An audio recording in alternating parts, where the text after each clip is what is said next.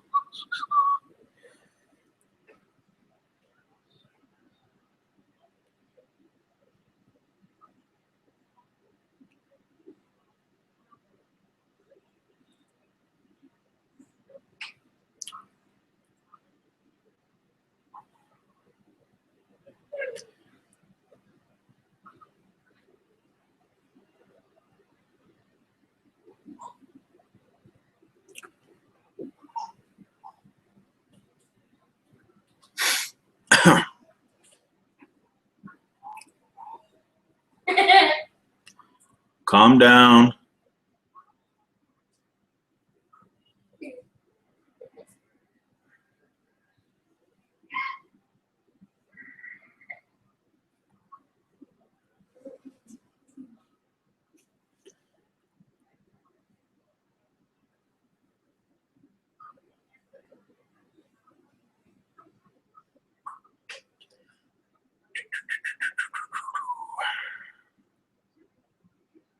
I wonder what happened to Angry Hairpiece.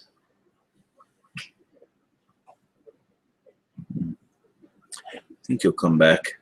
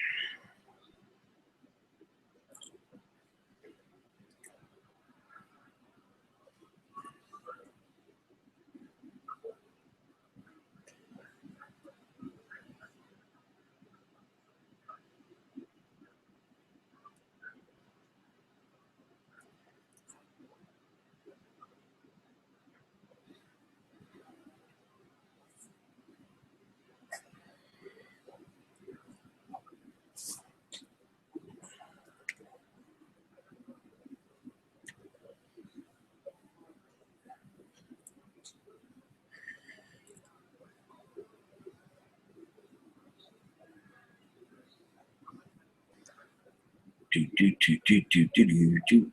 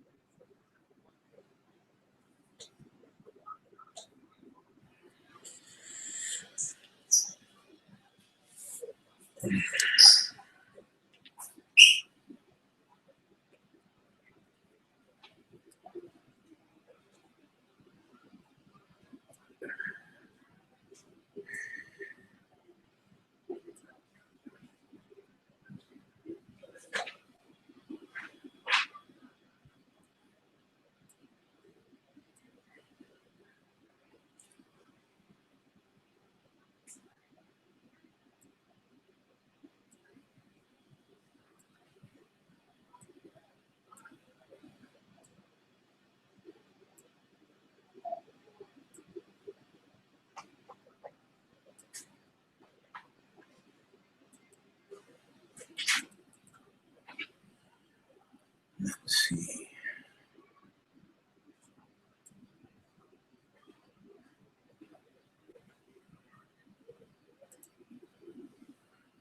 Nobody yet.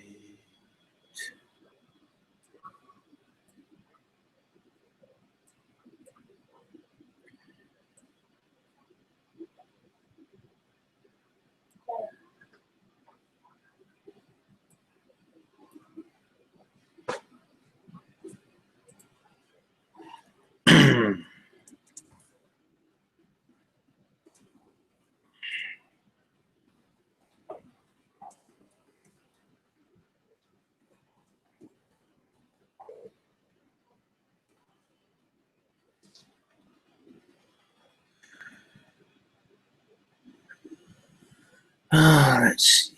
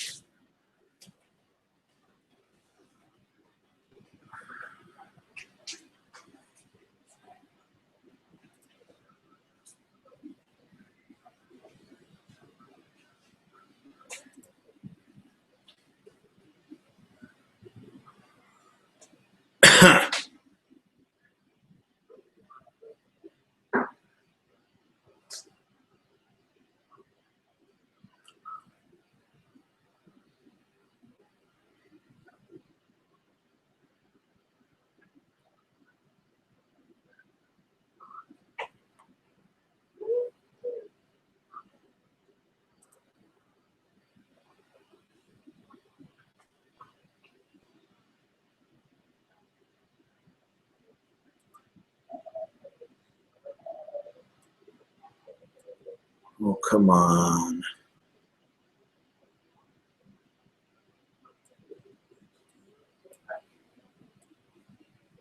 Okay.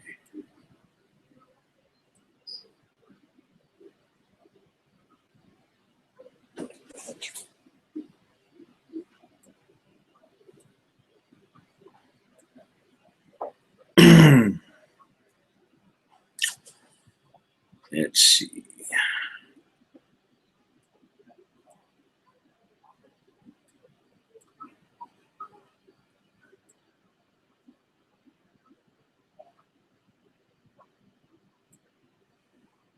That can work.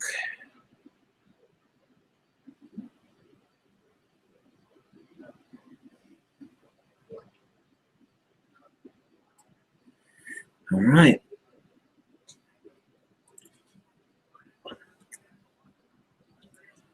Hello, viewers.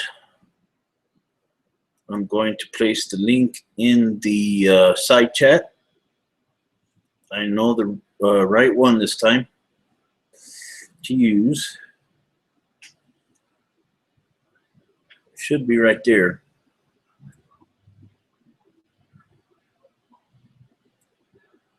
Hello, Mike. The link is in the side chat now if you want to come in.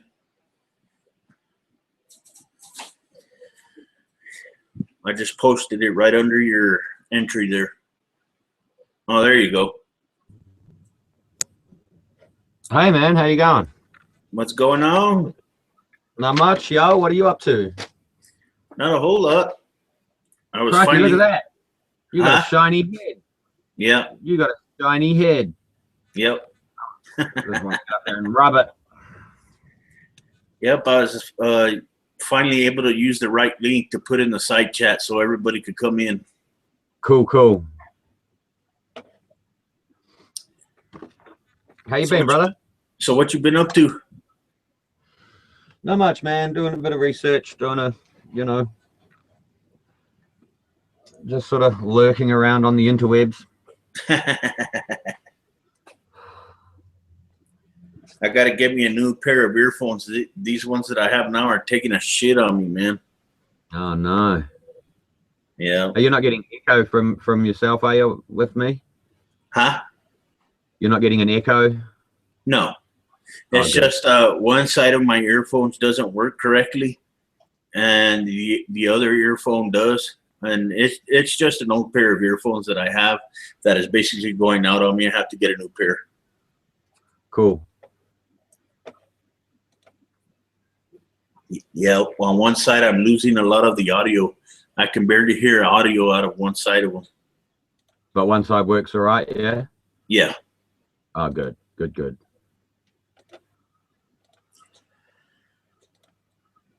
So what you been up to today? Angry Hairpiece was in here a little bit ago. I don't understand why he dropped out. He said he was busy, so that's probably why he had to drop out for a minute.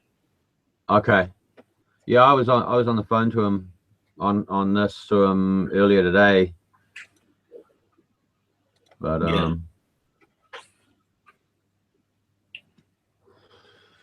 So yeah, man, I'm thinking about putting together like a podcast kind of show. Yeah. Yeah.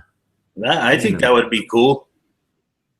Yeah, I think so. You know, there doesn't appear to be an atheistic Satanist podcast show, so yeah, I'll quite happily fill that hole.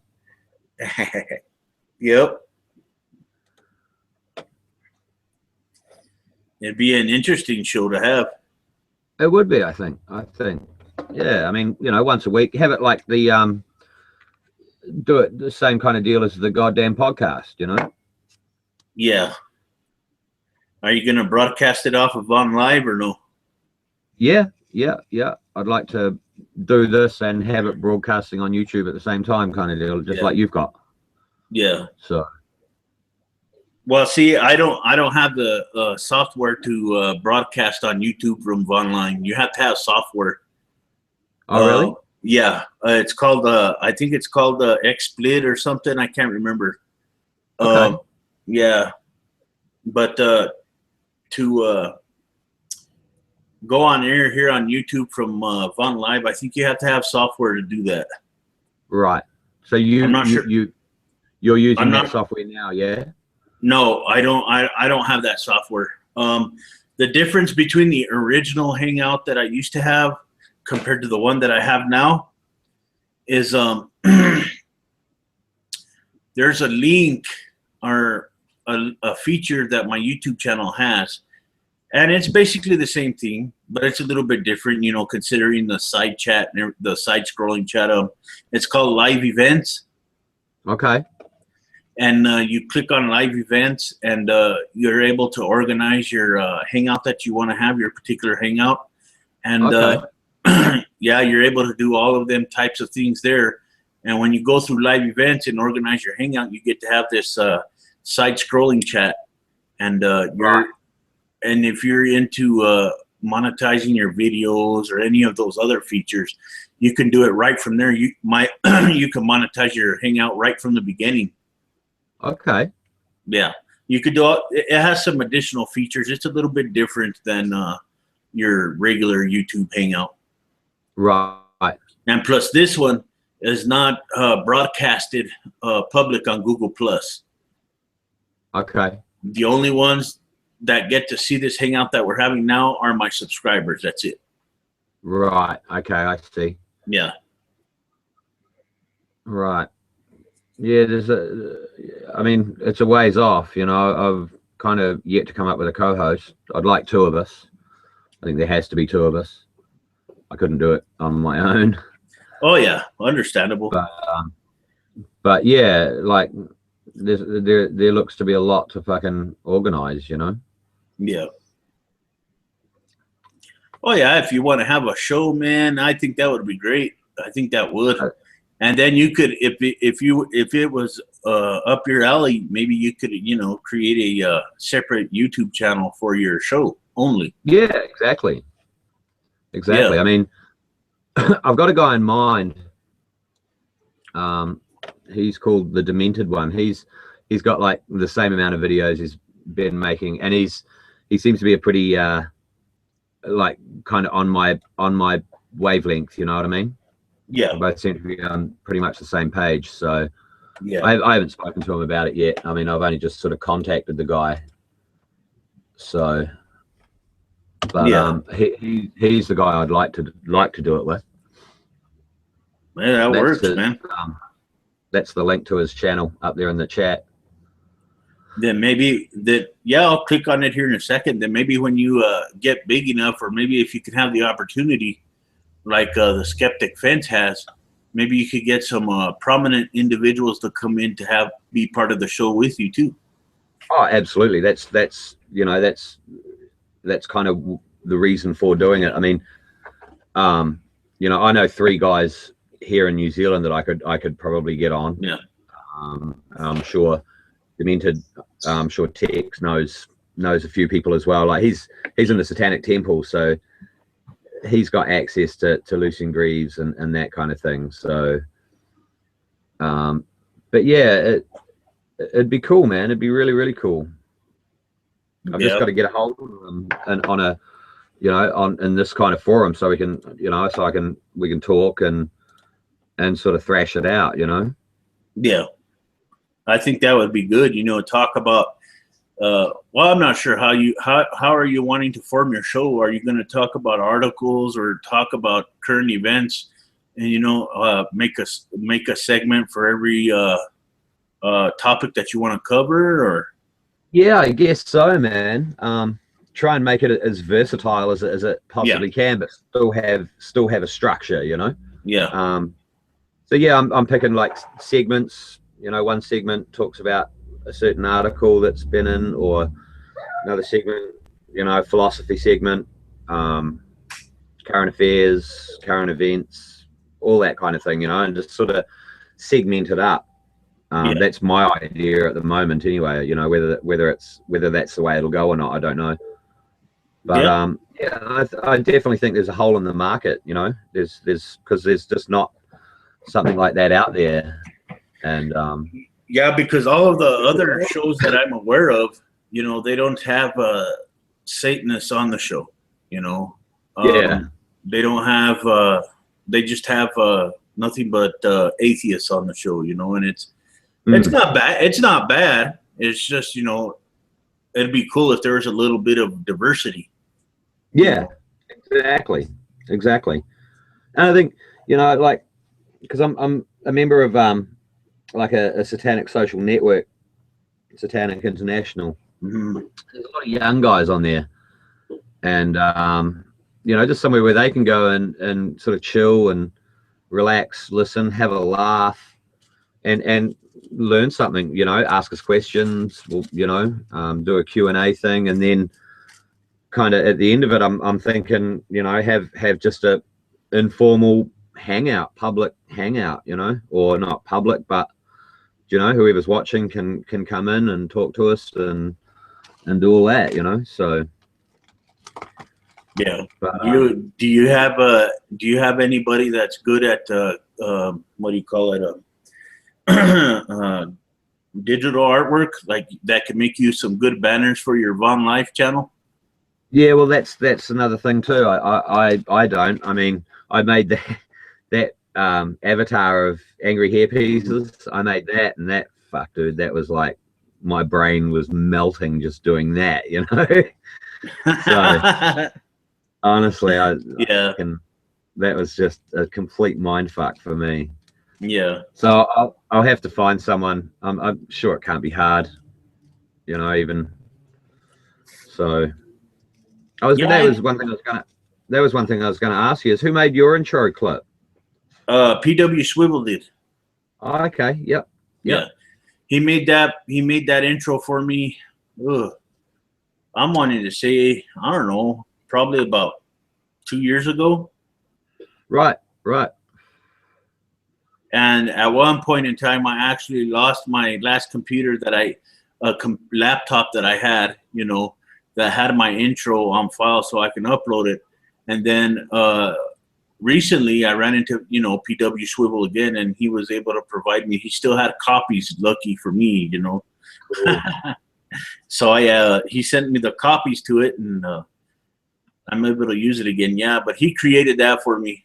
Another guy that I know does good things. I mean, he's a graphic designer, a graphic arts designer.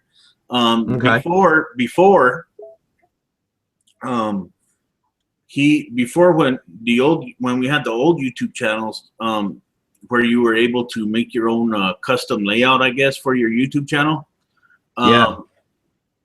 I paid this guy some money to get me design my own unique page, you know, and he made a pretty good page for me, and and I put it on my YouTube channel, and it looked pretty good before they started upgrading to all this new shit. Yeah. Just got to find that link for Angry Hair Piece. He's just hit me up.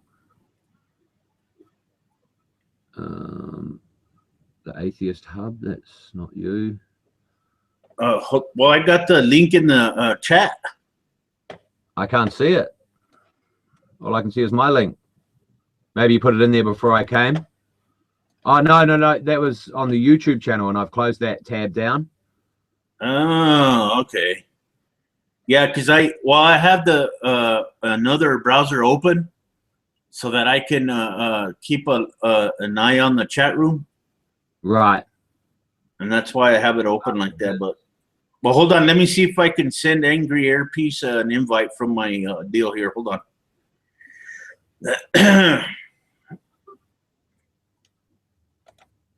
Let's see here. Here we go. I think I found him. There, I just sent them an invite. Angry Hair Piece, I just sent you an invite.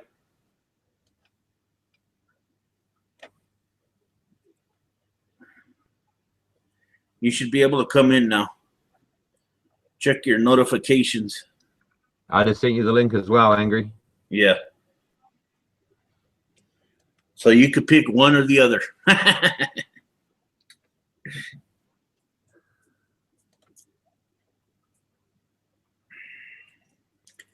Yeah, I think that would be an excellent idea for you to have. That'd be cool. That'd be cool, man. You know. And plus, I myself do have a Von Live account, but I don't use it to broadcast. I normally use it just to comment in the chat rooms when people have live shows, and yeah, so I'd be able to view your shows and comment on them and stuff like that. Oh, for sure, dude. Yeah. I mean, you know, it's atheistic Satanism, so you know, not just Satanists, atheists as well. You know, like We've all got something in common, you know. Fuck, we'd have you on as a guest. Yeah, absolutely. Oh yeah. Well, there's one guy I would like to talk about. When I first learned about LaVeyan Satanism, I read about it. You know, I read their 9 commandments or 9 rules. I can't remember what they were specifically called. 9 tenets. Yeah, 9 tenets. There you go. And I started looking into them a little bit more. And I found out, you know, that I agreed with pretty much mostly everything that they had. You know, and I thought it was very interesting.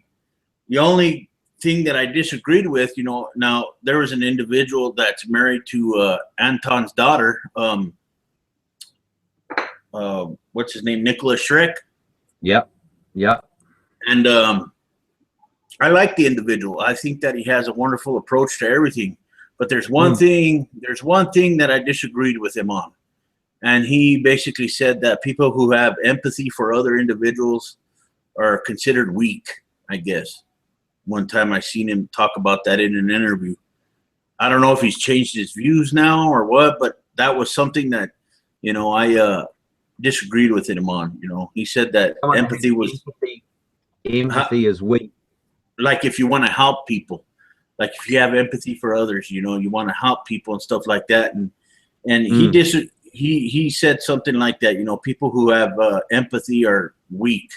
You know, and I'm like, I don't know if that's something I'd agree with you on. He's a funny cat. I mean, the Church of Satan, especially being that close to Anton.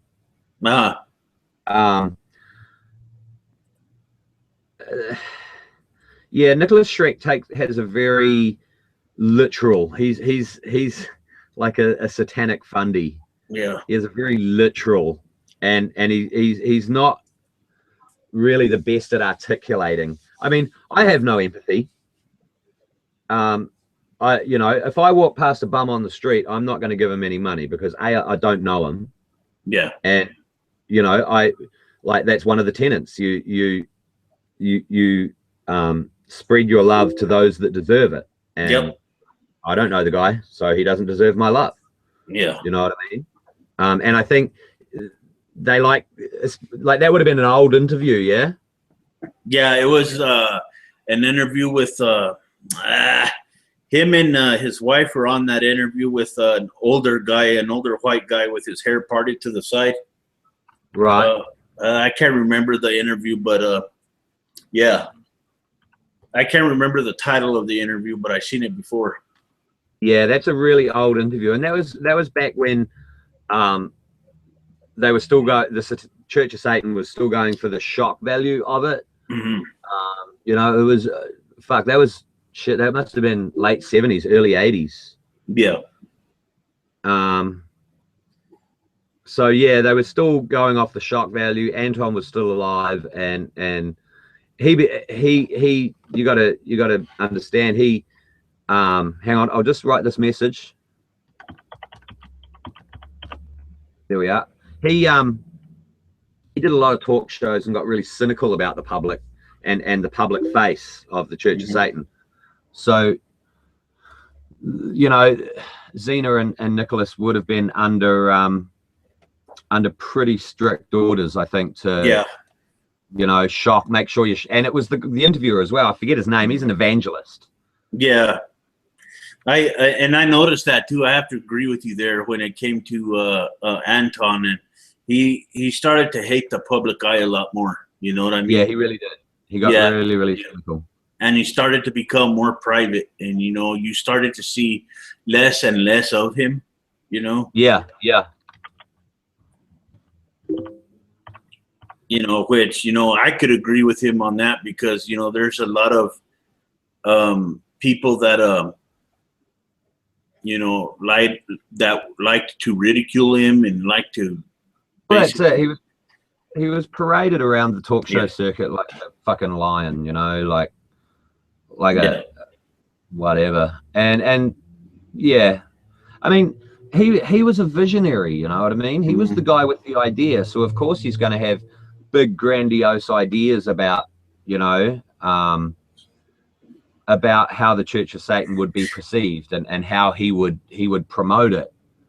So yeah, you know, I guess it's kind of young, like not young, but you know, you're all enthusiastic about it.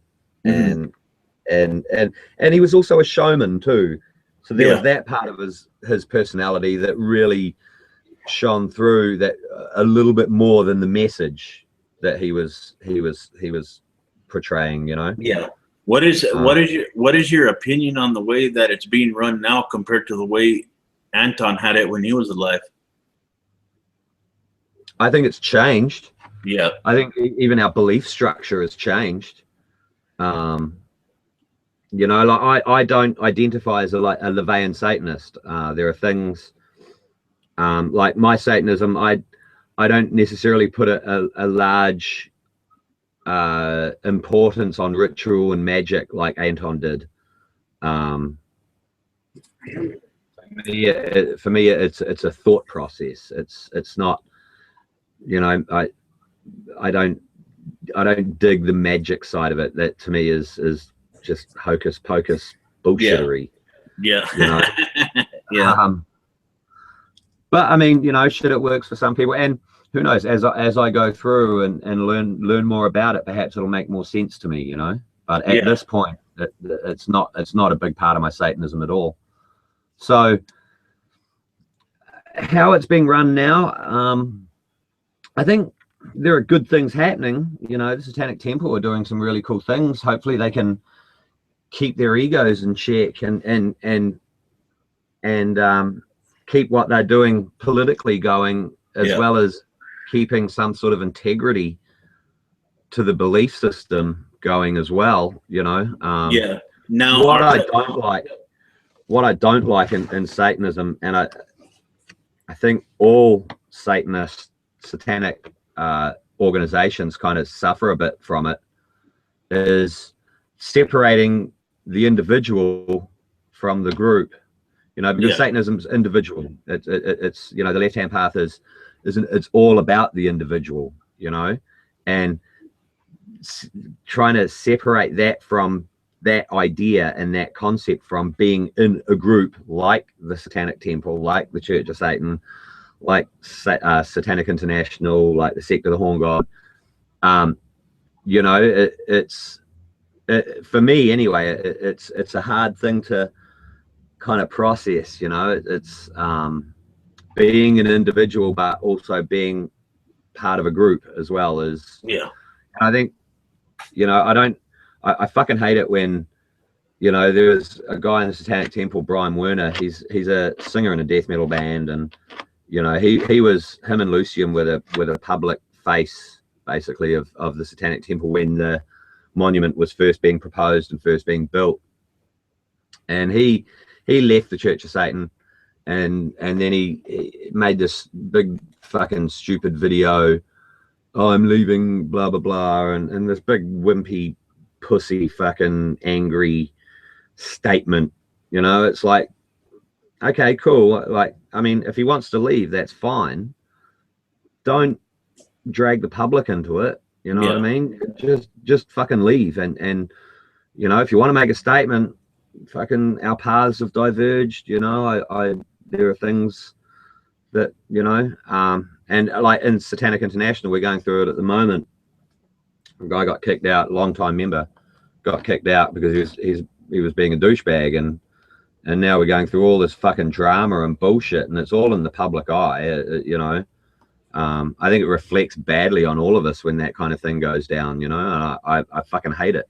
Like, it's like Michael Aquino when he left the Church of Satan and made this big long fucking public statement about fucking how they're bad and he's right, and he's starting the Temple of Set, and it's just unnecessary. It's, you know, there's a lot of personal bullshit that goes along with these organizations that you've really got to sift through.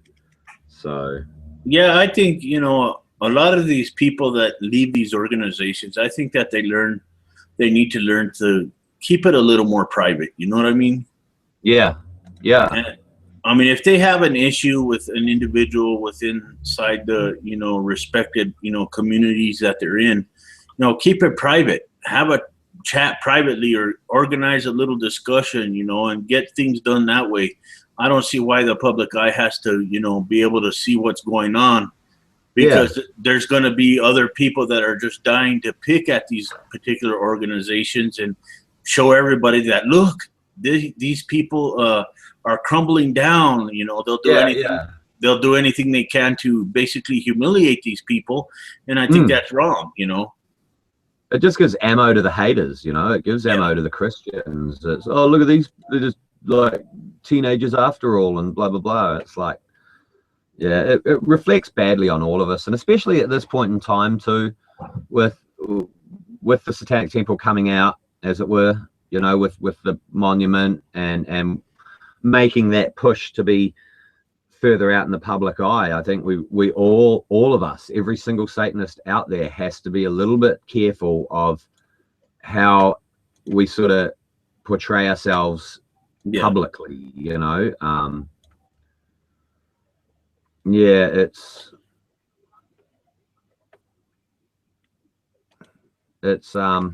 it's a tricky one, man. It really is. Yep. Has Angry got back to you? He's resetting his modem. Oh, okay.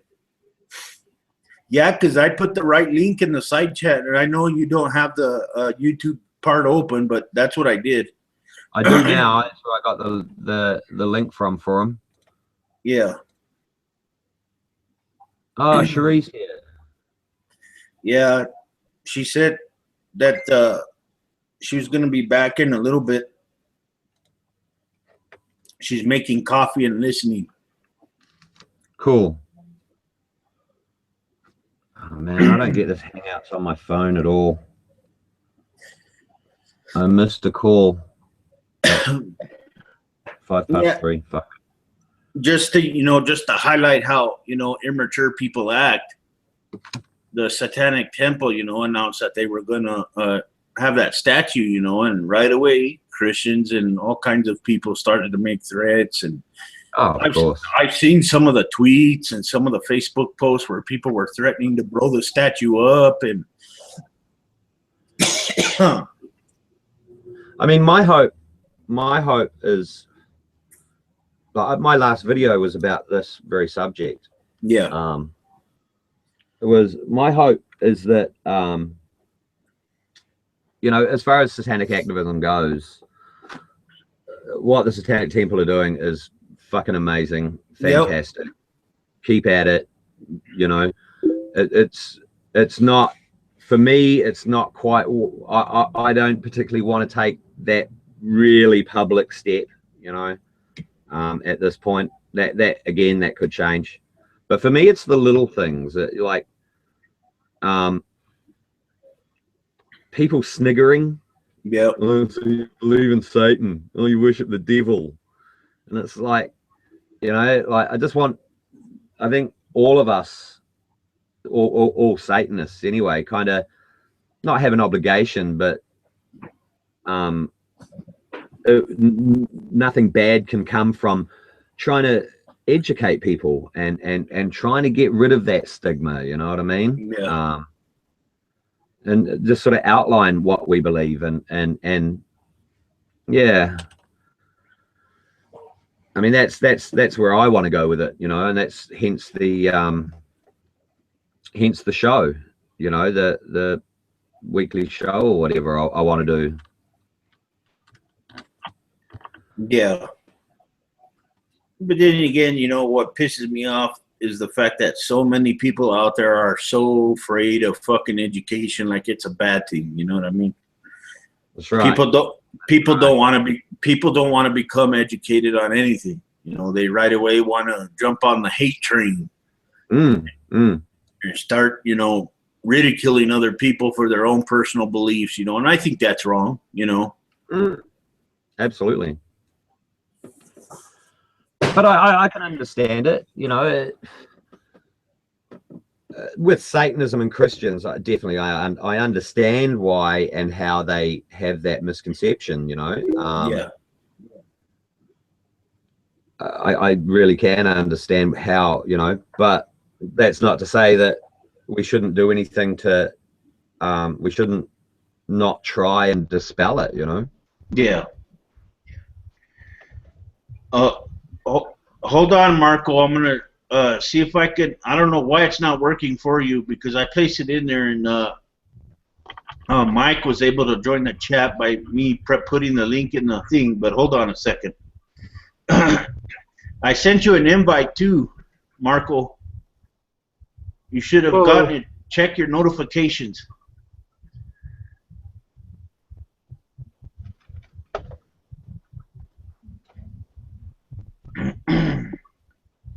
Here, I'll send you another invite, Marco. Hold on.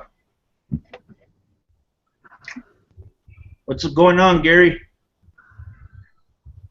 Just waiting for my video to render. I'm on my other channel. Cool. Oh, What? I had a pretty interesting conversation with a guy who just got back from multiple tours of Iraq and Afghanistan. Yeah, I watched your video. I love that last minute twist he pulled on me. I wasn't expecting that. Yeah. Oh yeah, this overinvestment in the scare tactics of LGBT is going to get you. Ooh, it's going to blow up in their faces. Bad. It's going to be bad. Yeah.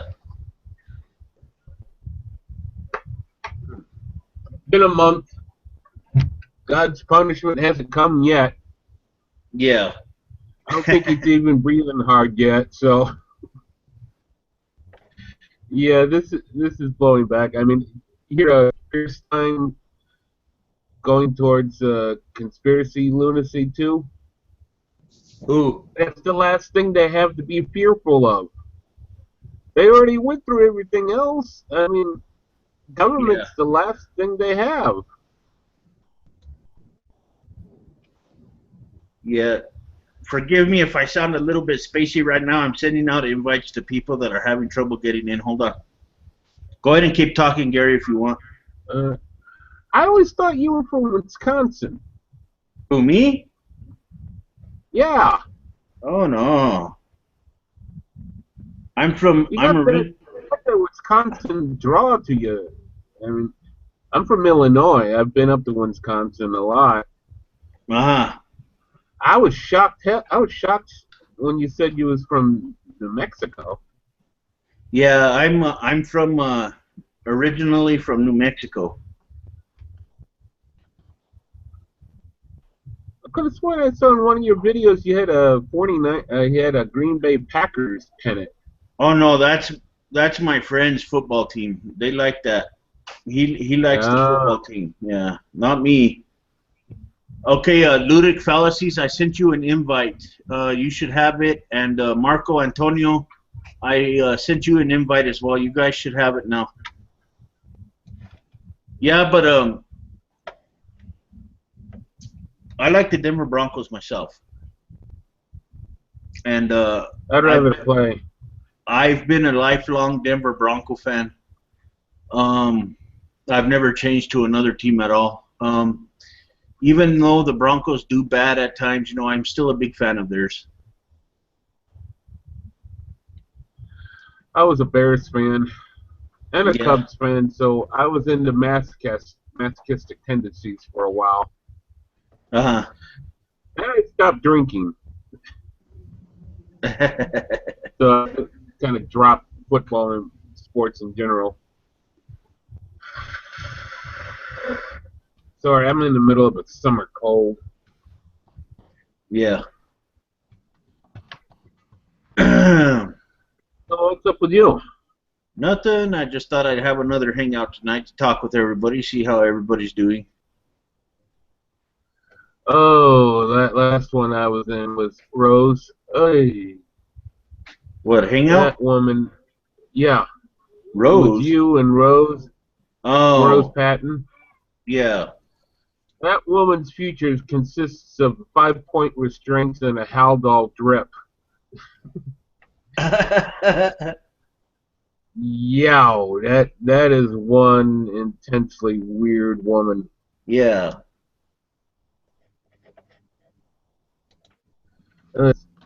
I don't think she's even subscribed to me anymore. I wouldn't be feeling too bad about that if I was you. I think you just, in an intellectual way, just cleaned your gene pool on that one. Get that out of the way. I mean, she was sucking all the oxygen out of the room. Always constantly cutting people off, acting like she's being attacked when she isn't. It's like, damn. Yeah. So what's the next video going to be about? I made one a little bit ago. One of my subscribers asked me about, talking about, since I talked about, the Boy Scouts lifting the ban for the LGBT community. He wanted me to talk about atheists being discriminated against in the LGBT or in the Boy Scouts too. Boy Scouts. And I also expanded on that and talked about a couple of other things as well. Well, it is a Christian organization. I can understand them wanting Christians. There are LGBT that is Christian, so yeah. Yeah. One thing I've mentioned in that video I did, when he was kind of manic, I wasn't scared. Yeah. But I wasn't about to hide the fact that I'm an atheist. I'm not hiding that from anyone. Yeah. For any reason. You shouldn't have to. There's people going to jail and dying in the Middle East because they're atheists. Why should I take a back step because I'm in my own country? Fuck this hiding shit. Yeah. People got to deal with it. Yep.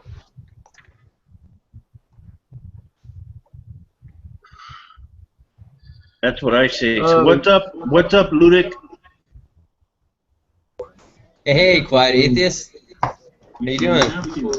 Pretty good. Going to jail and dying. Hello, CIA operative. How are you doing? We're just talking about Rose. Still haven't picked up headphones next week. What's that?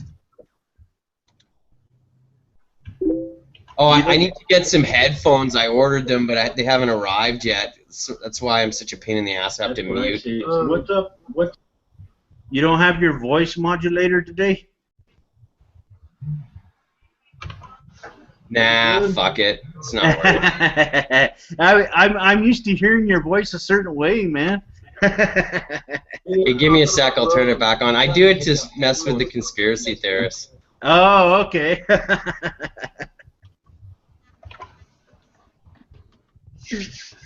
don't know if you can hear this. Is it screwy? Yeah, that's perfect. Now it's back to normal.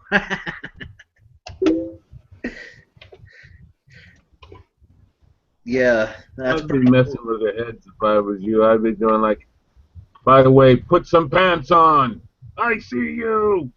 Just to see if they start screaming. Yeah.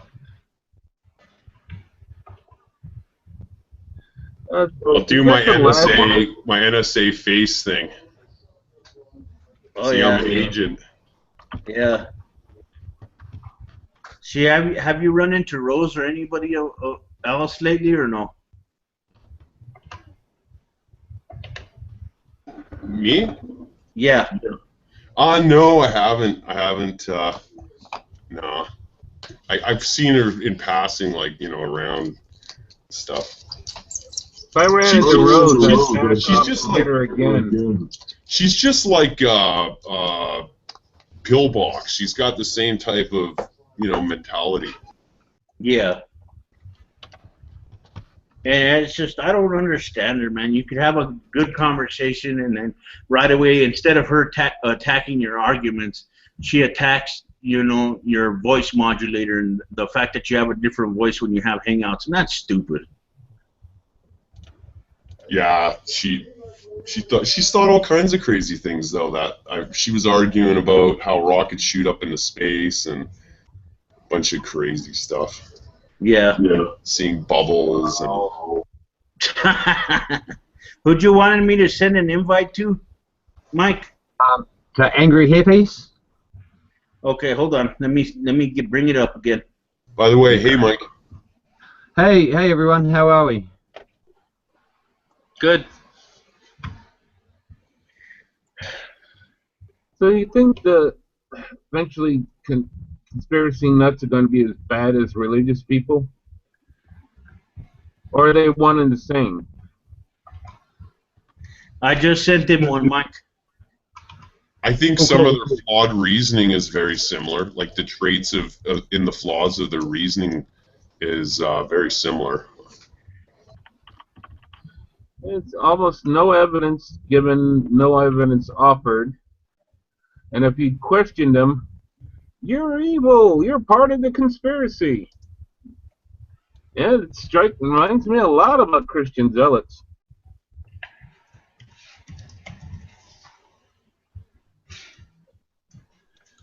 Boy, Sorry, my hands are tied. I can't click on the mouse because I'm rolling a little joint here. I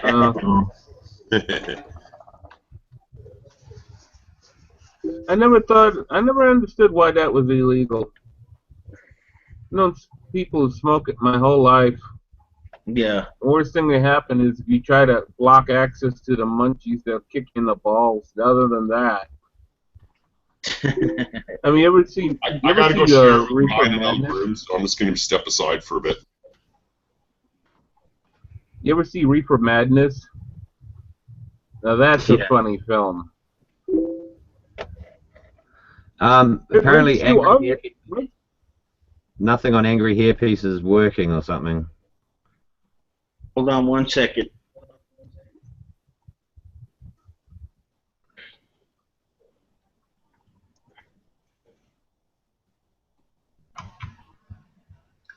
So what's the topic tonight?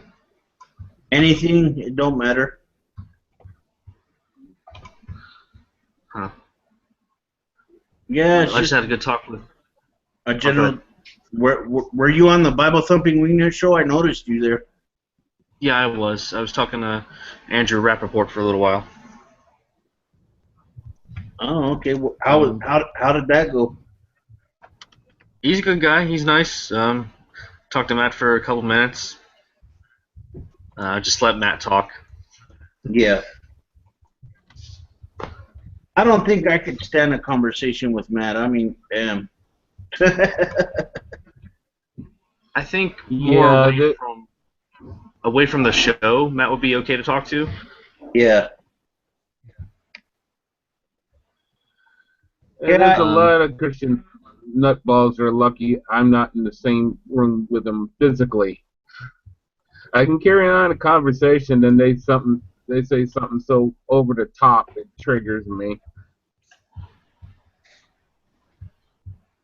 Yeah, it's just whenever I see, Matt Slick talk, man, I mean, yeah, dang, man, I can't help but feel anger for the guy sometimes.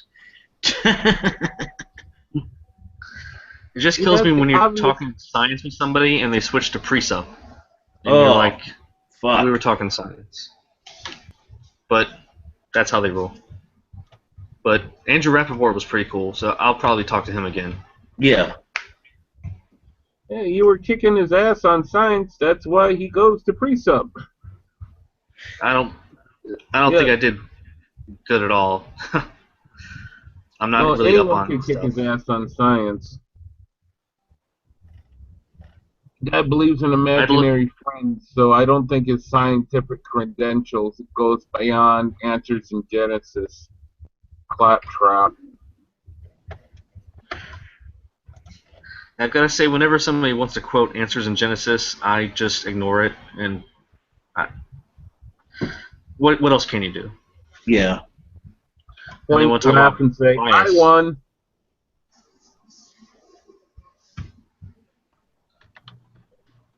What were we saying, evolution? So what you do is you point, you laugh, and say, I won. You have to go to Answers in Genesis. Living Dinosaur did a video recently where he was talking about P.P. Simmons and how the P.P. Simmons glommed onto this theory, hypothesis of 100 years old, and was debunked 100 years ago. Somebody 100 years ago said that, well, hell, we got salt in our blood, and there's salt in the ocean, so that's proof we came from the ocean. And the P.P. Simmons took that turd of an idea that was debunked, and no one was saying a damn thing about it. Put a polish on it, then presented it. Look at these stupid atheists. Look how silly their ideas are. No one was saying it. Yeah. They just shine these turds up as best they can, and they pass them off. Yeah. Okay, Angry Hairpiece, I'm going to try it one more time. I'm putting the, not one more time, I'm going to try a new idea. I put the link in the description right at the top. I'm clicking save on it now, so it'll be there when you check it.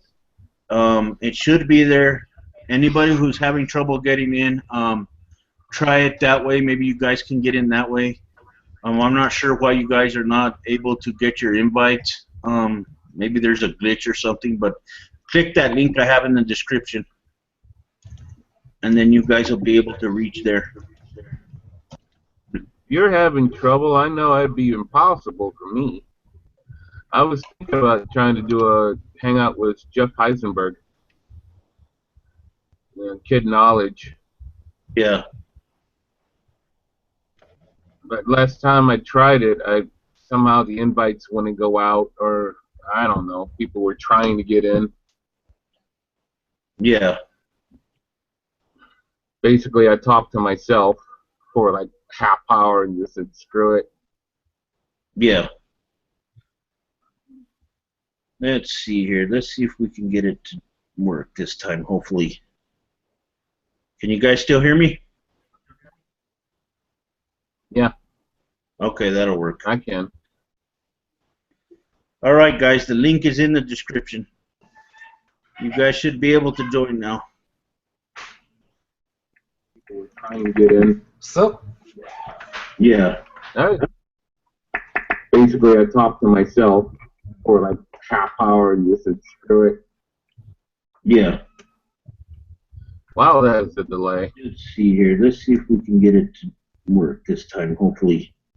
what's up, guys? Can you guys still hear me?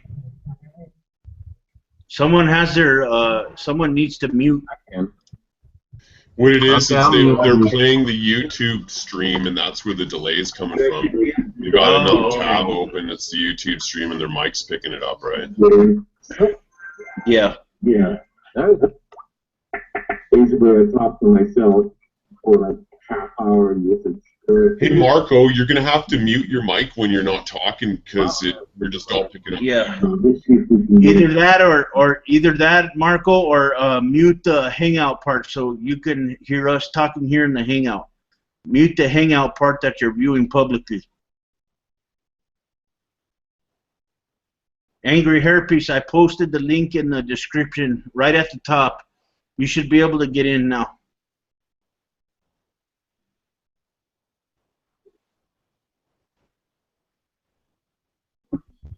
Now that's a unique name.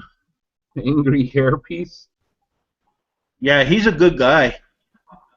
I just, let's see, hold on a second. Okay. So how'd you get the chat going in the live stream on the YouTube page? Oh, the side view chat?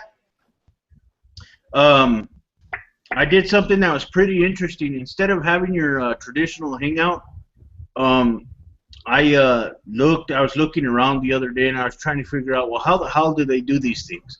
Do I need additional software? Do I need I don't know what I needed, you know. So I started to explore my channel yesterday, matter of fact, and I saw a link that says live events. So I clicked live events and it said that I was able to organize a program.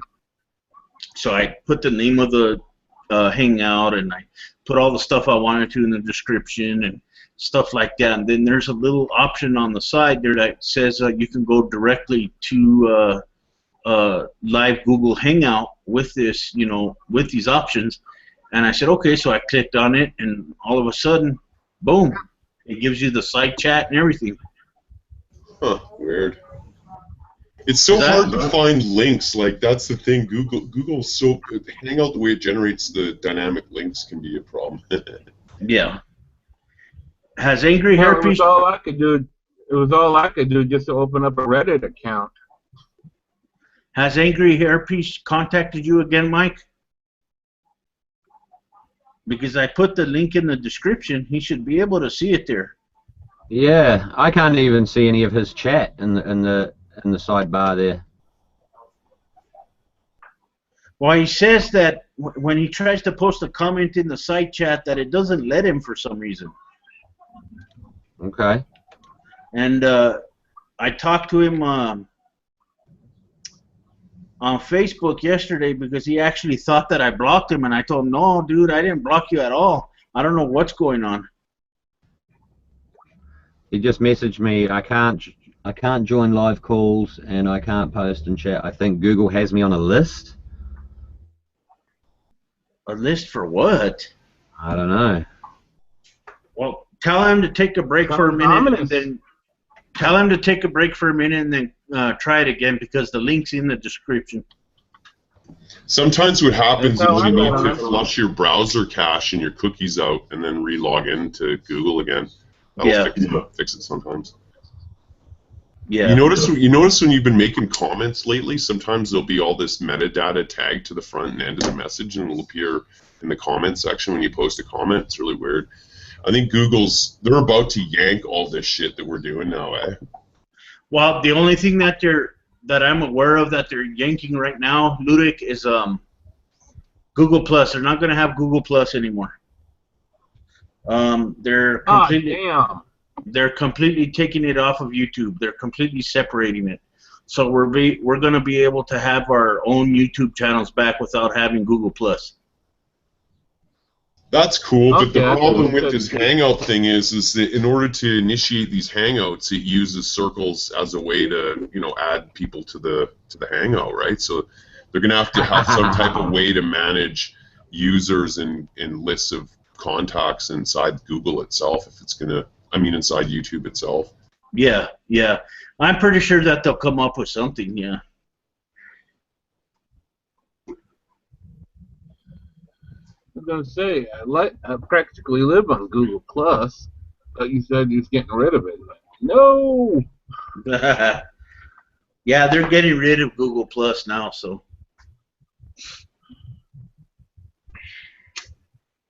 Yeah. I'm such a Neanderthal when it concerns technology. Yeah, I'm smart enough not to hit my computer with a stick. My nephew, who I raised since he was a little toddler, makes me feel so stupid when it comes to computers. Well, I know a little bit about computers, but I really don't know that much. Ludic, speaking of conversations, I really liked that conversation that you guys were having the other day in my Hangout. That was pretty cool. You and That was fun chatting that stuff up. It was good. Yeah. It's good when people talk and they're respectful to each other. Like, I have to admit at times, especially in the comments section on YouTube, I get really harsh. Yeah. But half of these people I'm talking to, we know each other for a number of years, right? Yeah. It's going sort of an ongoing thing, right? Yeah. Kind of, you know, because I mean, I really like when we're able to have good discussions, and you know, something can become out of it, you know. But then when people decide to resort to attacking people in the hangouts, and like recent characters we've had in the past hangouts of mine, oh, that Rose seemed to have a hard on for you, Ludic. And oh, yeah, I'm not trusting you. You're disguising your voice, and you're from the CIA. I heard this is so sweet. If I wasn't a diabetic before, I was diabetic while it was going on. Okay, Christian Hillbilly versus Matt, not Slick. What was the other one? Matt. Oh, Dillahunty? Matt Dillahunty? No, it's another Christian. Super Christian. Really annoying. Bothersome little fucktard. I thought the Christians would stick together. They were at one another's throat. I was like, wow, Christmas came early. Christianity's had quite a long history of being divided. Christianity as a religion's had a long history of division, right? Oh yeah, actually fighting each other. On YouTube, they normally try to stick together. You know, my Christian brother. Bullshit. I've seen Christians argue in hangouts before. They argue with each other. Damn. Some of them get bad. Some of them get bad, and some of them are actually fun to watch because they both make fools out of themselves. That Nephilim Free guy, I freaked out on him. If I don't know if you saw the hangout he had, where at the end I'm just like, fuck you! I just couldn't handle it, man. The guy would keep interrupting you, and then when he give you a chance to talk, he'll let you talk for maybe 20 seconds or a minute tops, and then he'd fucking interrupt again, and then when you did it, he would accuse you. Like all you're trying to do is interject and comment on what he's saying, or even perhaps clarify what the fuck he's saying. Yeah. You think we're one of the apostles? This is what I said to him. He didn't say anything. I'm like, geez, do you think that Jesus, responded to an apostle when he stopped Jesus for a sec to just clarify something? He's like, "You're interrupting me." You think Jesus ranted on for 4 minutes at a time and accused everyone of interrupting him when they asked him questions? Like, what the fuck? Yeah. I remember when Nephilim Free was on with J.D. Kane's show. J.D. Kane answered the same question 6 times, and Nephilim Free just kept on going, "Well, answer the question." What? I answered it 6 times. I would have lost it. J.D. Kane must have been on some serious mood levelers. Because somebody pulling that shit on me, I'd be having a fit. Yeah. What I hate is when they shotgun about 15 questions, and then they act like you're an idiot for not keeping up. To me. He kept it's gish galloping. Guy kept gish galloping the shit out of me, man. And before you have it, you can't mount any refutation because it's just this barrage of stuff that you have to address, most of which is fucking shit, right? So you have to spend all this effort going through each of their fucking things. And if you stop in between after they've made 4 or 5 claims, you're interrupting, right? Yeah, 30 minutes long questions, by the end of which you're wondering, what the fuck was the question to begin with? Hey, one question was 18 different subparts to it. It's like, what? Hey, Mike. At a time. Ask the question, and it answered the question. How is that hard? Hey, Mike, do you know if Angry Hairpiece has another account? Not as far as I know. Oh, if he contacts you again, ask him if he has another account. I'll just listen in game. Okay, yeah, I'm with him now. Matt. But it's gonna bug me to remember Matt's last name. I remember having Nephilim Free in my one of my hangouts, a couple of months ago, and we started talking, you know, and I started to ask him questions about this and that, and then he'd go on 20-minute tirades, and I go, okay, wait a minute, you know, let us reply to what you say. No, you're interrupting me. You're interrupting me. You're interrupting me. That's exactly the game he played with me, man. Exactly. Look. And even when he gets crushed, I mean, even when he gets crushed by the answer, he doesn't acknowledge that he got crushed. Everyone else can smell the burn. And he's just like, no, you didn't. You didn't answer. He doesn't concede anything, and then he resorts to circular reasoning. Yeah. Right? And then it goes back around. Like I said in other Hangouts. Like I said in other Hangouts, he's the slowest kid in tag. You know what's really interesting?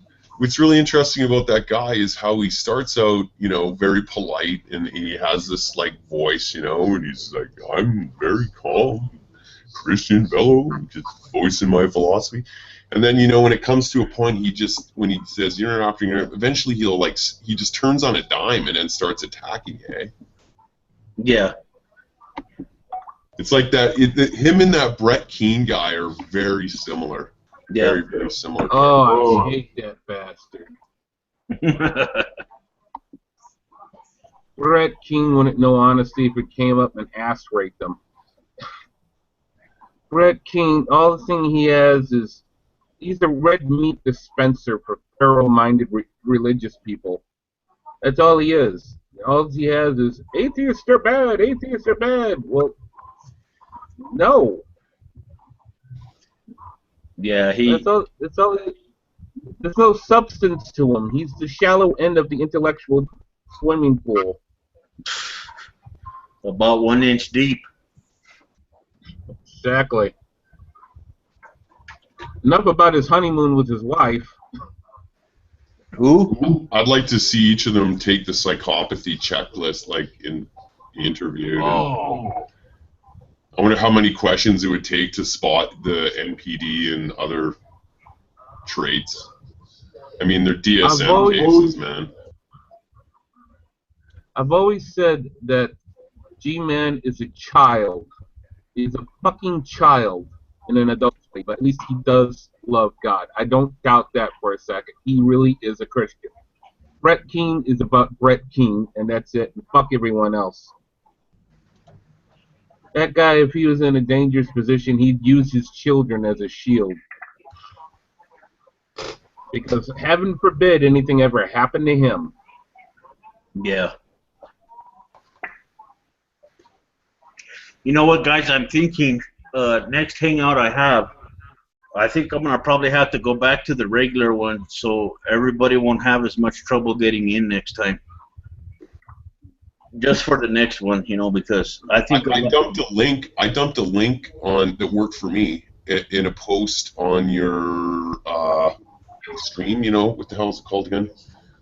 Google Plus stream, like where it keeps your history. Yeah. Right in there in the comments, if anyone's listening, you can click the link that I posted there, and I think it should open it up. Yeah. Yeah, because I've noticed that since I had these last 2 different hangouts, people are having trouble getting in, and before when I had those other regular hangouts, nobody had trouble getting in at all. So.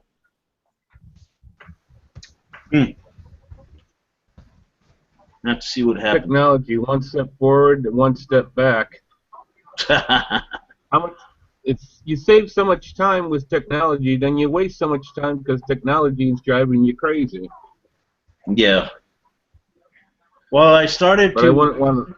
Well, I started to do these types of hangouts that I'm having now because a lot of people, you know, wanted me to have the side-scrolling chat, you know. So I tried my fucking hard to find out how to do it, and now that I figured out how to do it, people are having trouble getting in.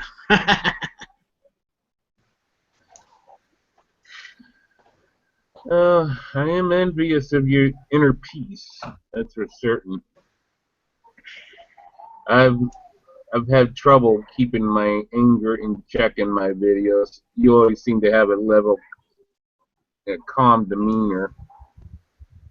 Who, me? Yeah. That's what I've always said. I was envious about you. It's interesting. You can't post comments in the live stream either. There, it gives you the chat, but then it takes away comments below. Yeah.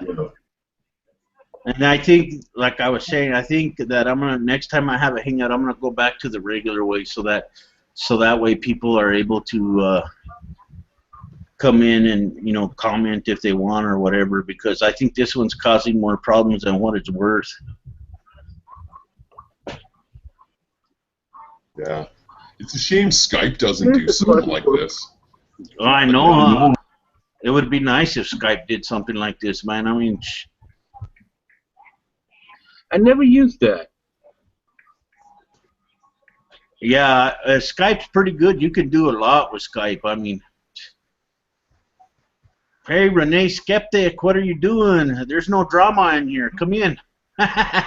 Please. You can only improve the quality of the conversation. Yeah, it really is drama-free tonight. Yep. I don't have any crazy people in the hangout tonight. That's why I joined. It might be like You needed a token might be crazy like a person. Beetlejuice situation. You keep saying it, and all of a sudden one will appear. Sorry I cut you off. That's okay. I'm the appearance of the crazy person. Hey, Ludic, where did you get that link from? Because the link that I got is completely different. What happened is it gets redirect. It gets redirected to the link that I posted. Oh, okay. Well, maybe. I think what it does is when it hits Google, the link is designed in a way to redirect, and when it redirects it feeds certain metadata conditions to the server. It's kind of hard to explain, but that link I posted should work. Okay. Well, if Angry Hairpiece is still here, try that link. It's in the side chat. Maybe You're going to have to put https:// in it, because the moment I put that in there, the side chat, it tags it and it won't let you post URLs, right? Oh, okay. So anyone listening, you're going to have to put that in front of the link, in front of it.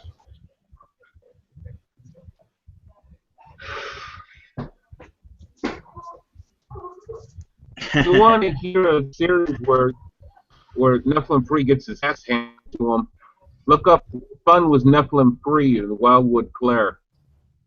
Yeah. PW Swivel. How you doing, buddy? How's it going? It's good. Can you hear me? Yeah, you're perfect. Can everybody else hear PW? Yep. Yeah, I just wanted to check to see if that link worked. It worked fine for me. Yeah. I don't understand why some people are having a difficulty. It's weird. Well, I had to go to your website, though. I had to go to your channel to get to it. It wasn't on Google Plus or anything like that. Yeah, this new type of hangout that I discovered we can do is completely separate from Google Plus. Nobody on Google Plus can see it unless they come directly to my channel, and only my subscribers can see the hangout live. That's it. Oh, I get it. Okay. Yeah. I just wanted to kind of check and see if it was how it was working. Yeah. Yeah, I did it this way because when I had it on Google Plus, when I started the hangout on Google Plus, there was a lot of trolls that were able to come into the hangouts and start acting stupid and tried to play copyrighted material in my hangouts to try and get my channel a strike. Oh, okay. And I was like, hell no. So I looked for this other way with this side chat, and I finally found out how to do it, and that's what I've been doing for the past 2 hangouts. Yeah. Yeah, I did it. But yeah, hey Paul, how's it going? All right. Did I catch you getting ready to go to bed again this time? No, I hung around just in case you started up again. Yeah. I talked to PW Swivel. I talked with what's his name, the Preaching Atheist. Yeah. And he gave me some additional verses for that show that I want to have later on. Oh, that's good. That's good. Yeah. He'd be a good one. Oh yeah. What porn bomb are you talking about, Renee Skeptic? I don't see no porn in here. She's talking about some porn bomb or something. Help us! Renee! Oh man. So what you been up to today, PW? Working on my house, a lot of remodeling, and I did have a thought though that I don't want to throw a subject out there if we got other things going, but. Oh no, we're just talking about anything. Feel free to throw it out. Okay, just kind of a quick one. After 2 years of being away from YouTube and that sort of thing, some of the changes I've kind of seen were how splintered the atheist community is into different subject matter. Feminism, MRAs, all those things. And at first, I kind of thought this is kind of, disheartening actually to kind of see all this infighting between atheists. But then I thought, this takes away an entire argument away from apologists of saying that we're all alike, that we all have the same value system, that we have the same beliefs. This really kind of destroys that whole argument when you think about it. That as much as I don't like a lot of the groups that I've seen form, it really does point to the fact that atheists are all different, and that they don't they're not living the same lifestyle, so to speak. I think it takes away that entire argument, and I don't know if they have another one left. Yeah, because all of their arguments have been basically refuted, and I even told a couple of Christians that I've had in past hangouts, I think that the only thing that we atheists have in common is a lack of belief in a god or gods. You know what I mean? Yeah, which is where we started from. Yeah, and everything else is completely different. You might, do things that are different from me. Ludic might do things that are different from me. And vice versa. Everybody's different. We're like a herd of cats, if you will. And that makes you wonder. That makes you wonder how important those beliefs are in your day-to-day endeavors, right? Yeah, and how significant they really are, and outside of moral and ethical aspects, but. Yeah, that's certainly not that that's proof that it's not. You don't necessarily have to be religious to have such things in your life. Yeah, and I think we don't do the mindless lockstep. And one of the things that I enjoy. Go ahead. I don't follow what everyone else thinks because I'm the lowest hanging fruit on YouTube. I'm so low, I'm half buried underground. But I would never, if I disagreed with somebody who was smarter than me, disagree because they're smarter than me. If I think there's wrong on a subject, I'm going to sound off because I think they're wrong. And if they can correct me, I'll say thank you. Yeah. Whereas a Christian, they would tend to get into the mindless lockstep and they all circle the wagons. No. We agree that. There has to be a change. We agree that we all have to think for ourselves. Then after that, it's a jump ball. Yeah, well, the thing that I like, especially when it comes to us, we might have our hands in different things, but one of the things that I admire when it comes to us is we're able to come into hangouts, we're able to have discussions, share our views, share ideas, whatever, and we're able to have a decent conversation. Versus the Christians, they're completely incapable of doing that because they believe that their way is the only right way and that no other way exists at all. And that's something that I have a problem with, I was going to say it's also very much. They can agree to disagree. They can agree to disagree, and they lack the ability, it seems, at times to concede anything. Yeah. You hear Brett when he's ball. But this jump ball that we have is something that we're playing with on the court. we're not like out in the rafters throwing it into the court and throwing it back outside of the court to places that don't exist in the play space. You know, we're actually operating within some construct of reality that we can agree upon, and actually, you know, disagreeing about real things and learning about what actually is real. We're not claiming to be having one dogmatic. I find that they base a lot of the legitimacy of the claim on the accompanying emotional aspect of it. You know, if it's something that's emotional, then it holds more weight, right, with them. So they seem to have, real trouble being, you know, objective. Yeah, there are cognitive structures that explain that, and the idea that once they've taken stock in the belief, there's actually like brain cells that are invested and supporting structures for those brain cells that are invested in that idea.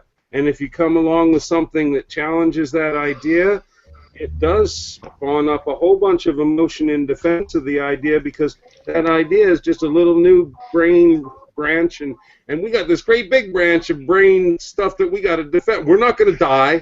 These cells are not going to give up, you know. So emotion is that defense mechanism against their brain having to die off the bad parts. Yeah. You know, a defense against pruning. Well, speaking of problems I have with other atheists, Gary, I do have a problem with what you said earlier. And here's what I have a problem with. The fact that you mentioned that you were low-hanging fruit on YouTube, I don't look at it that way, and here's why. You know, the fact that you have people, subscribers, you know, it doesn't matter if you have 1 subscriber or fucking 20 million. The fact that you do have subscribers that are willing to sit there and listen to you and what you have to say and listen to your ideas and whatever, that's something. You know what I mean? That's something to be proud of. You know what I mean? And it doesn't matter if you have the biggest channel on YouTube like PewDiePie, or you just have 1 fucking subscriber. The fact that you have someone there that is willing to listen to you, that is what matters.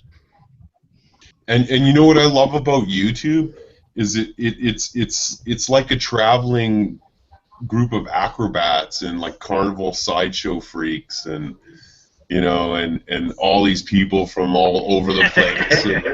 They all come into this area and they all argue and fight in the comments, and you know, YouTube's been pretty good. They'll even let you swear in the comments. You can say fuck, right?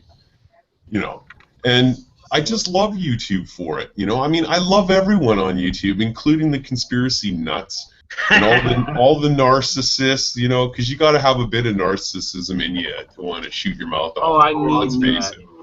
And a healthy bit of that's fine, right? And it's just a great. It's like that corner in England where they yell. What the hell is it called? Speaker's Corner. They stand up on a soapbox and start yelling their shit. I've always loved that shit. I've always been one to stop and pay attention to the guy on the corner on the soapbox, right, and entertain what he's got to say. You know, so it's cool that way. Yeah, I wanted to mention something really quickly, guys. A lady by the name of Laisa Irwin wants everybody on the panel to put up their links so she can subscribe to you guys. Let's see if I know how to do it.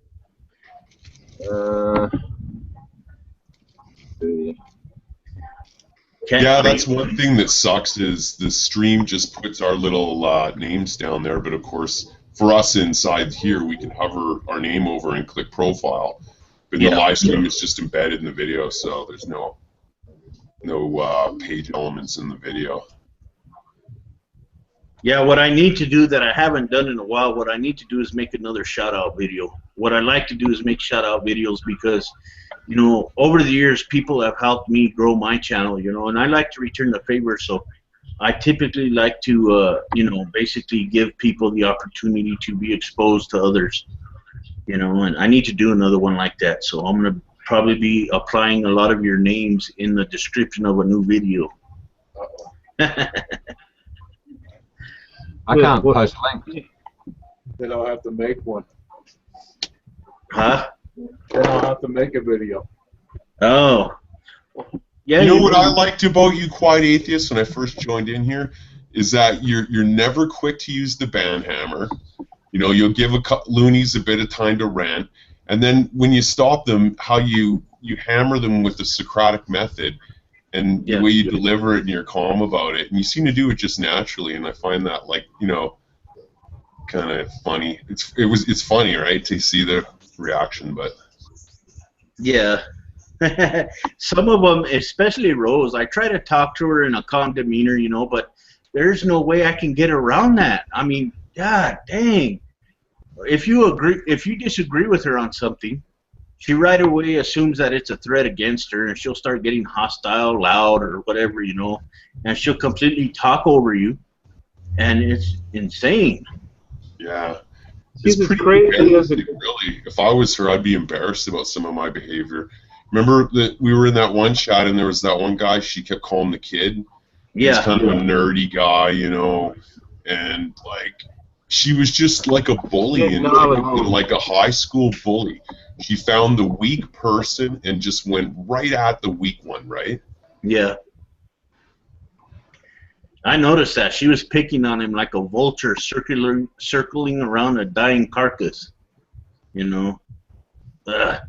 Yeah, and so does that other sociopath, MG Pillbox or whatever the fuck his name is. Yeah. When he starts going, like when he interrupts and people and the guy just feeds off people's voice quivering a bit because he upsets them, right? Yeah. And he takes pleasure in upsetting other people because he's a fucking psychopath, dude.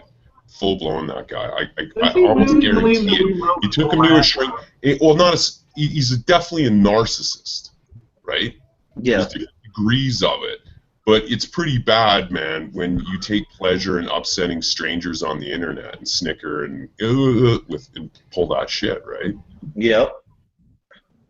I mean, it's there for everyone to see that behavior, right? And let's face it, if we all took a vote, you know, what 8 out of 10 of us are going to say about it, man? Yeah. What's the guy fucking think, you know? What's he thinking? Yep. Makes you wonder, eh? Well, I checked out a hangout that Rose was having on her channel, you know, because she was constantly talking about her channel, and so I went and checked out one of her hangouts that she had redlining, and I started to watch right from the beginning, and MG42 Pillbox took it upon himself just to be a snarky, cocky, chip on the shoulder type of guy towards redline, you know, and basically saying that whatever he has to say is completely worthless, it has no value to it, and he started talking over redline and making fun of him and making fun of all this other shit, and I was like, oh fuck. I thought he was British for some reason with a name like Pillbox. I couldn't conceive of anyone being so fucking stupid.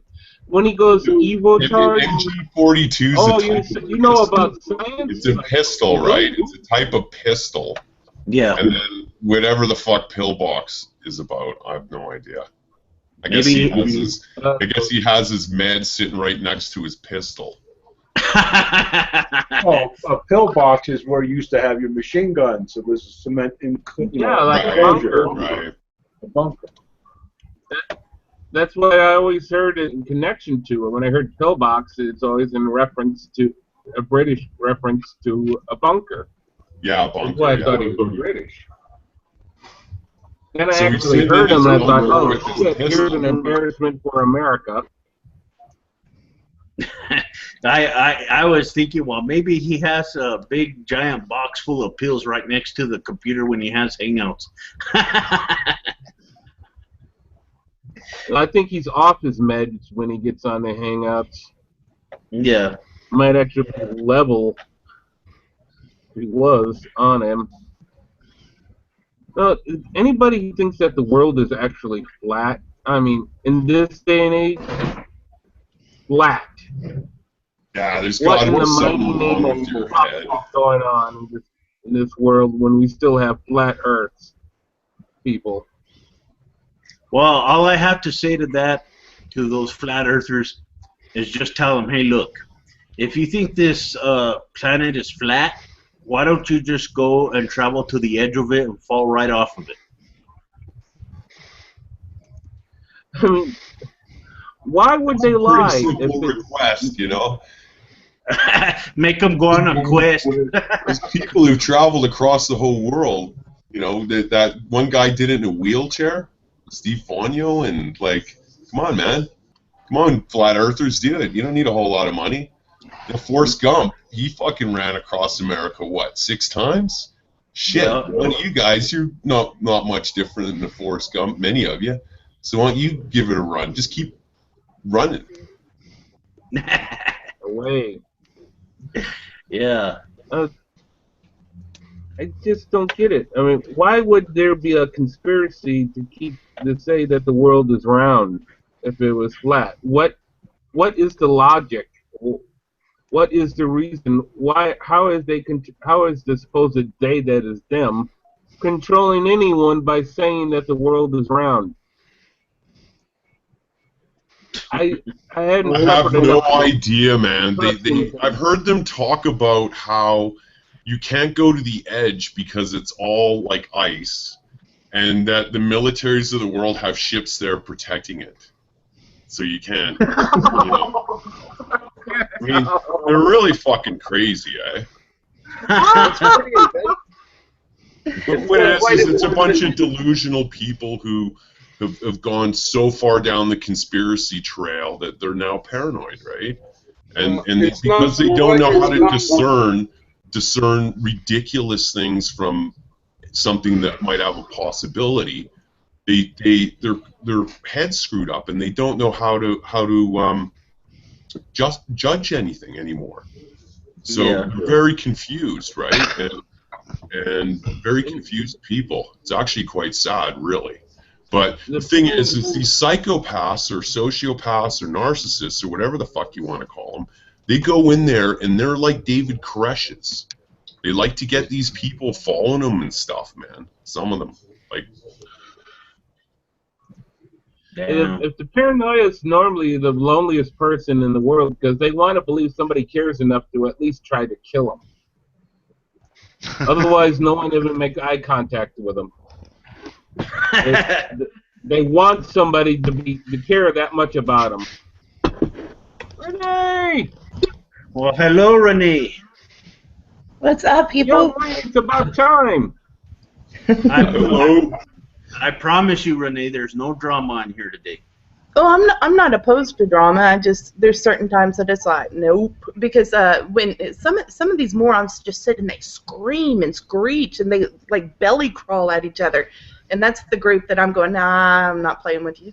Yeah, I entered in a bunch of. I found one. I was looking in the live feed there that shows up on Google Plus, and there was one thing and it said MJ Tao's getting together to talk and stuff, and I thought, oh. So I click on that. As soon as I get in there, it's these dudes just screaming at each other. Fucking, I'm gonna fucking get you and all this shit. Just listening to them, it was just crazy. Oh, there's a lot of angry people out there, man. Yeah, there's something to drama and getting excited and passionate about something if there's like some cleverness or wit to it. But this whole screaming and screeching, and I know you were, but what am I? You know, no, I'm out. Sounds like today's professional wrestling.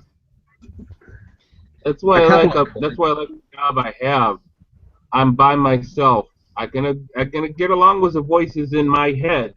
Well, that stuff's been going on for a lot of years. I don't know if you guys know, but like I've been on the internet for many years. But years ago, when a lot of this VoIP stuff came out, there was a couple of places you could join and do group chat, right, audio, and they'd have these things called fight channels.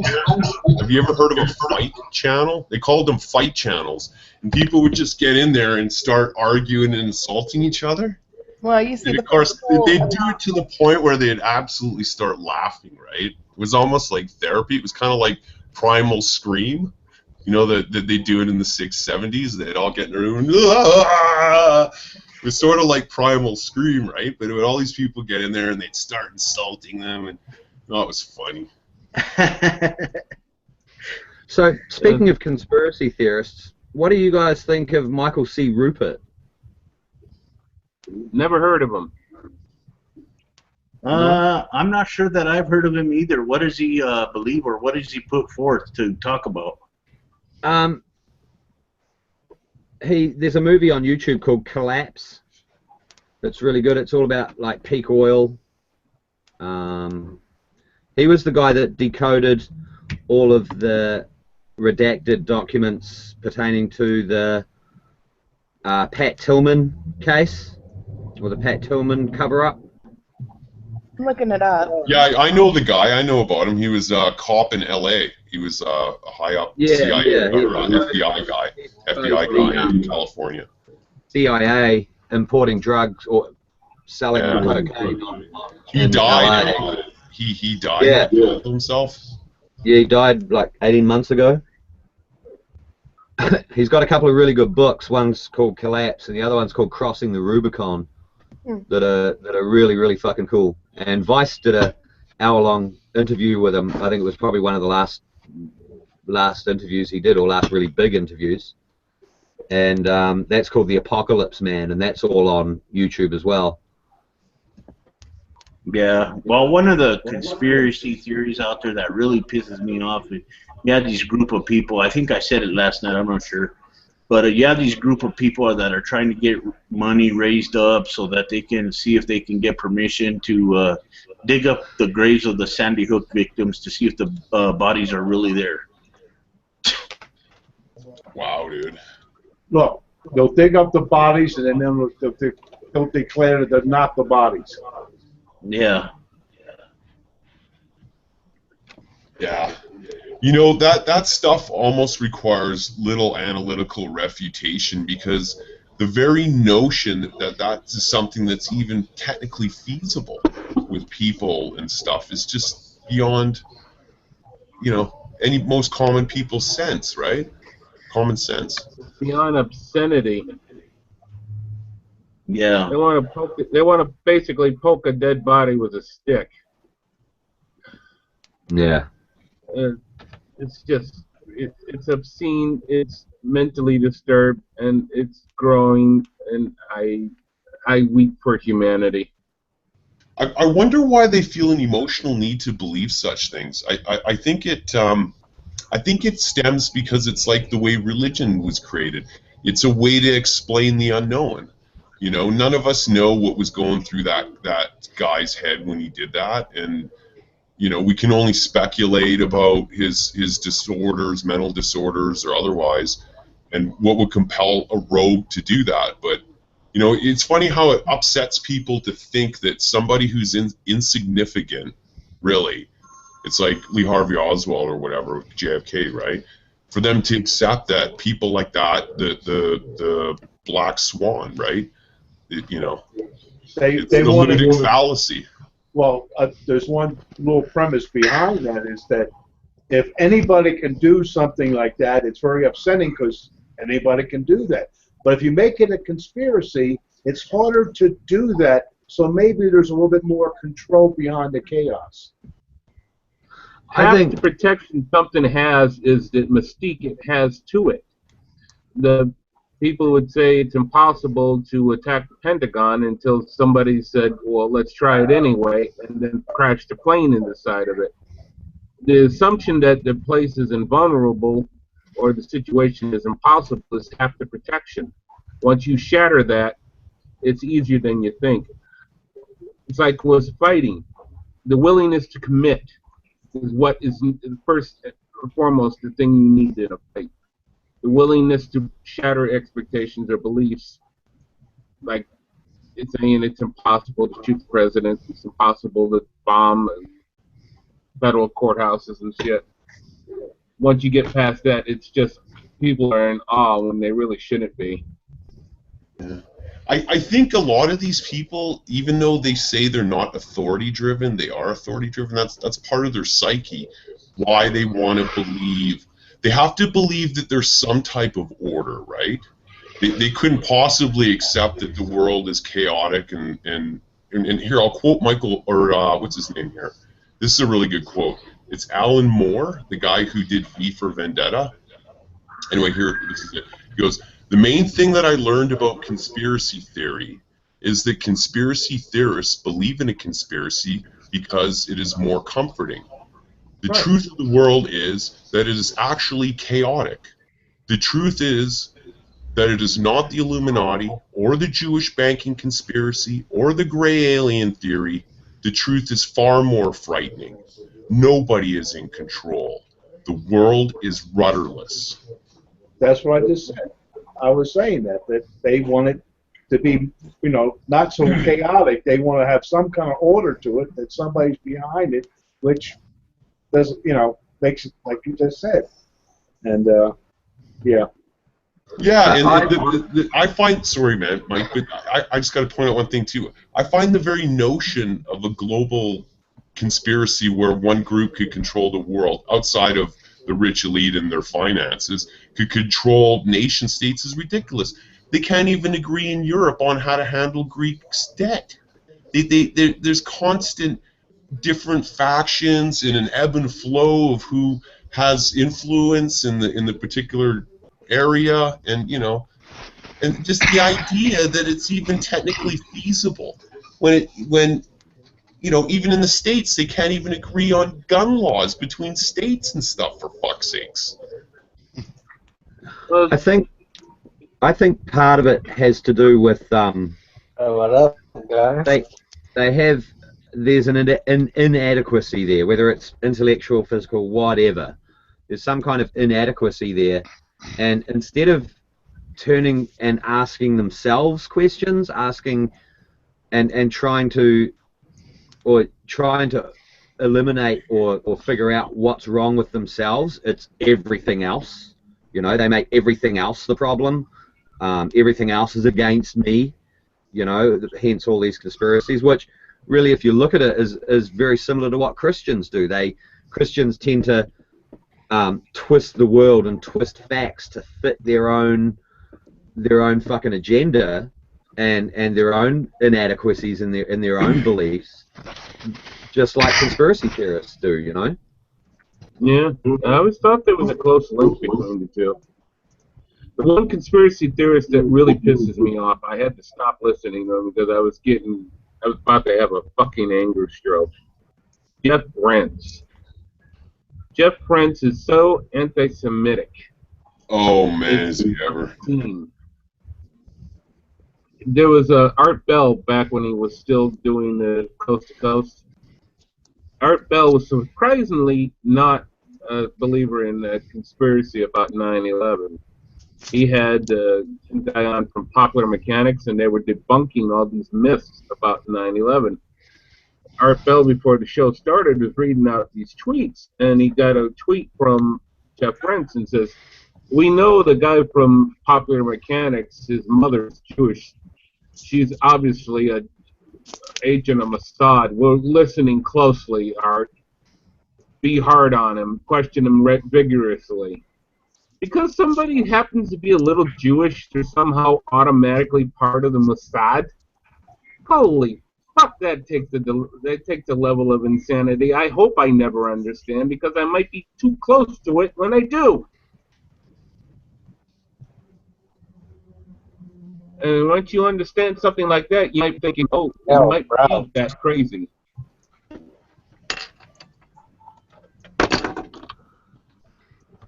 And I killed the room. Oh no, I'm being stupid in the side chat. I'm sorry. You know who's really awful is that guy, Brother Nathaniel. You ever seen that guy? Oh, that douche. Oh, that fucking self-loathing douche. I owe him a kick in the balls if I ever come across him.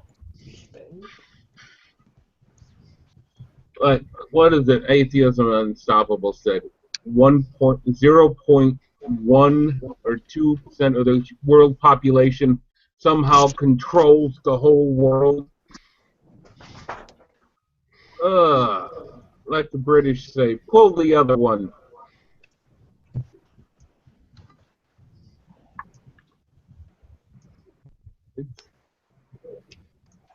I think that's the next thing. I mean, if we ever resolve religion, that's the next thing we got to tackle. Crazy ass conspiracy nuts, because these people, if they get pushed hard enough, you know they're going to be in a bell tower someday. Oh, there's a number of them that's freaked out throughout the years and killed themselves and killed their family members and all kinds of stuff, man. Are we watching a A lot murder? of them are disturbed. You know, most of them aren't. But you have to admit that if you're a disturbed person, you're going to gravitate towards it just naturally. Yeah, it takes one hell of a disturbance.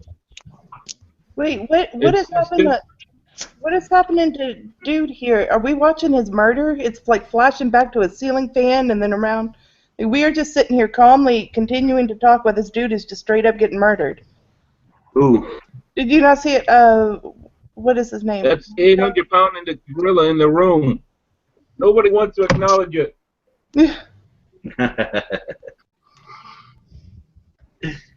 Just wave and let us know that you're okay. Which guy are you talking about? Oh, I know. One with the glasses by Luda. Oh, I know who you're talking about. Yeah. Who's that? Marco?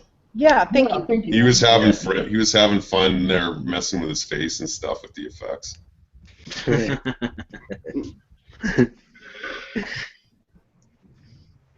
Yeah.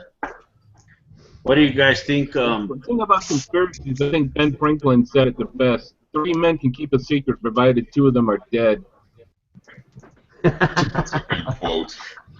The idea that there's conspiracy is absurd because it's pretty much obvious that on paper and on the books there's like this central authority of people who are a limited number of very Orwellian looking stuff, but it doesn't really apply. They don't really have that much power. They just have some illusory stuff.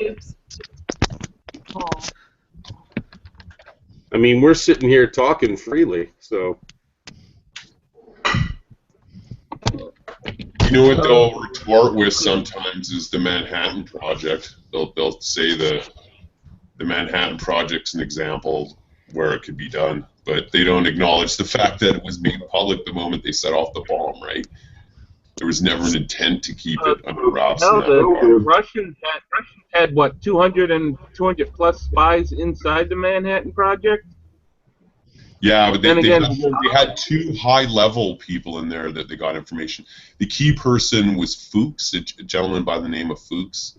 He was quite a brilliant mathematician guy. He came over with the British group, and yeah, he was feeding stuff to the Russians the whole time.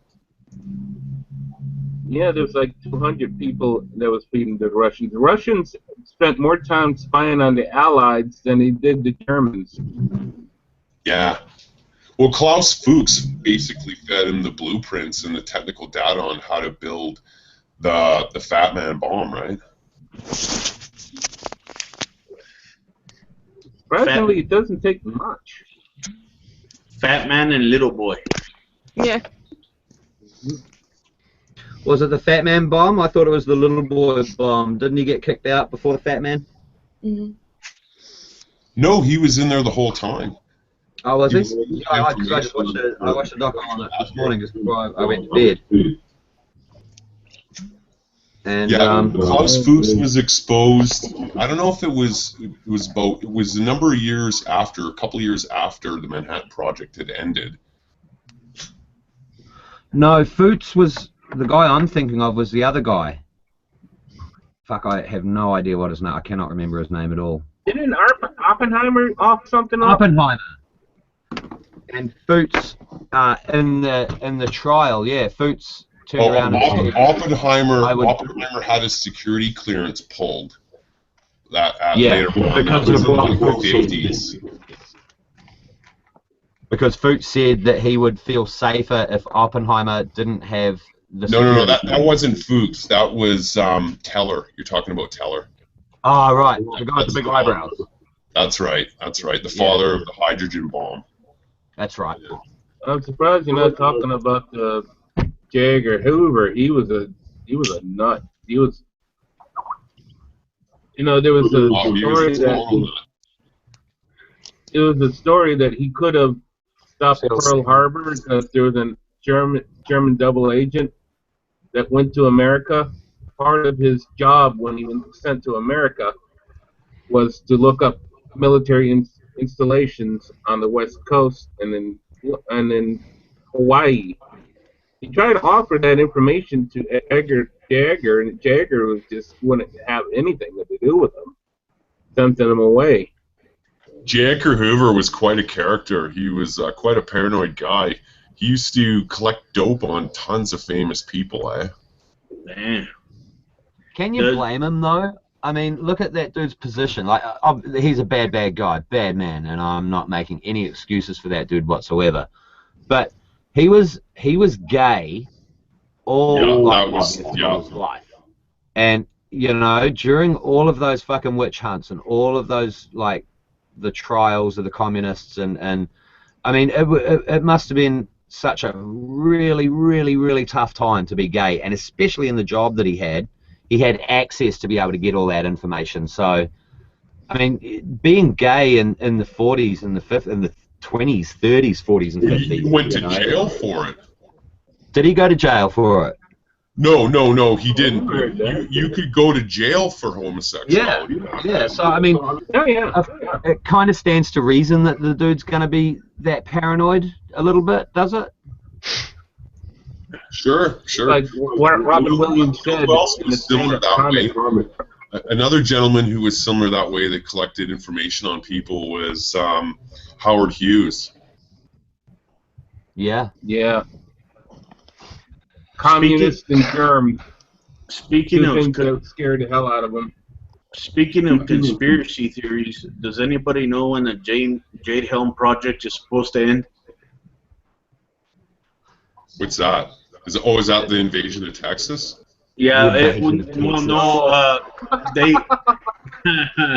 were talking about the U.S. military conducting military exercises in the state of Texas and a couple of other states, but the conspiracy theorists are basically saying that the government or Obama is going to take over Texas, and the governor of Texas has decided to put the National Guard on watch duty, I guess, because he actually.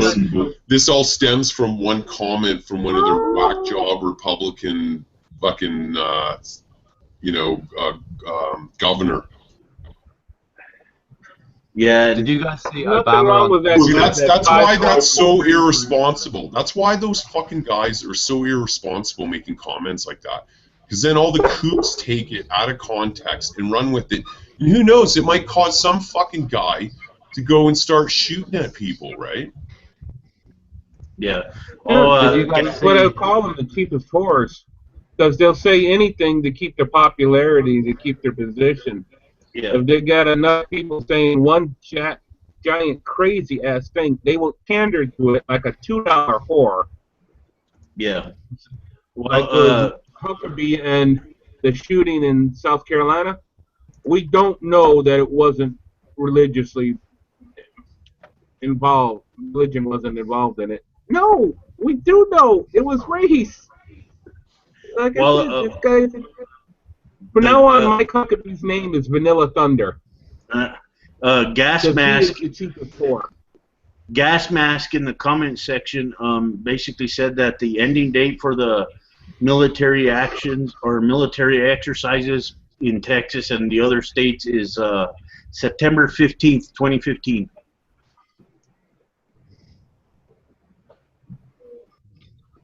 But we haven't seen anything on the news where military's abducting civilians. I love it when these idiots set dates for things. I just love it because it's a prime example of where they fuck themselves and shoot themselves in the foot, right? It's like the 2012 people and the Nauru kooks. Ludic, remember that conspiracy theory for the year 2000 where every computer in the world was supposed to shut down? Yeah, I remember that.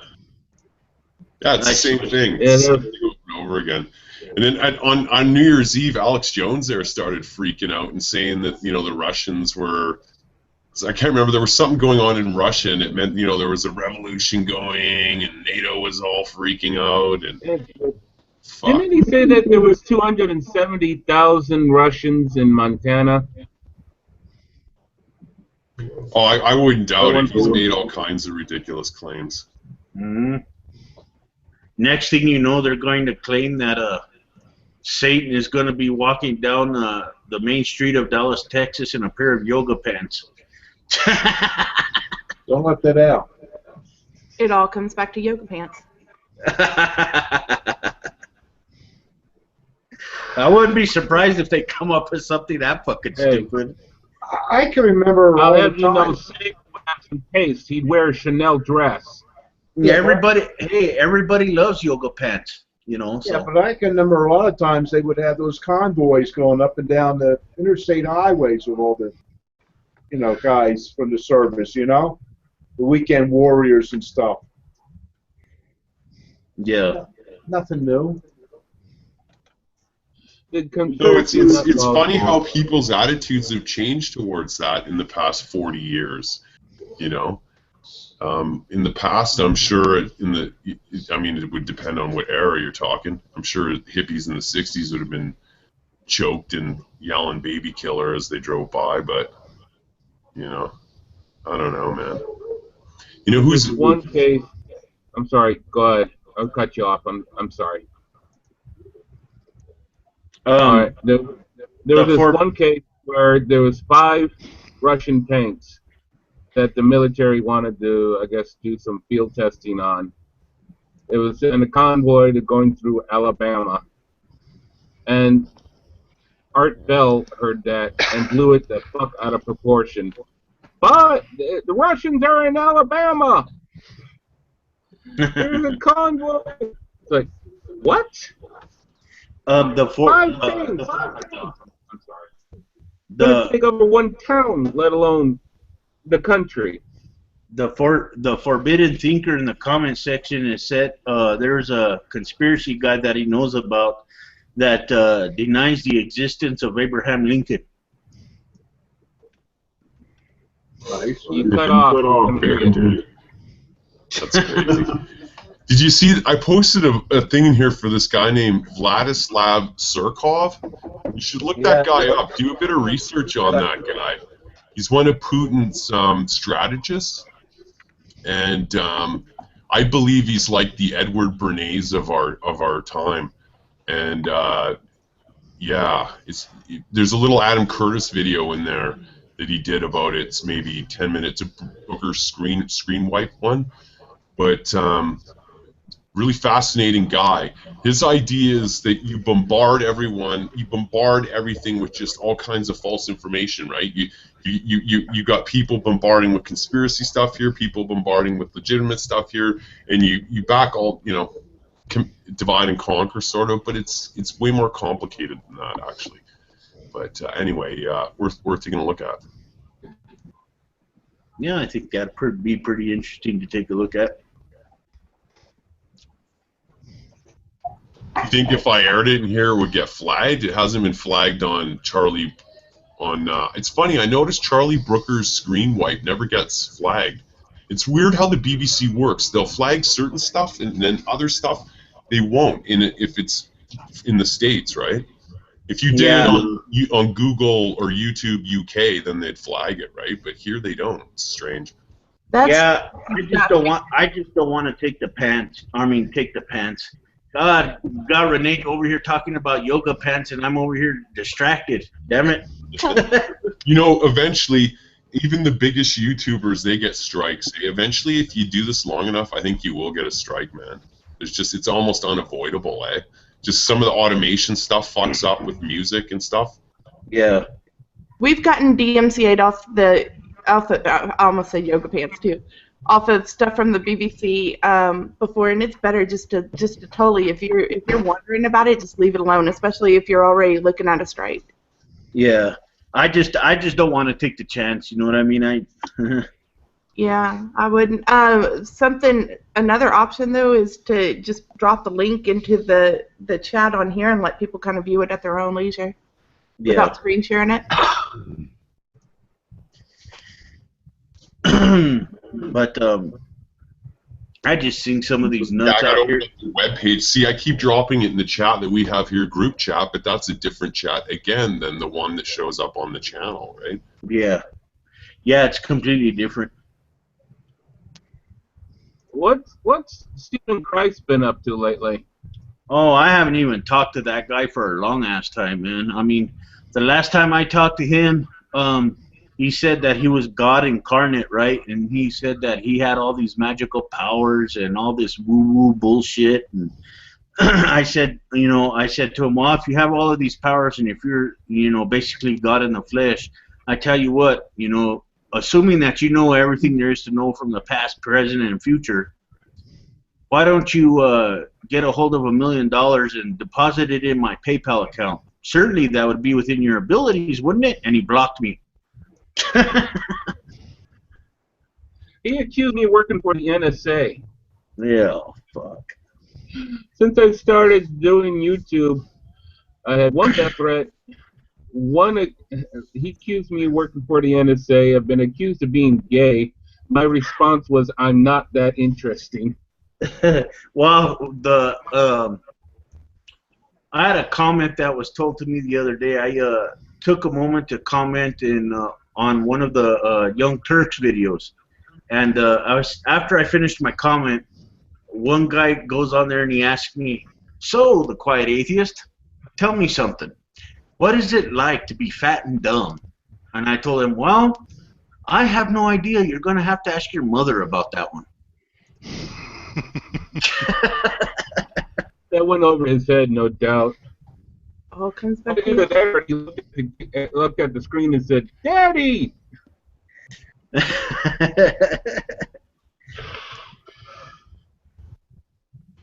I'm a big guy, to be honest with you, I could care less if these people have opinions about my size. Their views on me are insignificant in my eyes. So. As I said to one guy once, I said, "You think I'm concerned about what you think? Dude, I put my channel in my own name. I doc dropped myself 12 times. I don't give a fuck. I'm an atheist, and I want to say what's on my fucking mind." And then You know just what? laugh A little and 2 cents. Someone threw in the little comments section in there in the channel stream. Hitler was an atheist. So I guess that means by extension we're all Hitlers. Wait a second. My picture. Was Hitler an atheist? I didn't know that. Nope. Hitler was a nutball, and he was going to replace religion with himself, not with atheism, with himself. No, he was a Catholic. It's a setup tactic. It's like when the liberals want to shut somebody up and they accuse them of being racist. That conversation stops right there. Right there. There's a picture of Hitler. There's a picture of Hitler coming out of a church. Now, is that a setup shot or is that a setup shot? Cross is right above his head a whole bit. Yeah, people love to throw out the no true Scotsman fallacy every time we mention that Hitler was a Christian. Oh, Catholics aren't real Christians, and I go, well, that's funny because they probably have the same view about you too. I just don't. For Catholics. Oh, go on, Ray. Oh no, I'm just saying. I just tell them back and forth when that argument comes to light and stuff. I'm just, really, what does it matter? What does that do to negate any of the points that I just made, or your lack of evidence and stuff? So really, Hitler? Yeah. Bring it back around. I'm just like, yo, you know what? Jesus wasn't a real Christian, so. One of the dumbest refutes I ever heard was this person was trying to refute evolution. because Charles Darwin's grandfather was a party animal. He liked to drink. And it was like, aha! My response was, how does that negate the value of the information that Charles Darwin made? He came up with. How does his grandfather have anything to do with him? I'm sure his grandfather also taught that 1 + 1 is 2. How does his lifestyle negate the value of 2? They grasp at anything to try to make their argument sound better. It's desperation and madness. That's all it is. Well, they tend to make the mistake of placing a higher truth value on something based on the emotional accompanying emotional response to it, right? Mm-hmm. Because emotion is not logical, and logic, when you don't have logic, you can twist it any way you like.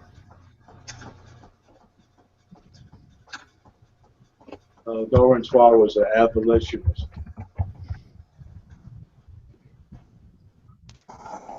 I'm sorry, I didn't hear you, sir. Darwin's father was an he was against slavery. Oh.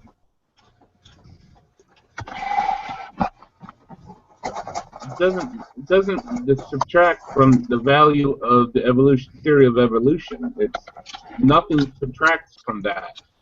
It's not what we even go by anymore. It's evolved since then. The knowledge of evolution. Yeah. Darwin's a good starting point, but he's not the end of the line. When I think about evolution, I tend to think of personal evolution, social evolution. That can be proven beyond a shadow of a doubt. Witch burning in Europe used to be quite the popular fad until people finally got tired of it. The church said, wait, I think all kinds of things evolve. Bible. I mean, and people said, no. If you loosely define evolution and take it away from biological evolution and just consider it stuff forming into more complex things, that can be said for matter itself, right? Like, since the early universe began, you know, a lot of the heavier elements that are sitting on our desk right now, like pieces of metal and stuff, those were all forged in suns, right? Later on, that exploded, and so matter itself is evolved. It's over time. And why do they say evolution? You hear so many of these bastards go, it's evolution. No, it's evolution. Stop trying to put a negative connotation to it. It's evolution. It's better. It's a much better explanation than God did. I don't understand why it's a specific group of people, Christians, that take issue with evolution, right? If you were to take like a world poll of most Christians in the world, like, you know, from all over, most would have no problem with it. They would have no problem conceding that certain stuff in the Bible is wrong, and they'd be like, well, duh, it was written 2,000 years ago when we didn't know a lot of things, a lot of scientific things that we know now, right? And they have no problem with that. But it's this fringe group of generally right-wing Christian Americans that can buy this shit. It's like I said in my first video, the average atypical Christian doesn't really get into the seriously weird shit. They want to go to church and hear the tale of the Good Samaritan. They want to do it for fellowship, you know, the feeling of community. Then they hear a pastor scream about how all gay people are going to hell, and they think to themselves, oh, not again. And I said, yes, again and again. This malignant tumor that's in the body of Christ is not going to ever leave. It's about the size of a baseball, and it's in your small intestine. You got to do something about it before it takes you all down. And it looks like they're doing it. I mean, there's been a change. I've noticed.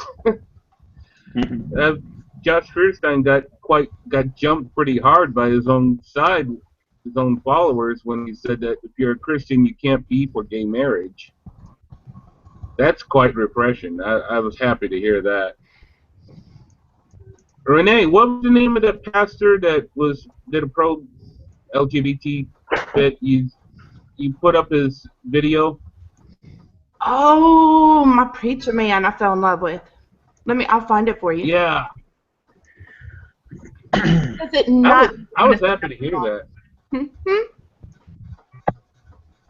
No, I mean, he it's said it all. He covered just about everything that has needed to be said.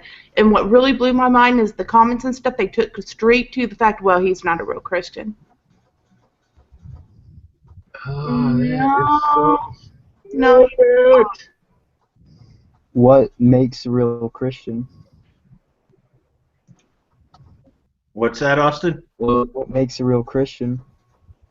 I'm not sure. I'm not one, so I wouldn't be able to tell you. I would imagine a belief in the authority of Jesus. I think people that throw out that terminology just say, you're not following the herd closely enough, and your sheeple mentality is slipping, so you're not a real Christian. Yeah. It's funny, they'll claim all this love stuff.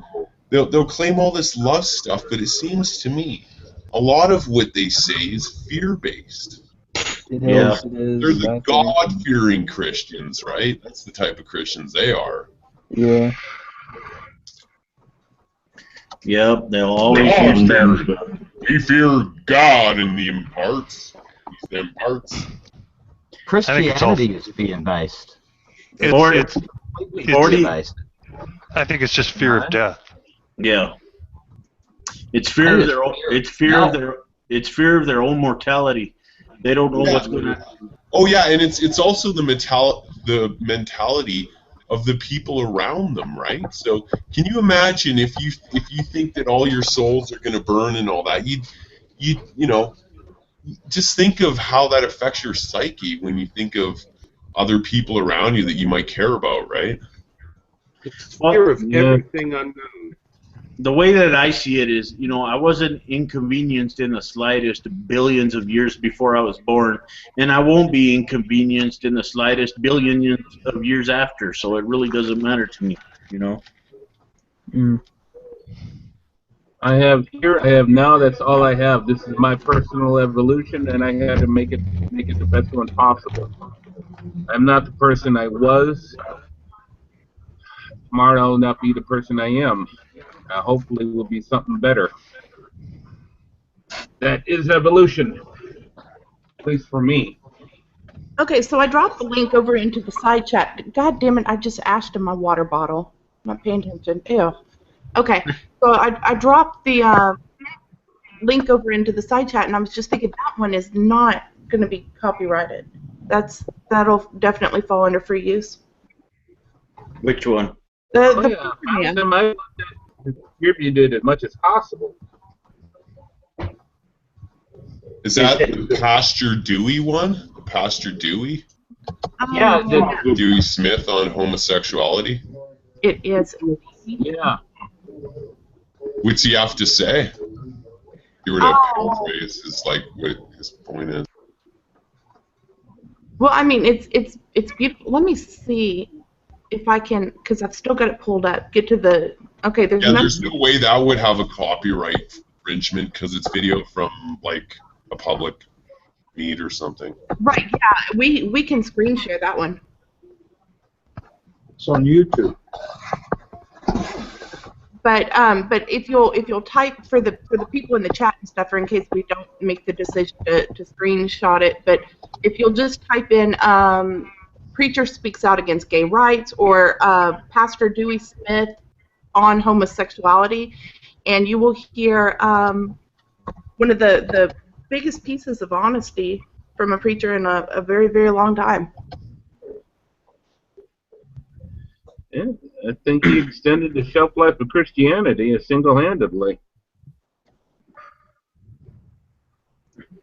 Still say no matter what, 50, 60 years, they're going to be on the same level as people who believe that Elvis is still alive.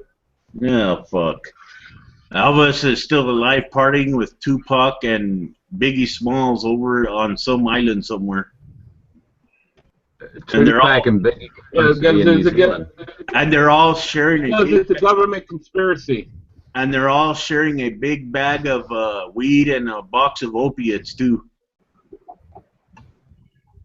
He goes on a rant about, you know, how the church is accepting of the fact that their choir director is gay and that half of the congregation is gay, or we can support this artist, or how about we make a decision to not sing another hymnal that was written by a gay man, but then you're gonna sit on your soapbox and scream out that homosexuals are wrong and evil.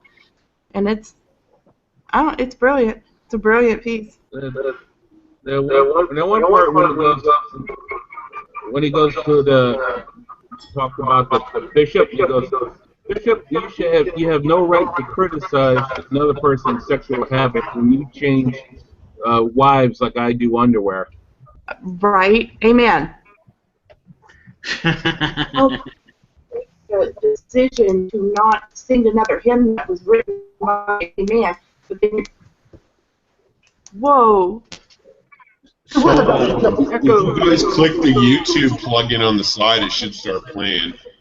And I think that if Quiet Atheist does it and puts it to the main screen, it'll record into it. Well, hold on. Let me see what we're. Where I click on the YouTube icon, right? Okay, if you'll go over and you can click on the YouTube icon there, and everybody, it'll mute everybody.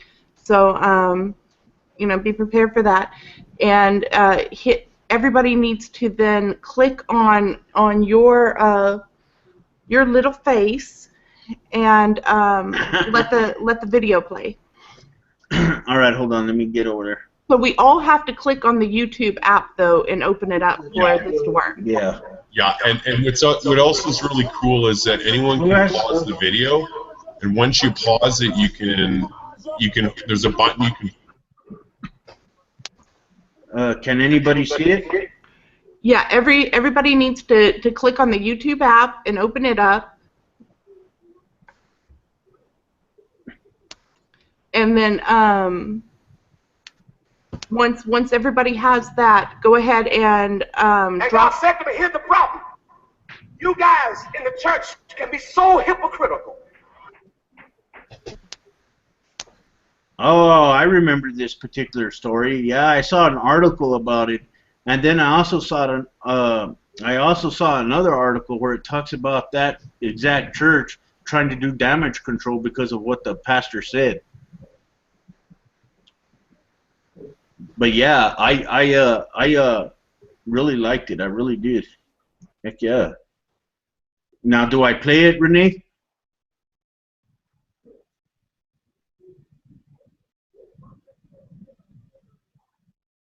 She muted herself.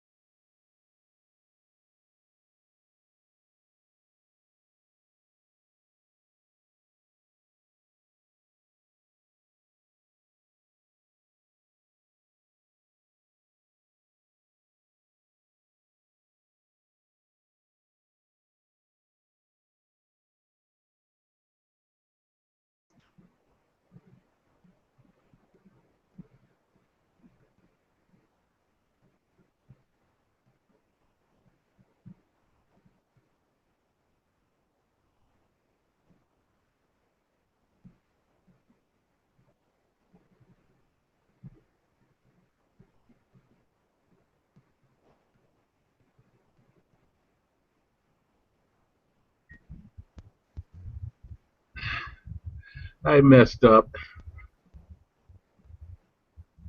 Hello?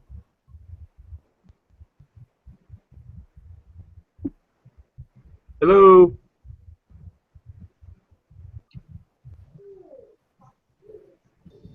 Click the YouTube app that's on the left-hand side. Move the pointer to the left side.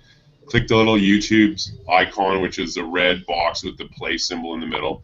And I'm going to mute you, man, because we're all collectively watching videos. This preacher here, Pastor Dewey Smith, on homosexuality.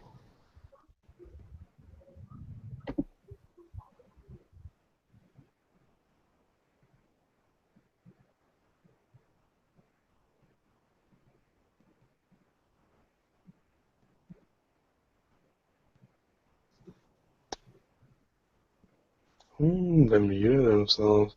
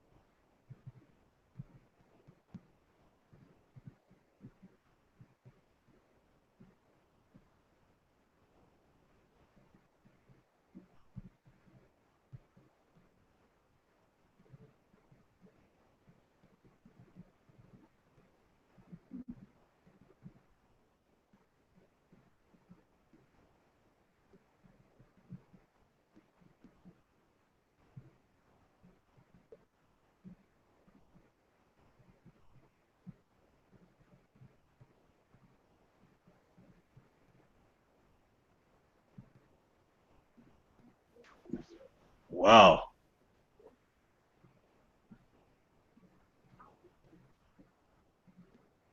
Well, I'm convinced. Where do I find? Where do I go? Where's this? Where do I go throw my money at? Wow, that dude was pretty good, man. He was good. He was good. Fuck, I'm sold. Fuck it. That's it. I'm done. Jesus is my homie. Jesus is my homie. You know, he was on fire with the Spirit. But look at the support. The guys behind him are loving it. Yeah. Did everybody see it okay? No. Yeah. in the chat and stuff, it went totally silent for them, and they just had a close up of Gary and then dude that I can't remember his name in the glasses, like back and forth. Everybody has to hang on, dude. Everybody's got to. Oh, I just got snippy with you. I'm sorry. Everybody's got to click on the guy who's broadcasting the video for it to play. Okay. Everybody. Okay. For it to play for the live audience. Paul. Go ahead and put it up again, and then everybody mute and click on Paul so that way the audience can see what we're doing here. Who's Paul? Paul Duff. He's in the panel with us. Right there. You see that handsome man with all the awesome artwork behind him? All right, everybody click on it. Mr. Adonis. Oh, okay. Yeah. Give him a good clickaroo. Clicking.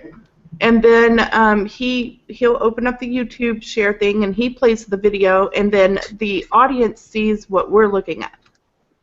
And instead of it just being quiet and them staring at our mugs for a few minutes. Alrighty.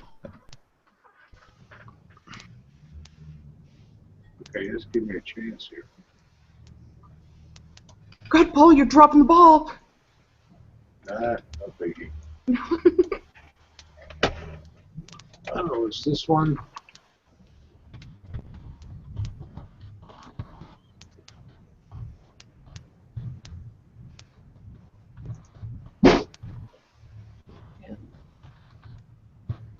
Why is that coming up like that?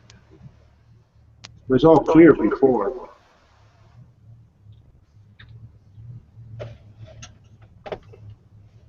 Oh, I know why it wasn't. There it goes. There.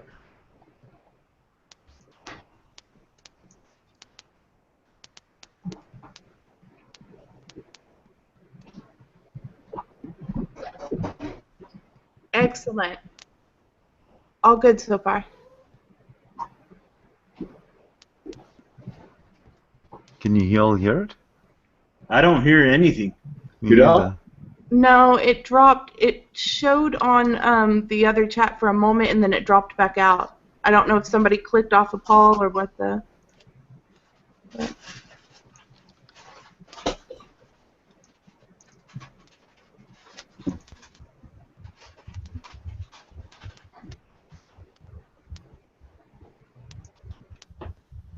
I see it, so it's not me.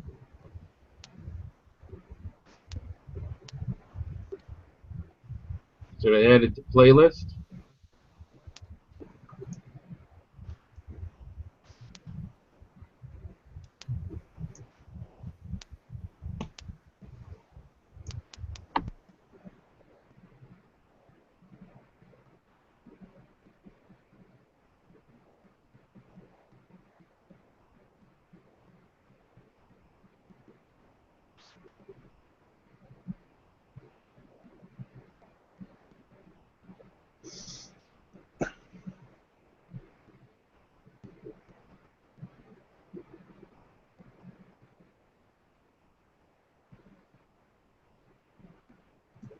How's your lip reading?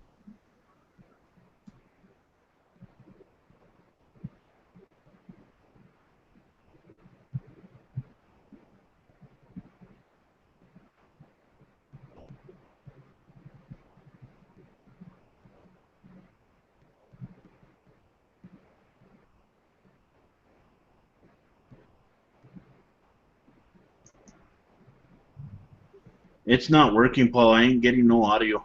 Okay. Oh well. Here, look here. How's your lip reading?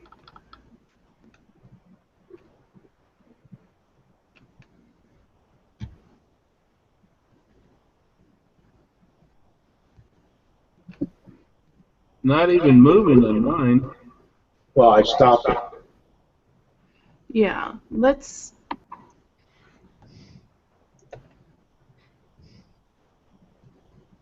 Hang on. Let's try something real quick. It's not working, Paul. I ain't getting no audio.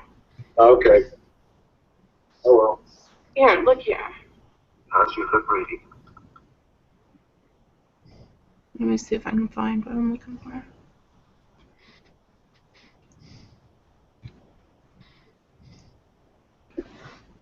Not even moving on mine. Well, I stopped it. Yeah, let's... We're in the time loop. Hang on. Let's try something real quick. It's not working, Paul. I ain't getting no audio. Okay. Oh well. Here, look here. How's your lip reading? We just called it a paradox. Hypocritical. He said, in the African American church, you really got to be careful. I said, what do you mean? He said, because you are guilty of condemning the Supreme Court system and preaching against something. But if you look at half of our choirs, Let's try something real quick. It's not working, Paul. I ain't getting no audio. Okay. Oh well. Here, look here. How's your lip reading? Well, we just called it a paradox. hypocritical. Well, now we've caused a complete time warp, so I'm done playing with it. African American church, you really got to be careful. I said, what do you mean? He said, because you are guilty of condemning the Supreme Court system and preaching against something. But if you look at half of our choirs,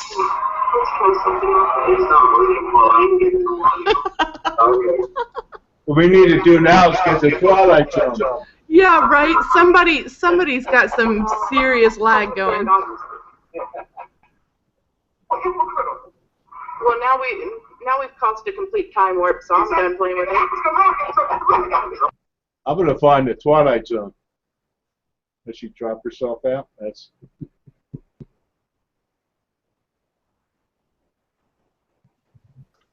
I think it was Renee that was causing the time warp. I was ready to get the Twilight Zone theme going. Here, let me try and screen share the video. Maybe it'll work. Hold on, guys. Let me get it up.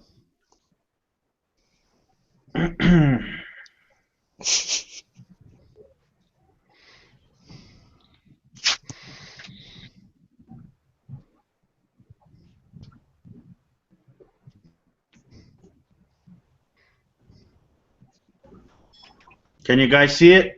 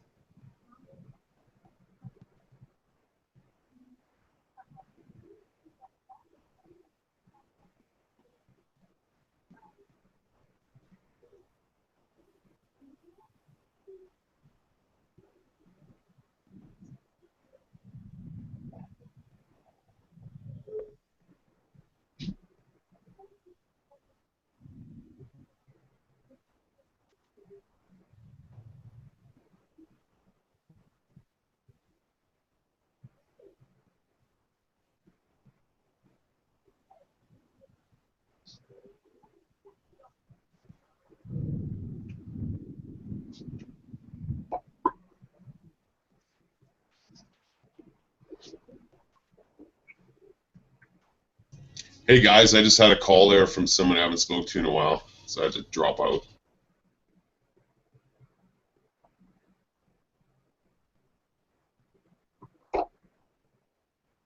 By the way, that was a great video, and thanks a lot for sharing, Renee. That was great. Thanks a lot. Talk to you later. You have a great night. Oh, no, I was already talking to the guy. Oh. That's why for about the past 10 minutes, I haven't been in the room with the computer. Mm-hmm. So, yeah. Oh, I thought That you was were a great video. It's interesting to hear someone, but what's even more interesting than the preacher saying that is the crowd's reaction. You know, a lot of people out in that crowd were their head was bobbing up and down. Well, you know, I mean, honestly, can you think of a family, no matter what religion, denomination it is, that doesn't have members within it that's homosexual? It could, and the way that rips at the fibers of these relationships and the turmoil it causes that have some kind of a base bigotry. Yeah. It's probably a relief to hear, hey, you don't have to hate your son. Yeah. Well, I think a lot of that goes back to the God-fearing thing, is that when they take the Bible in a literal sense, then they feel that, you know, their loved one's soul is doomed and all this kind of thing, right? So, but it's sure refreshing to hear that. Yeah, the very notion that you could be prejudiced against somebody for how they emotionally feel about, you know, another loved one. It's like it's like making love criminal or something, you know.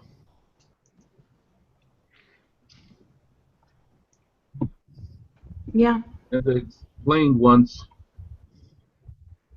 you lose somebody you love, it hurts for a long, long time, especially when you lose somebody because of death.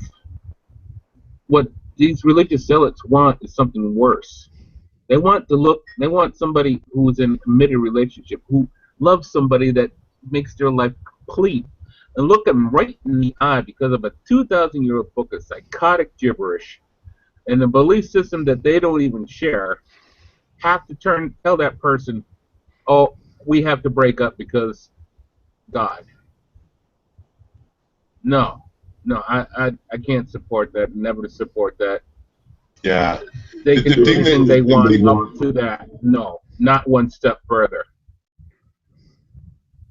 What I found interesting about, in particular, the gay marriage debate, is how they would not concede the fact that marriage is also a legal thing, right? And that was sort of the grounds in which gay marriage was allowed under with Supreme Court ruling and whatnot, right? Is because of the fact that you're disenfranchising people. You know, there's many stories of gay couples where one of them died, and the person couldn't inherit the wealth that they had spent their life with this person and their family because they didn't like them for whatever reason, or the person was because they were gay, ends up screwing the one left over, right?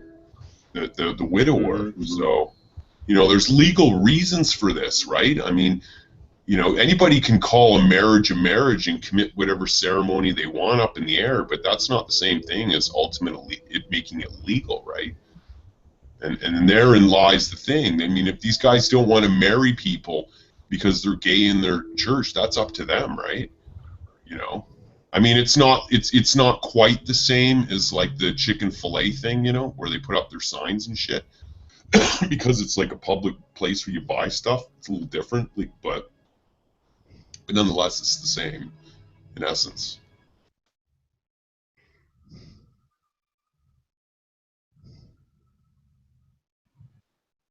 Yeah, so, I'm sorry. And it's interesting to see attitudes change with people in the course of the past decade. You know, it's incredible, really.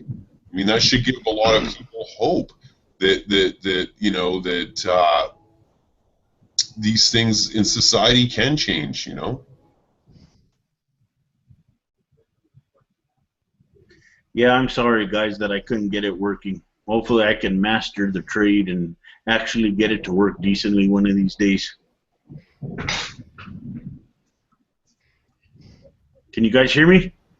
Yeah, no, we hear. Oh, okay. Okay. If you ever catch up sometime off air or whatever, I'll show you how to do it. Okay.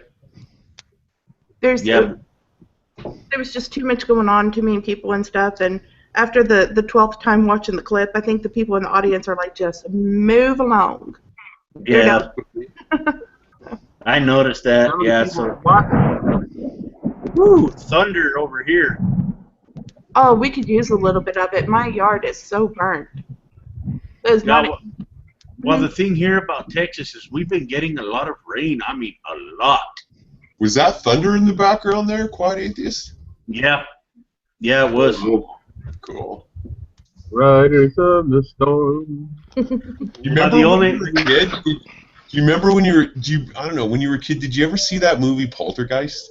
Depends on how old you are, but boy, oh boy, man, I was just the right age for that movie. I think I had about 8 or 9 or something, 10 maybe. And when it came out, remember the little boy sitting in his room with the thunderstorm looking out at that tree? Yeah, I really liked the Poltergeist. I thought that it was a very interesting movie, and I'm not sure that you're aware of it, Ludit, but there's a remake of it coming out. Matter of fact, it's already out on theaters, I believe. And a remake of the original. Well, I'm never going to watch that movie, and the reason is I like Tubular Bells.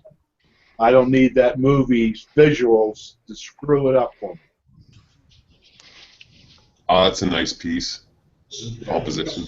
I can listen to it. I don't have no weird things going through my visual center. It's flaky. It's flaky in the end when they're pulling out the little girl and that little lady, that little small laser. Under the light, and the light. Wasn't Tubular Bells the theme for The Exorcist? Oh yeah, that's The Exorcist, Oh, right? The Exorcist. Yeah. Okay. Yeah, I'm talking about a Steven Spielberg movie from the 80s, and there's a great scene in it. It's quite a movie classic in the sense, like just the way it's filmed and stuff. It's early Spielberg, you know, his brilliance, right? Yeah. And it's this little boy, and he's in his room, and there's a thunderstorm outside. And just the way the scene is shot with the tree and stuff, it's really frightening stuff. Like it. In The Exorcist, you have Linda Blair saying your mother sucks cocks in hell. I used to have a T-shirt with that on the back of it in big block letters. Oh, man, that was funny, man. That was funny when I first watched it. Shit. All that stuff is tame nowadays compared to what they crank out. I hate horror films. So much of it's just over the top. Yeah. Like Hostel. It's just like, I just picture really demented people look at that and think, why didn't I think of that? I can go home and do that next. Or Wrong Turn. It's just, yeah. You want something suspenseful. Hideaway with Jeff Goldblum. Mr. Frost. That's a good one too. Well written, compelling. It's not just fucking blood orgy. Yeah. And I don't know about you, but one thing that always drove me crazy about Friday was it Jason. If I went into the bathroom and I found somebody's severed head in the toilet, I'd leave a note. Unless there's somebody I really, really love in that house. Bob's dead. I did not kill Bob. Bye. Hope you make it out. Someone's gone that far. You don't know who it is. Just get out of the situation and call the cops. But no, what did they do? Ah, I'm right here. I just discovered it. Apparently, I'm next. This episode. When the bad guy's down, that's why you have feet. You kick the bad guy when he's down. ZipRecruiter. And Simple. The one thing that drove me crazy about I used to like the Walking Dead. I think too much. I mean, how the hell could they lose to the zombies when the zombies aren't exactly outthinking anyone? No. The only thing you need is like a convoy of some very powerful trucks just running them down and people coming up behind you, bashing the skulls in. Who is mowing all the lawns on The Walking Dead? How come the grass is all cut? Who is mowing all of the lawns on The Walking Dead? Yeah. That's the real question. David is the same person who cut your lawn. Isn't it funny when religious people will read, real things into these movies, right? Because let's admit that a lot of these movies, a lot of the premises they're based on, stem from superstition, religion, and spiritual stuff and all that kind of thing. And if you really think that stuff is real, my God, some of these movies must really freak some of these people out. Maybe the zombies are mowing the lawns, Renee. You mean like a bunch of goats out there, and they're just also eating the grass and keeping it just perfectly like 2 inches? I know, right? It's like a golf course out there in some areas. Right? Oh, hell. Remember when the History Channel actually had really interesting programming? But see, you can in a zombie apocalypse, you know, hypothetically, you know, you could be the most cunning individual, you know, well within, you know, familiarity with strategic maneuvers, etc., but you could still get your ass handed to you. According to the movies, anyway. Back when the History Channel was doing interesting programming, they had this one series called The World Without People. And within a year, without anyone doing anything about it, everything would be overgrown. Yeah. I remember they were talking about this one particular ivy vine in New Orleans would apparently cripple New Orleans if there weren't people constantly trying to uproot it. Couple of years without people? Oh, hell yeah, she's got a point. There'd be trees everywhere. Baby trees, big trees. I just watch it for Daryl. A lot of I remember not only that, but you know, there'd be a lot of yoga pants laying all over the place. I had to throw that one in there, Renee. My favorite zombie flick was one done in the 80s, and I can't remember the name of it. And it's a group of people, maybe about 5 of them, and they end up in a mall. End up in this mall, and the whole thing. I remember that one. I forget it. Yeah. Oh, what the heck is it called? Dawn of the Dead. Dawn of the Dead. That's it. The original Dawn of the Dead. That's an interesting flick because the way they're all, you know, it's a mental masturbation for you, you know, your ego. You think to yourself, well, what would it be like if, you know, everyone just either disappeared and there was just a group of us and we got to, you know, go into a mall or something and do whatever we want, right? Yeah. Well, the thing that I don't like about those movies like Dawn of the Dead and 28 Days Later and all that stuff is the fact that the zombies can run. I don't like that. Exactly. Yeah, they're a little bit scarier when they can run, eh? Yeah. Run. But the zombies are supposed to be slow. I mean, they have limited brain function. You know, they're not, you know, they don't have any capabilities of, you know, they're, you know, this is my view, of course, but they don't have any capabilities of running. They don't have any capabilities of, you know, doing a lot of things that we can do as human beings. But you get enough of them together, they could overturn a car, or, you know, they could bust through doors and shit like that. But and vampires should never kiss, ever. Vampires are not supposed to kiss anything, ever. Why is that? Well, because that's their weapon. No. Well, Like they can kiss. They just no tongue. I'm with you, Quiet, on the zombie thing, man. It's not a zombie flick if there's zombies running around everywhere. The one movie that I did like where zombies could run was the one with Brad Pitt in it. Oh, World War Z. Yeah. World War Z. And I like that because of the swarm mentality. I liked putting the swarm mentality into a zombie. That was a cool idea. Well, see, I read the novel by James Brooks, the author of World War Z. I read his novel about it, and it was pretty interesting. Actually, I like the novel better than the movie. That's generally the way it goes. Yeah. And James Brooks is the son of Mel Brooks. You guys know who Mel Brooks is? Yeah, I do. Oh, hell yeah. Yeah. And he like I said, he wrote a really interesting novel, you know, and he also is the author of the Zombie Survival Guide and something else involving zombies. But yeah. We met him. Denver Comic-Con, he was there. I got a picture of my son with him in that. He's a nice guy. Yeah. But I like one of my best shows of all time is The Walking Dead. You know, it's right up there in the top 3 for me. I like the comic. The what? I like the bleakness of it.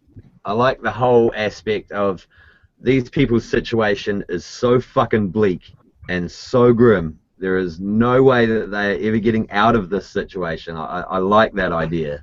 There's no happy endings. Nope. Just not gonna be. The Walking Dead comic is still the best, and they did pretty good on the video game. So. Yeah, I haven't read any of the Walking Dead comics. I got pissed off though because I'm a member on Facebook. I'm a member of this Walking Dead fan page, and someone posted a piece of a comic about Glenn that I didn't really like too much, and I told them off because it kind of like revealed what's going to happen to Glenn eventually, and it pissed me off, man. That's assuming that they follow the comic, because I mean they haven't exactly. Yeah. And it was like that's my #1 show. The second favorite show I like is Breaking Bad. The third show I like is Dexter. Yeah. Sort of a theme forming here. Yep. Now you watched Dexter all the way through, right? All 8 seasons. Yeah, I like power drove through that series. Yep. I once sat here on Netflix for about I'm wanting to say about 7 straight hours and power watched all kinds of episodes. Yeah. You can really take in a story that way. Yep. What's interesting about these shows now is the budgets and the production values for them is that much larger than they have been historically for TV shows, and because of that, it shows in the production values and the quality of the filming and the writing, you know, and when you watch these through, I mean, movies are somewhat limited. There's only so much you can do in 120 minutes, right? And anytime you try and tell a story, you're going to be trimming a lot of fat, especially if it came from a novel or something like that. To write a screenplay, you know, they got to trim a lot. So it's great with a TV series that they can keep a story going for such a long period and be compelling. And yeah, I've enjoyed all that you've mentioned too. Seems to be a new era in TV. By the way, Ludic, they're coming out with a spin-off of The Walking Dead on August 23rd called Fear the Walking Dead. Oh yeah. You know what I enjoyed? I enjoyed the series quite a bit, and graphic novel too. But I really enjoyed the video games. I don't know if you guys have played the video games, but they're worth checking out. I haven't tried the video game for The Walking Dead. No, not at all. They're amazing. They'll tug at you emotionally. Yeah. It's Telltale Games, and they're really good developers. They're a bunch of guys who have a history at LucasArts. And they go back to LucasArts games, and really fabulous game. The interface is a bit quirky, especially in the first season, but they've made it better afterwards. So it's kind of like old video adventure games we played when we were kids, where the mechanics of how you move around, it's not like an open 3D thing, but the storylines are excellent in the writing on it. Yeah.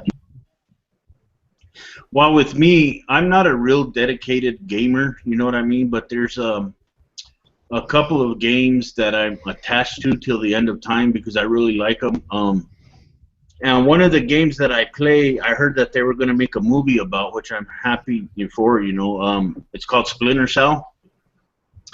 And they're Tom Hardy, the one who played Bane in Batman, is supposed to be playing the main character for that movie, which I'm excited for. So. That's a Tom Clancy video game that goes back quite a few years, the franchise. Yeah. Well, there's my son with, what's his name? Yeah, well, there's James Brooks. Yeah.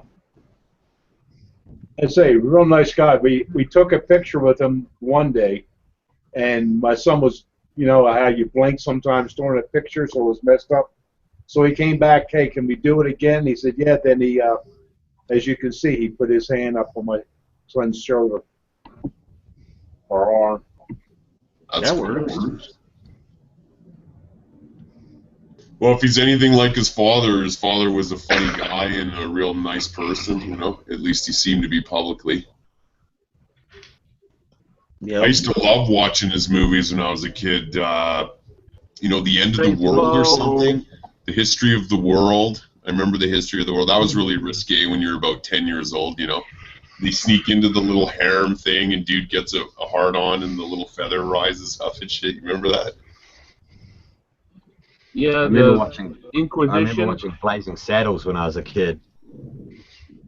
Oh yeah, that's a And that funny film. That was really risque. Excuse me while I whip this out. Remember that one? Yeah. Talking about risque. Yeah.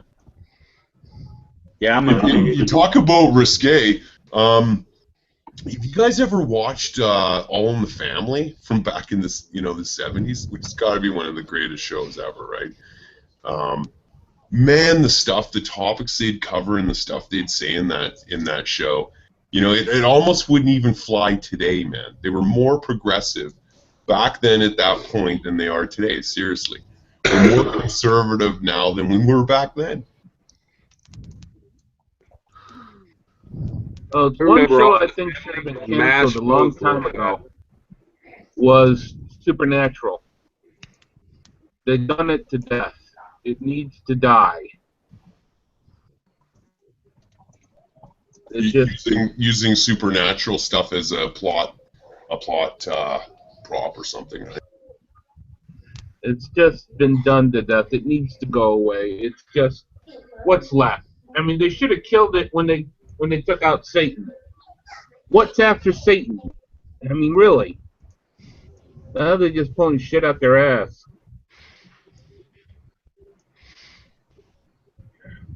Arrow, I got tired of.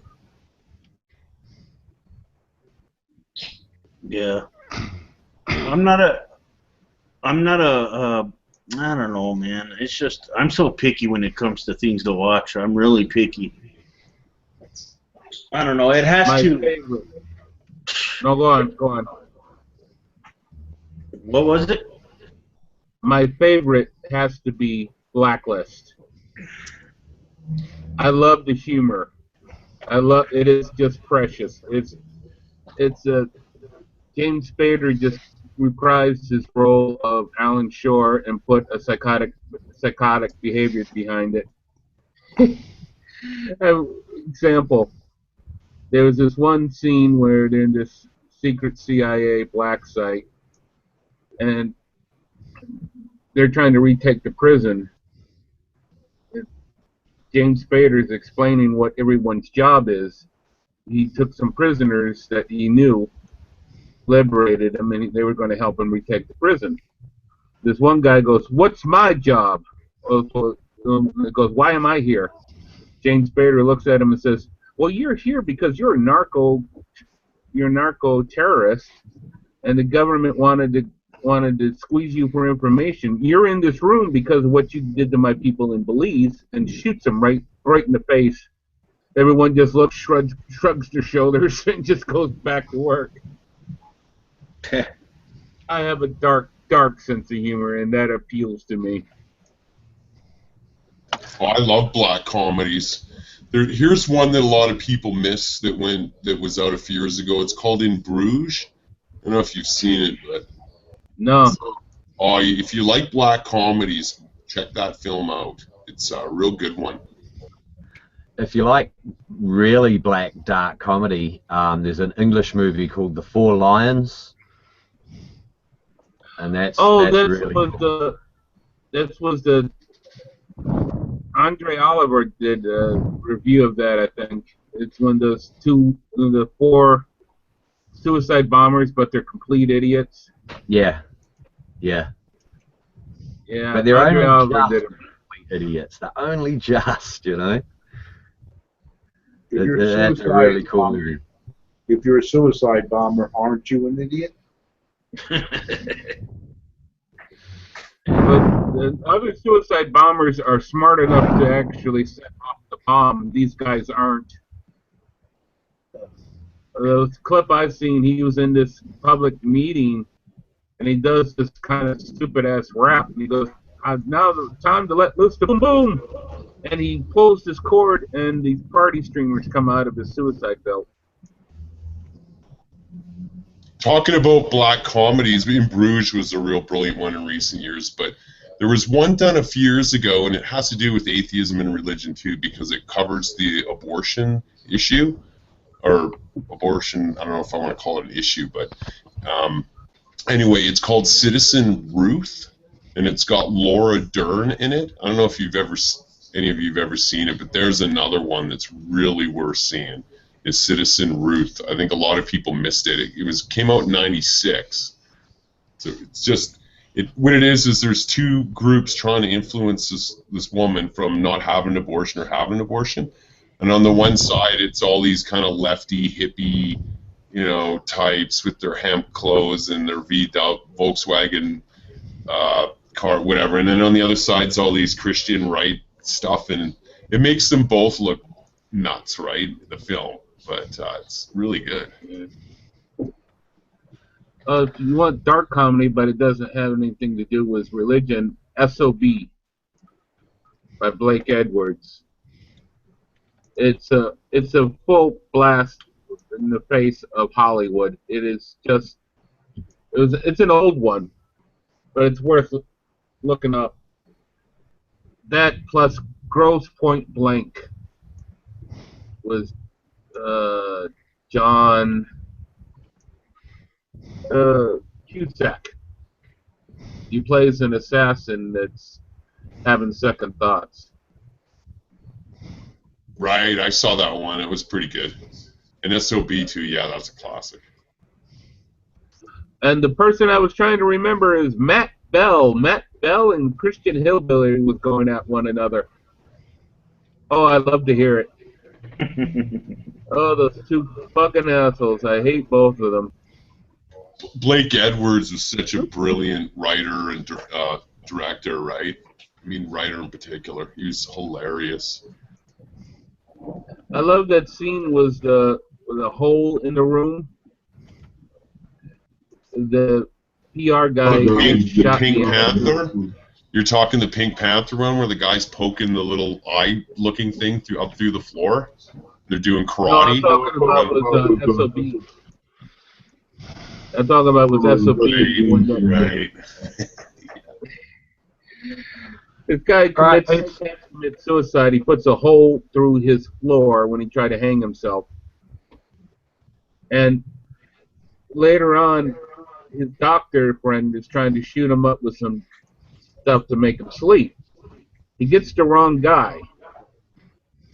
Well, he gets this intellectual second wind, and he's ranting and raving about how he can change this movie around from being a flop to a success. And he goes on to this complete bizarre ramble, and he's standing right under the hole. His friend wakes up. It doesn't cut. His friend crawls to the hole. It goes, and then it cuts to his wife going, ah! It will always be one of my favorite movies.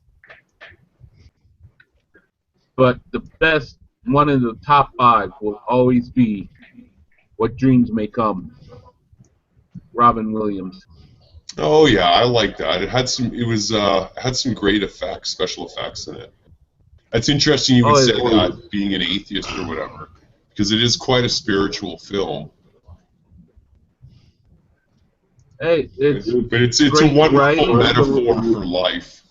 It was a wonderful metaphor for life. It was a beautiful film. Yeah, it's all about love. I can identify with love. He loved his wife so much he went to hell to get her. He loved his children so much he can pick them out even when they don't look like him. I can appreciate love.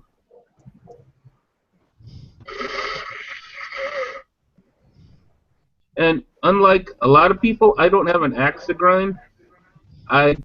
If God exists, he might exist. I don't know. I just really resent somebody telling me I have to live the way they say because God said so. If God wants me to do something, God needs to get off his ass and talk to me. In the meantime, I just see some asshole telling me how I'm wrong, and I have to live the way they want and hate who they say they hate. No. more of an anti-theist than I am an anti-God. God, if he exists, he is not the Christian model. Christian model is all benevolent, all loving. No one can watch somebody be killed and raped and be all loving. If God really exists and he's a Christian model, God likes to watch, and he does so with only one hand free. My favorite Blake Edwards film's got to be The Party. I missed that one. Oh, you haven't seen The Party with Peter Sellers? He plays this guy who's like a clumsy goof who's East Indian, and he's on this film set of this big epic movie. And the beginning of the movie, they're taking a break in filming the movie, and they rigged up all these explosives in the set, right, for this big giant production, you know, involving, it's like Ben-Hur, right? And he's sitting there and he accidentally blows up the set before the guy, you know, starts the cameras, right? And before they start filming. But anyway, then he gets accidentally invited to the party for the film's first showing or whatever. And anyway, he wanders around this mansion in Hollywood and fucks shit up. I don't know if you get away with it today because it's you know, he's playing an East Indian guy, right? So it's not as bad as Jerry Lewis playing a Chinese guy, let's put it that way, but it's really freaking funny. Who played Lord Jim? There's this one guy who... You did? No, I'm going to bed. Oh, bye. Good night, Paul. Yeah, I'll catch you later. Bye-bye, everybody. I think it was called Lord Jim. He played... Night, Paul. Night, Paul. Yeah, guys, I'm gonna go feed my dependent. So. Okay, Renee, you have a good night, and night, Renee. Nice finally talking to you. I was good talking to everybody. Yeah, be sure to come. Thanks for sharing that video, Renee, of that preacher. Yeah. Be sure to I'm having a hell of a time even staying connected here, so I'm going to drop off too. Well, be sure to come back next time, Renee, if you get the chance. Oh my God, I will. This was fast. All right, later, guys. We'll see you later. Bye. Lord Jim was this. I forget his name, but he played a crazy guy within the royal family, royal lineage. He thought he was God, Jesus. And he played this cool, nice guy. Everyone liked him, even though he was crazy as hell. But his family wouldn't have that because they can't have one of their family be crazy, so they torture him. It was this doctor who just messed his head up. Later on, he's just this completely depraved lunatic who's killing people left, right, and center. You can see what it was is the ending, the most pivotal role, scene in the role is when he's saying a speech in the House of Commons, House of Lords, I think, and he's gone on this ultra-conservative rant, and he looks around and he sees nothing but dead people in the ceremonial robes. I think it's called Lord Jim. I wish I knew what it was. I'm on to look it up now.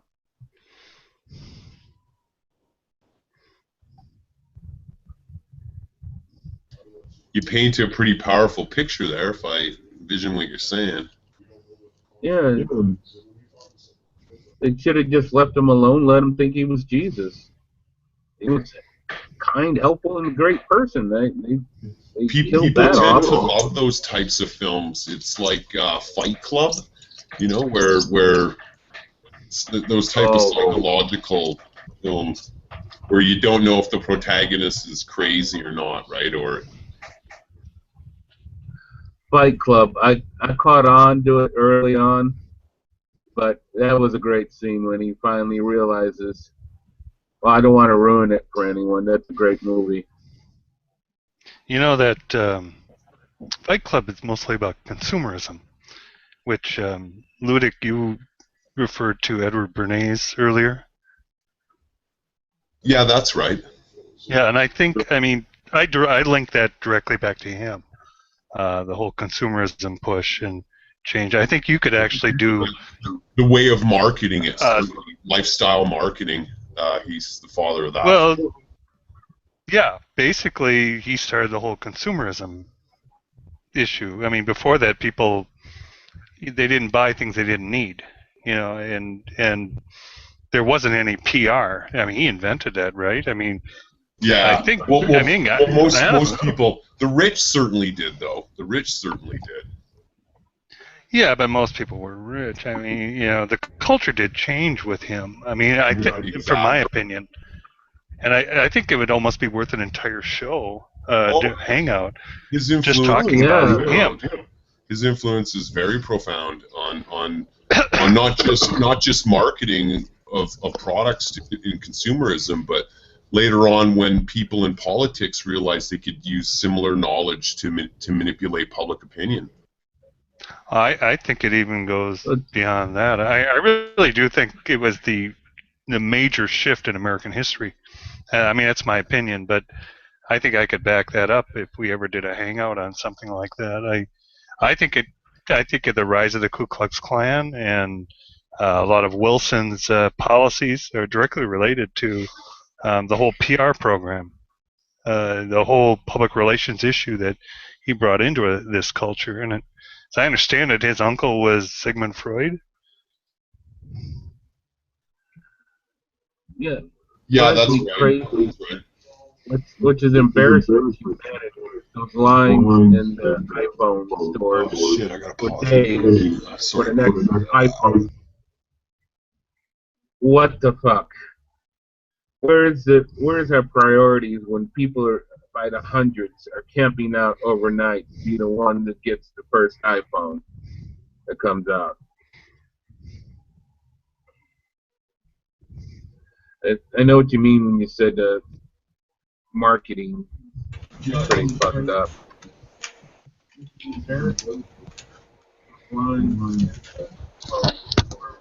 And I killed the room.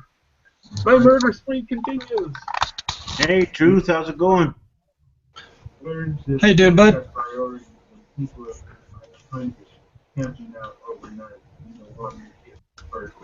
Hello. Were you chaps just talking about Edward Bernays? Yeah, I mentioned him because I mentioned this gentleman that has been helping Putin politically. He's a strategist, and I just thought that the guy his theories and his methods are a new paradigm and that type of thing. So I mentioned him. That's right. Hey, Drew, how's it going? Not too bad, man. Yeah. How you doing, bud? Oh, there's an echo. Yeah, there's a big echo. Somebody has an echo. I just realized what it was. I still had the YouTube clip open. My bad. Oh, okay. I've been really sick. Hey, actually, I'm pretty sure it was trichiosis. A couple of days in bed, sweaty and feverish and talking gibberish. So someone asked me if I could talk tongues the other day. I think I did last night. Except my vision involved the Trailer Park Boys. Can someone help me out? Maybe they can discern my vision for me. It was a cross between a little bit of Breaking Bad and a whole lot of the Trailer Park Boys, as if the two had merged over in my feverish dream. Yeah, it wasn't fun. You know, the Mythbusters did that Breaking Bad scene where the machine guns comes out of the trunk. Yeah. And it actually worked. Oh, really? I didn't know that. Yeah. Oh, wow. I didn't see that episode. They had the writer for Breaking Bad on the set. Oh yeah, Vince Gilligan.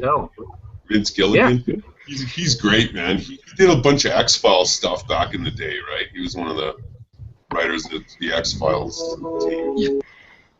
Yeah, well, Edward Bernays was the father of social engineering, modern social engineering, and his uncle actually was Uncle Freud, Uncle Freddy, and they had a very, I suppose you could say, Ayn Randian, Nietzschean outlook on life, and that showed in the way they demonstrated, how they. Sure. Yeah. I mean, the dark side of atheism, perhaps. Yeah, he was certainly a brutal realist, that's for sure, and he didn't see people so much as being persons, that's for sure. No, just members of communities and constructs. Yeah, well, I'm not much for that. I'm all for the freedom of the individual, which is why I always quite naively rant on about Western values and the fact that we can talk shit about the Queen, we can talk shit about Obama. They don't come to our door and say, oh, you broke rules 3, 4, and 5 talking shit about us. Yeah, we're pretty fortunate in that regard. Worth looking up is this guy in Russia here, Vladislav Surkov. Okay. He's sort of the Edward Bernays of our time, and he's been a strategist with Putin. And he's the mind behind a lot of the stuff that the FSB, which is like the modern KGB, has been doing on the internet. You know, a lot of the stuff that they accuse people who speak out against conspiracy kooks as being shills. You know, that kind of thing is going on. Definitely, it's astroturfing is what it is technically, right? Like stuff like that and sock puppetry is going on, but. There's certainly a lot of it coming out of Eastern Europe, I'll tell you that. Yeah, that's right. Gosh, back to our conversation the other day, guys. Is there any clear answer out in the northeast of Europe there? It doesn't seem to be to me. No clear answer. No clear path. No clear way forward without either conceding to Putin or to providing undue force. Because he's one of those provocateurs. If he keeps pushing, you push him back. It might be too much, and it might be enough to cause trouble for some of the countries in the region, like Poland. I've had a lot of my Russian friends say, well, because Ukrainians are fiercely nationalistic. I would just like to break that Blink chap who said that, but they're fiercely nationalistic. They do believe they are a nation. There's nothing placebo about it. But when it comes to Russia versus the rest of Europe, all of a sudden they're very Russian. You'll notice this with Ukrainians. Very Russian. Especially when it comes to Poles and Czechs. There's a distinction there, and it's made by them, not by the rest of us. The rest of us simply can't tell the difference. It's crazy. But it's that old European... It used to be a part of Poland, wasn't it? There was That's right.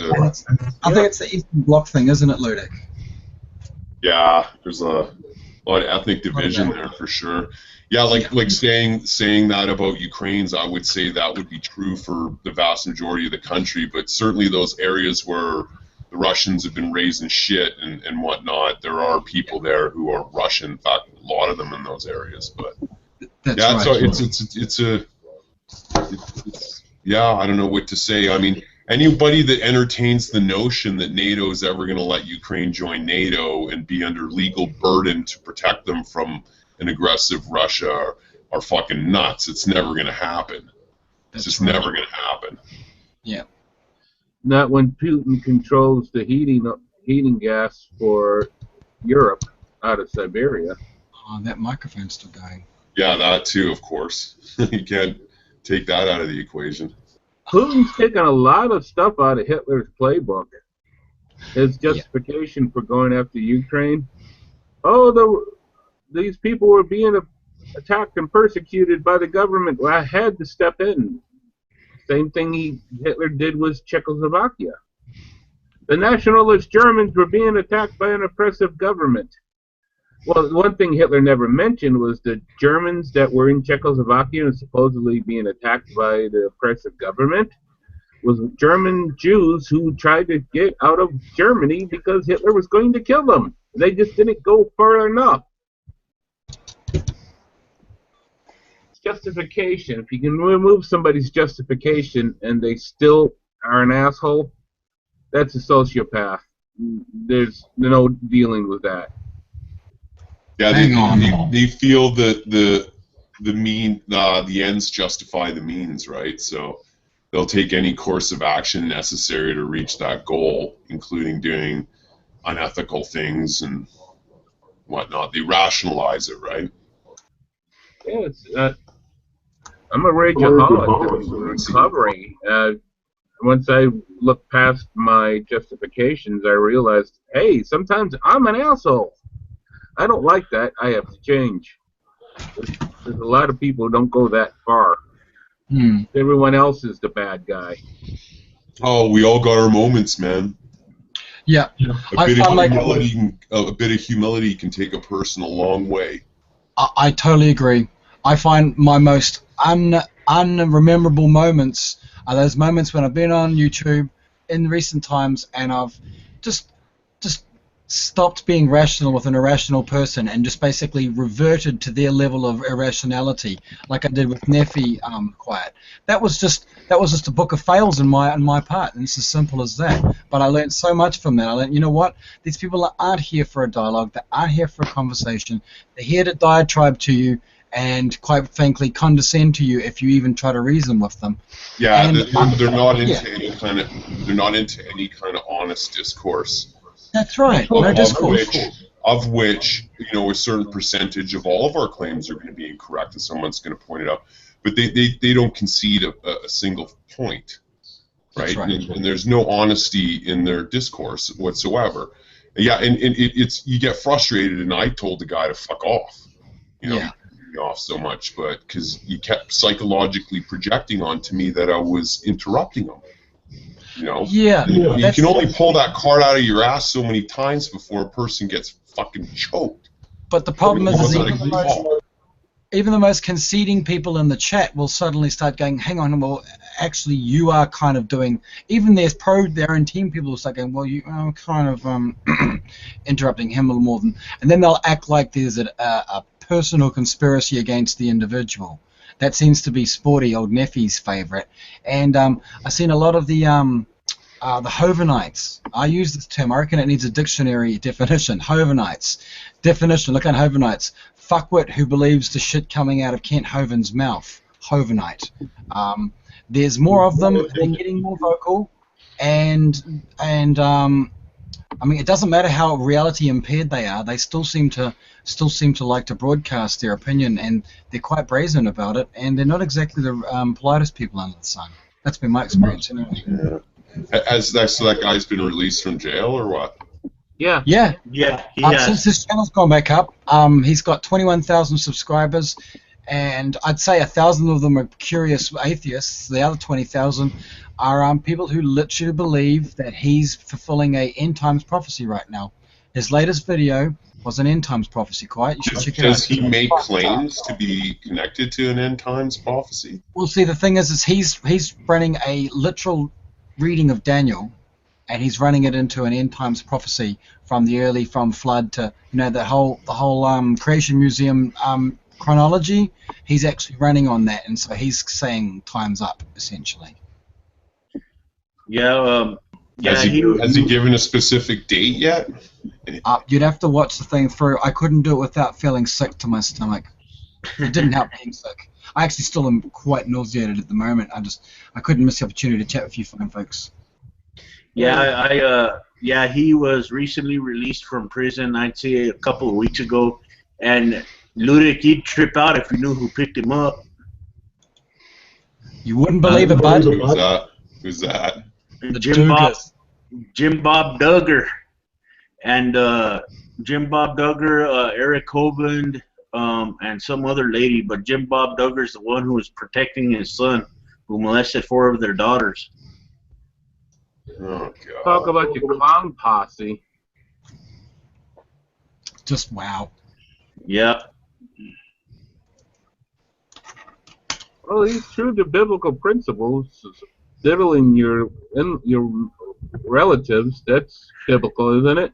Well, I'm just waiting for Josh Duggar to pay his dad 50 shekels for every sister. What happened to his little dinosaur park? Oh, it's still going. Cunt ham. Cunt ham. Right, it's different dude. You know, they like all these fiercely chimp-like common ancestor denying Christians do look the same. I know. It's cosmic irony. Cosmic irony.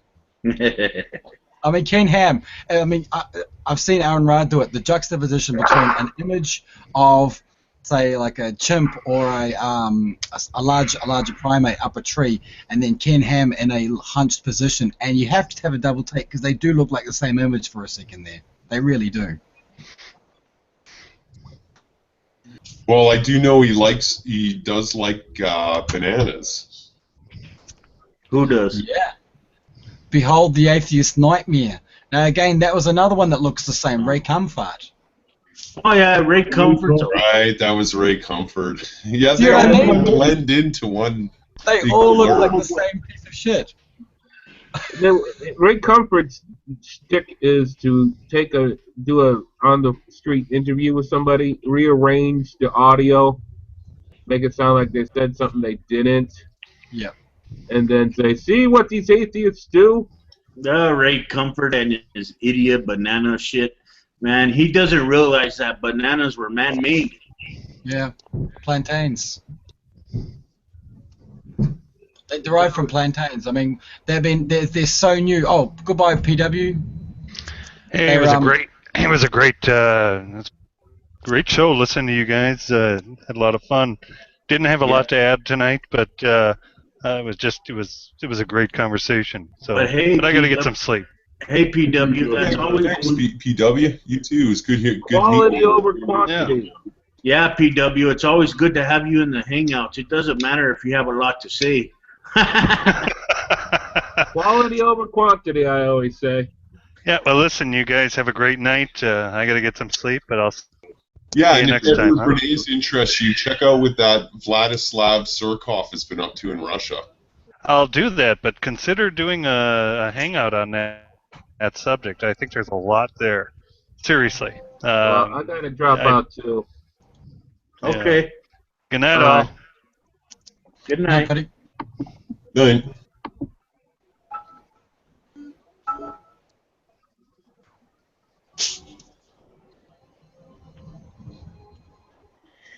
So we were talking about Edward Bernays before when I come in. This is actually quite a new phenomenon for me. I wasn't aware of the significance that Edward Bernays and Freudian psychology had on social engineering during wartime in the United States and the United Kingdom.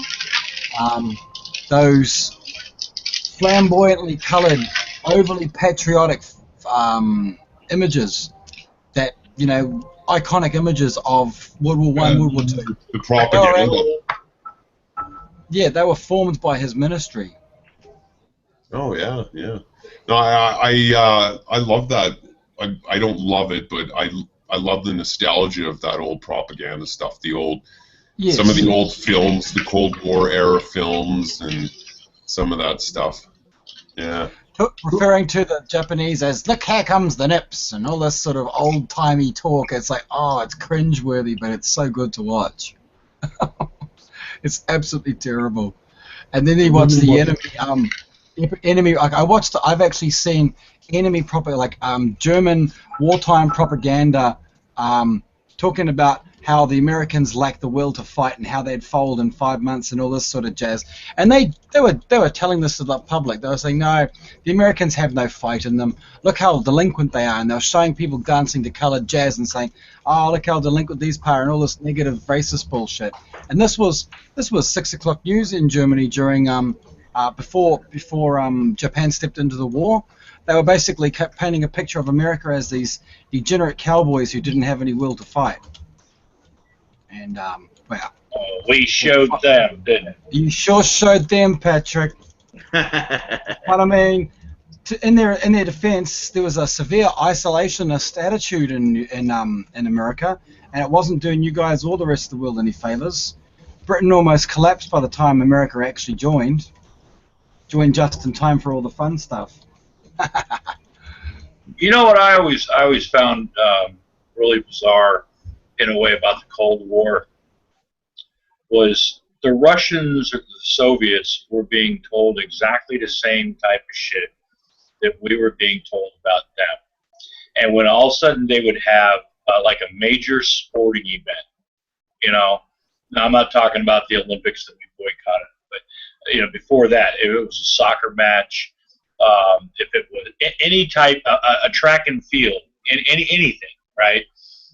they made it seem like it was the good guy versus the godless Russians. You know, they tried to turn it into something, and in the end, it was just a soccer match. You know, it was like totally anticlimactic. You know what I mean? They tried to build things up so much, even in sporting events. I remember this era during, you probably remember too, Patrick, the late 80s, early 90s, even possibly the late 70s, before my time, there was this full contrast Star-Spangled Banner era of American television, where American exceptionalism was the contrast, you know, in television and in all the parades and everything. And I remember being in Australia, and all the communities, all the activities there are actually infiltrated by what's the norm in American society. And we sort of... the Reaganite surge in the 80s? Absolutely. Yeah.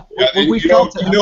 That scared the fucking shit out of the Russians to the point where I we can almost imagine had an all these accidental Western nuclear nations war. bowing to Reagan, becoming Reaganites. I mean, like in Australia, there was a strong mod-right, conservative sort of core element, and you could feel it on the streets. It was palpable. Yeah.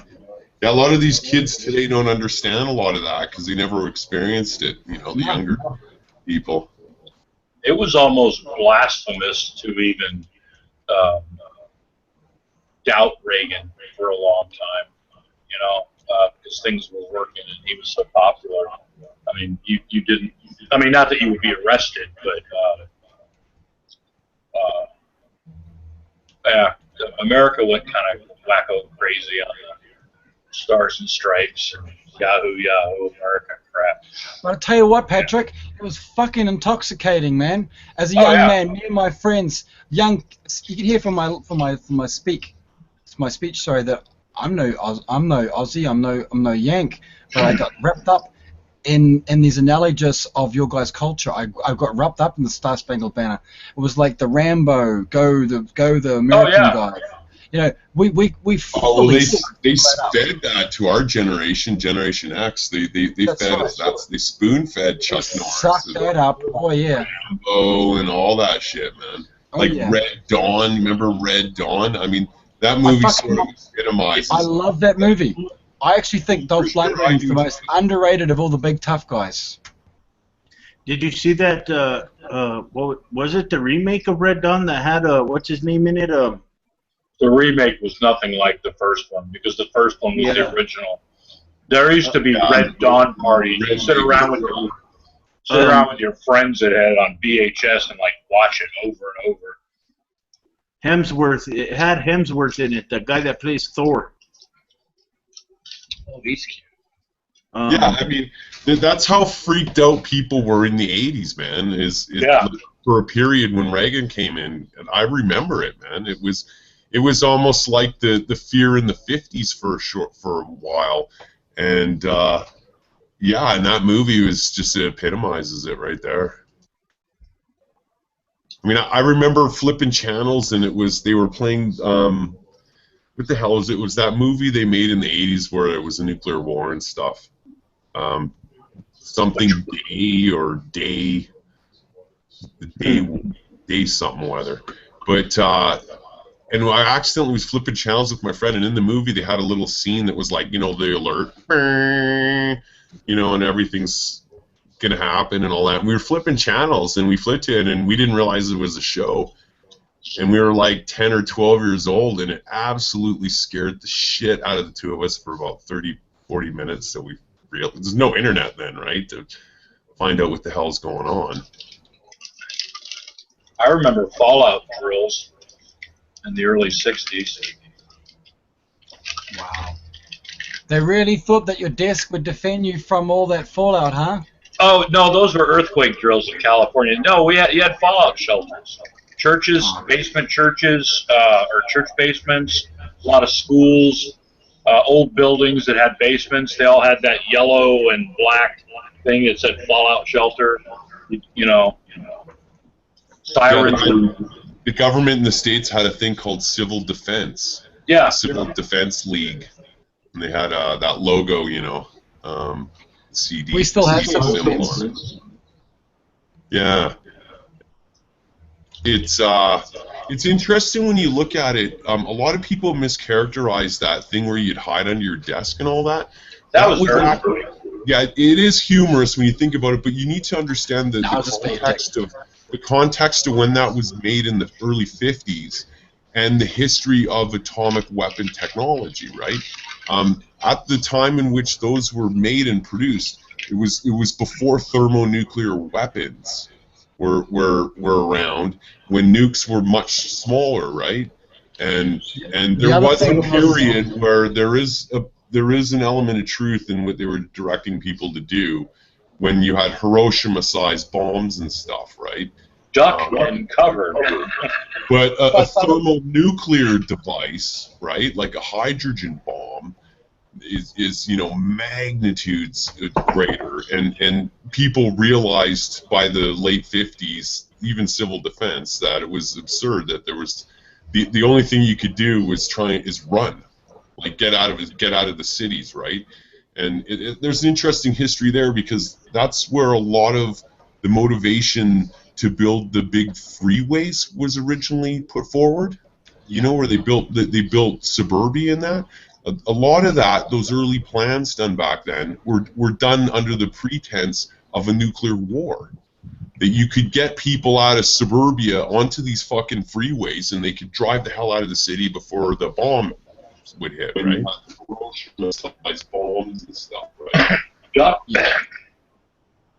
Yeah, well, see, the other thing was the running premise, as far as the official story was that the government wasn't sure about the true damage that fallout and radioactive fallout had on individuals. You remember, it was the late 50s when they actually confirmed the test that gamma rays actually did cause increased rate of cancer and did actually cause a series of symptoms, leukemia-based kind of nonsense. It wasn't until the early 60s that they actually officially declared that, yeah, no, these things are an incredibly toxic substance and they should be used with the greatest of care. They still had people laboring under the illusion that there wasn't actually that much harm in the contamination effect, and this was the same lie that the Russians were telling their people. You see some Russian pre-movie, when people go to the movies, they show this 15-minute reel, basically red propaganda, and it told them, the party wouldn't allow the people to be harmed. The people are safe. There is no harm from the radiation. And then 10 years later, they're doing a video without apologizing, which basically explained how much they were wrong the previous time, and how much, when exposure happens, how they should wash themselves and remove the clothes that have been contaminated. Stuff that they should have known 10 years earlier and could have saved a lot of lives. But that's the way propaganda, wartime propaganda is, guys? Yeah. Oh yeah, they set off nukes in desert rock exercises in the 50s, and then they'd have the troops march around it. Oh yeah. Hell, that one where they put them in that bunker. God, not very far from the blast. Just to see. I know a guy who was there. Just to see what happens. Talk about guinea pigs. No. It wasn't like that. Like they knew what would happen. It was very calculated, right? Well, and it was measured risk. But I'm not saying that some people didn't get poisoned or exposure. Absolutely, right? But it was certainly a calculated risk. Like they knew the explosive yield and the distance and all this stuff. But the guy I know, who's a Canadian, because I'm Canadian, he was down there for those exercises, and later on his lungs were fucked up, and he went around with one of those little air tank things, and he always blamed being there at those exercises for it, right? It wasn't Bing Crosby, was it? What's that? But it wasn't Bing Crosby. Who's that? The dude? Bing Crosby was a comedian, sort of crooner. Bing Crosby is. No, he was just, my friend was just a troop who was down there. I mean, hell, they brought 40,000 guys down there for maneuvers, NATO guys. Be quiet, okay? So that's, what's funny? What's a funny group of conspiracy theorists? They're nuke hoaxers. I don't know if you've heard of these guys, but they're pretty funny. because they actually believe that nukes are fake and a Jewish conspiracy, of course, because all the scientists involved in it were Jewish, so it must be the Jews. But yeah, man, like holy fucking shit, I can't believe this thing. But they don't know any of the history. They don't realize that when they did these tests, these huge operations in the South Pacific, it involved thousands of military personnel, like tens of thousands. It was huge, fucking large-scale shit. And and they even invited the press in to blow bombs up in Nevada and through there. I mean, they would have people sit. They had a little bleacher stand for people. People could go out there and watch them. When you talk about the Pacific, that's an interesting memory, because you remember the Christmas Islands and a couple of other places too small to remember that are actually water-filled atoll craters now because of the over-testing that the Americans did during the late 50s in the Pacific. The result was essentially people... I mean, yeah, those folks, I can't remember the name of the island group, but essentially the people... Bikini Atoll, one of the islands... Thank you. Yeah, Bikini Atoll, one of the islands, is... Yeah, it was totally vaporized. It was blown up with, what the hell was it called? So I have to stop and think for a minute. Castle Bravo, right?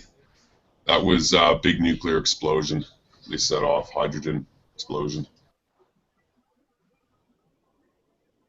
Hey, Blink. Hey, just checking in. Like, just want to chill for a while and listen. All right, so. That's cool. We're just rambling, or I'm rambling, I guess. I haven't caught up with your chat, so just want to talk about figure out what you're talking about. So. Yeah. I'm not sure how we ended up on nuclear weapons, but we were just talking about, being a Generation X and what it was like in the '80s with the Reaganites and the Red Dawn movies, and we were touching on some propaganda stuff because. In reference to Edward Bernays Pryor, and we were just talking about our life's experiences with, compared to some of the younger people. I'm not sure how old you are, but just growing up in the 70s and 80s. So, there you go. You're the same. So, you know what I mean. I came up in the 60s, military family. So there we have some even more wise context of what we're talking about, because you experienced it even more. Oh, yeah. Before we realized there was a policeman in our head. Yeah, we were always told the government wouldn't lie to us. So why would they? And, the military, we were there to protect democracy and fight for our freedom. And the thing about us, we lived in a military, Navy housing. My father was in the Navy, and his ships used to go off the coast of Vietnam, and we used to have protesters, the old hippies from the 60s. There's nothing like going through a protest, when you're like 8, 9 years old, and there's a bunch of people calling you a baby killer, and stuff like that. So I saw it from a kind of a different angle, than a lot of people did. I saw it from a kid's angle of, my father's in the military, and we're, believe in the government, because that's how we made our living,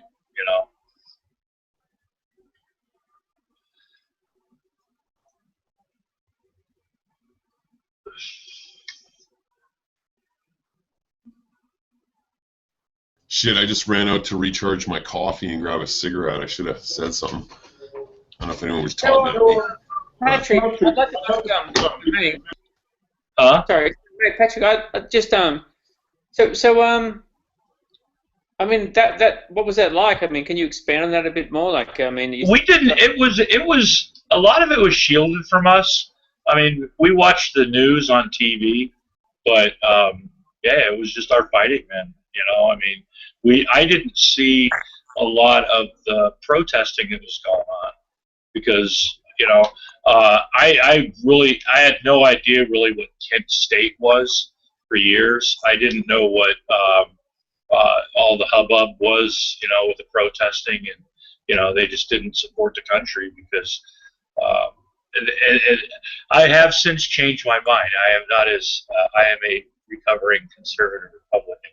Um, but you know, but growing up, you know, I saw it different, you know, because you know that was my family they were talking about. You know, we had, you know, all of our neighbors, you know, went overseas. Sorry to interject, but isn't that interesting to point out how there seems to be an almost tribal instinct that we all share? You know, in your case, I don't want to call it a tribe, but your family, you call it your family, your military family, right? Yeah. But you're like your tribe, right? And you Yeah. see these guys speaking out against them or putting them down or calling into question their duty or loyalty, right? Yeah.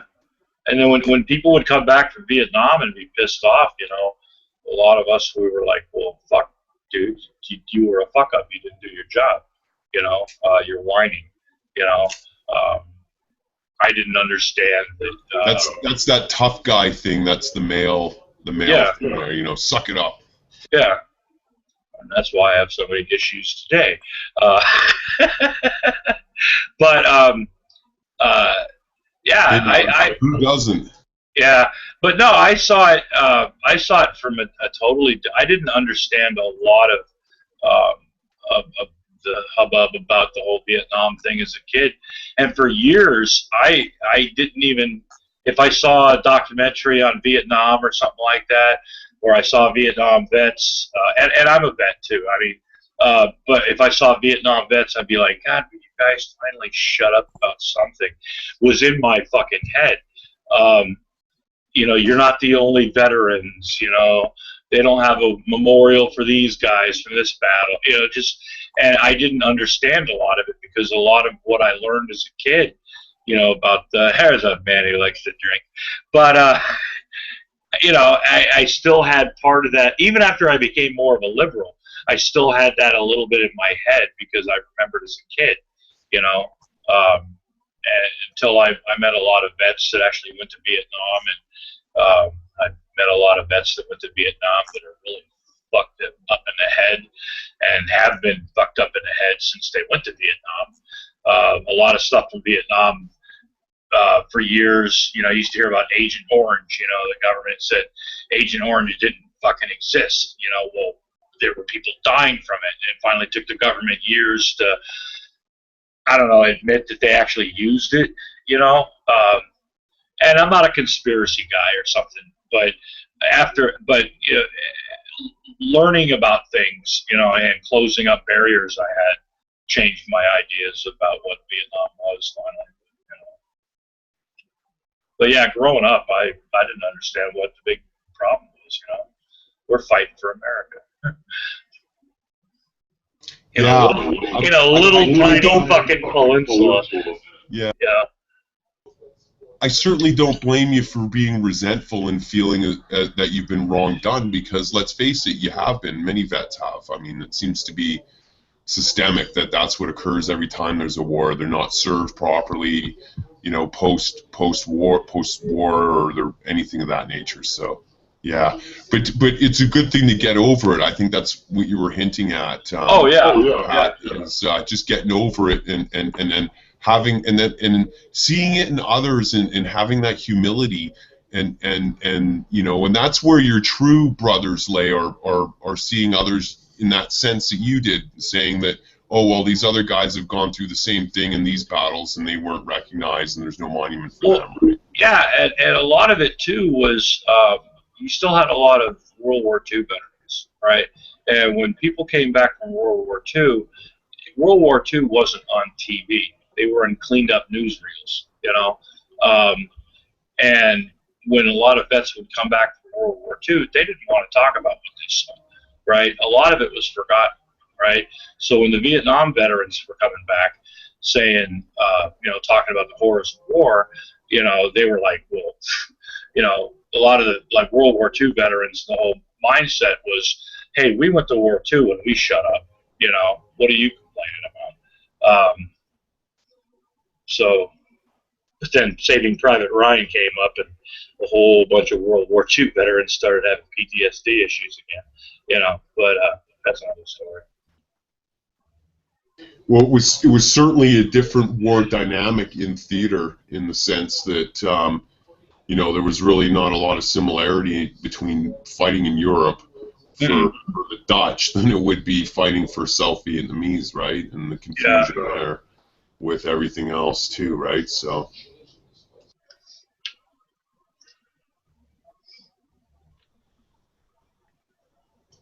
Actually, I watched a really interesting documentary series recently. It's called The Vietnam War in HD.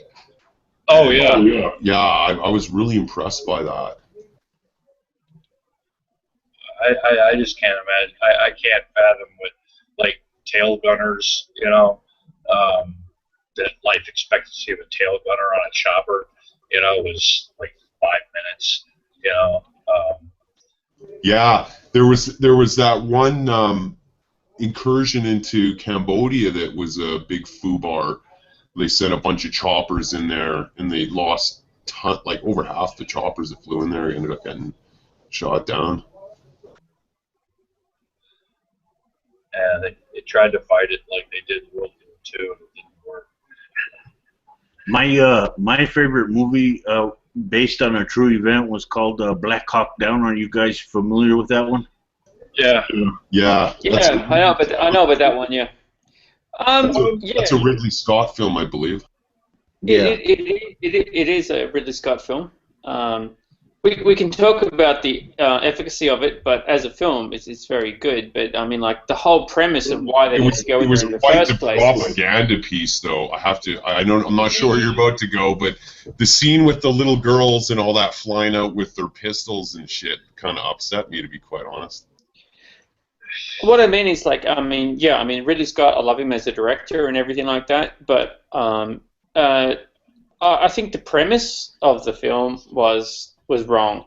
I think it was wrong. The premise of the film was basically good people trying to rescue good people from a bad situation, and there was no context, there was no historiography, there was no actual lead up to the events that created the Somalia situation or anything like that. And as a result, I think the one confusion that stems from it on a second viewing for me was some of the scenes that he did with he had these scenes where it was civilians, and all of a sudden the civilians start gritting their teeth and fly out with RPGs and shit, right?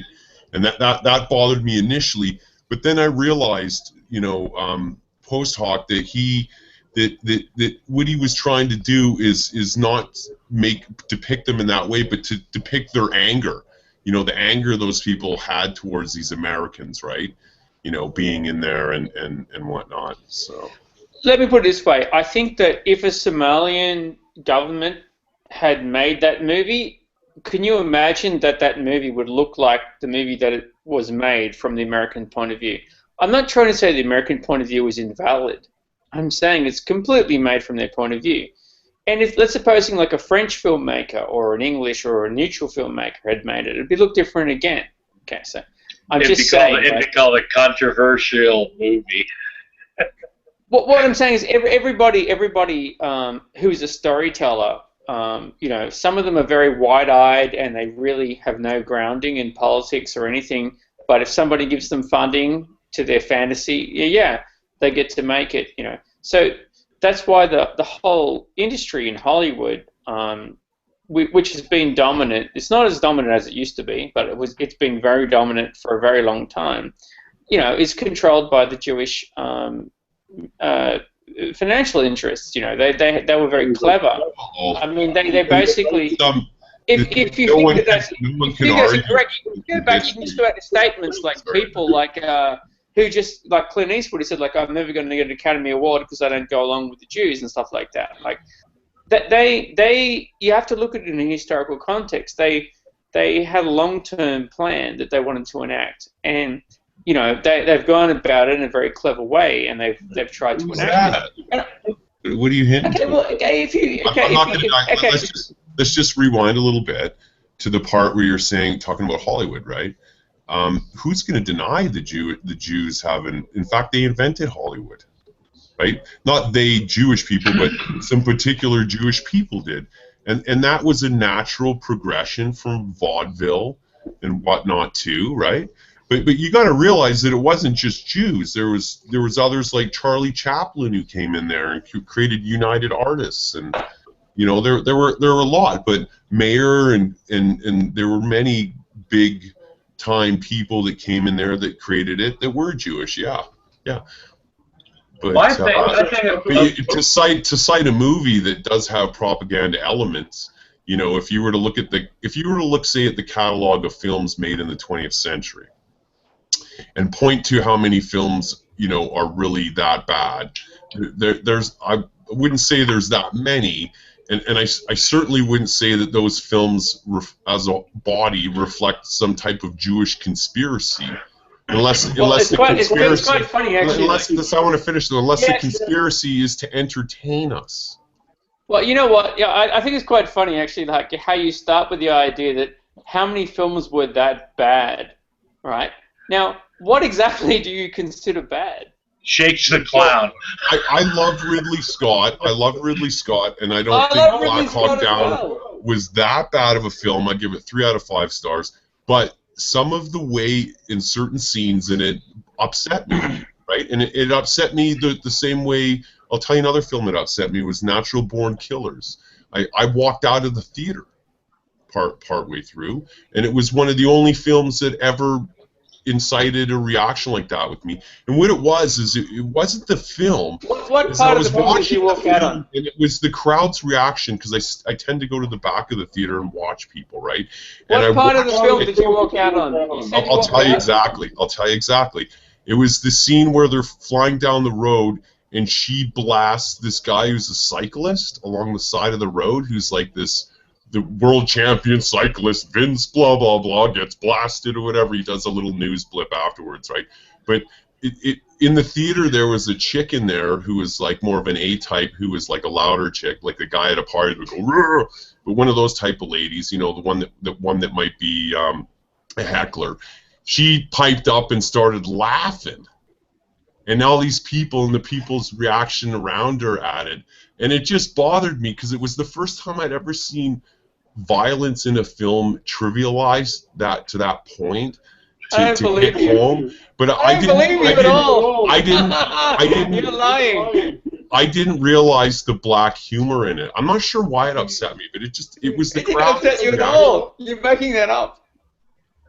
Making what up? You walked out on that because of the black humor. Come on, man. That didn't happen. I walked out of the theater, walked around at the back part, and then walked back in again. Actually. Oh, you got the popcorn for you. You were with a girl. It's all right, man. But it upset me. You're gonna come back. Yeah. It upset me, and it upset me.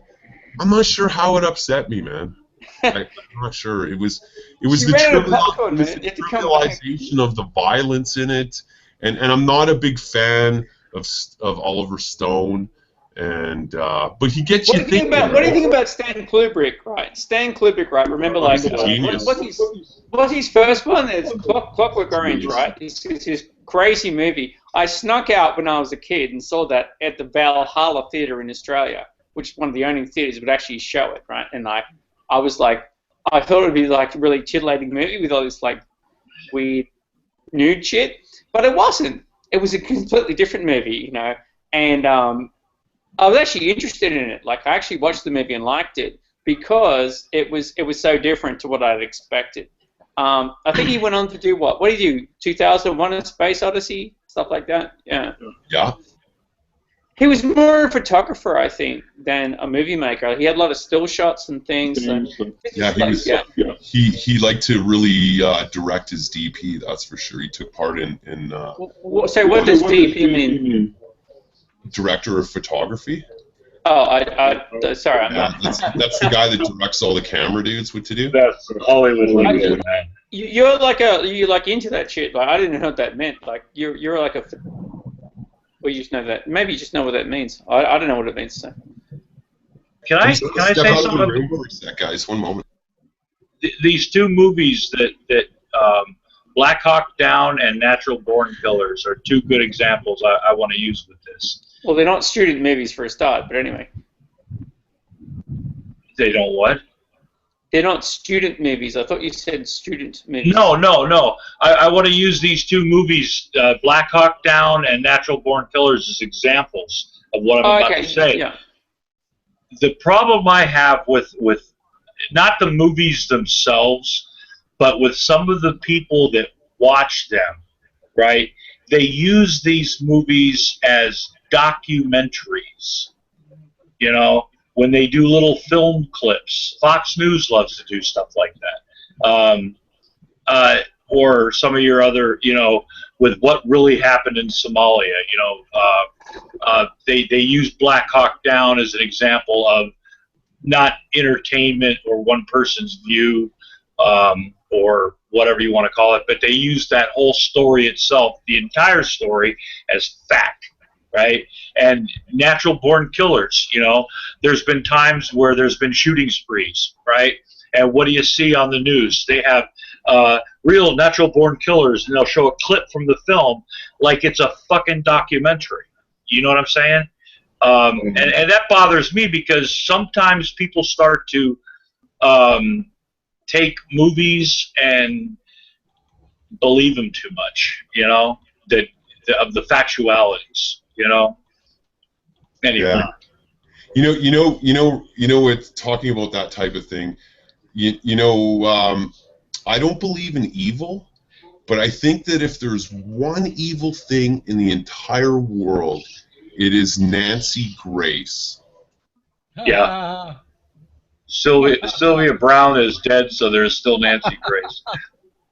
I think that woman's freaking evil, man. I really do. Like, when I first heard of her, there was a baby that was missing or something. And I had turned it on, and it was like a national thing, and she didn't get on my nerves yet, right? Because it was just so heart-wrenching, this whole entire story. So you're going, my God, no wonder why this woman is so frantic like this. This is just heart-wrenching, right? And then when that story was over, she just got batshit crazy. I watched her for like 3 months, right? And oh my God, I can't believe she was ever a prosecutor. I can't believe this woman was never brought up on charges. That's frightening, isn't it? Yeah. She was part of. She passed the LSAT. It's not as though she uses any type of rational, critical thinking in any of her analysis. You know who else is bad on that is Jane Velasquez. You know, the woman that she sounds just like Nancy Grace, but apparently in the old days she used to have a really bad alcohol problem, and she likes to talk about it sometimes, about sitting in trials and being hammered drunk. And but yeah, she gets kind of like Nancy Gracious too. Nancy Gracious. She's awful.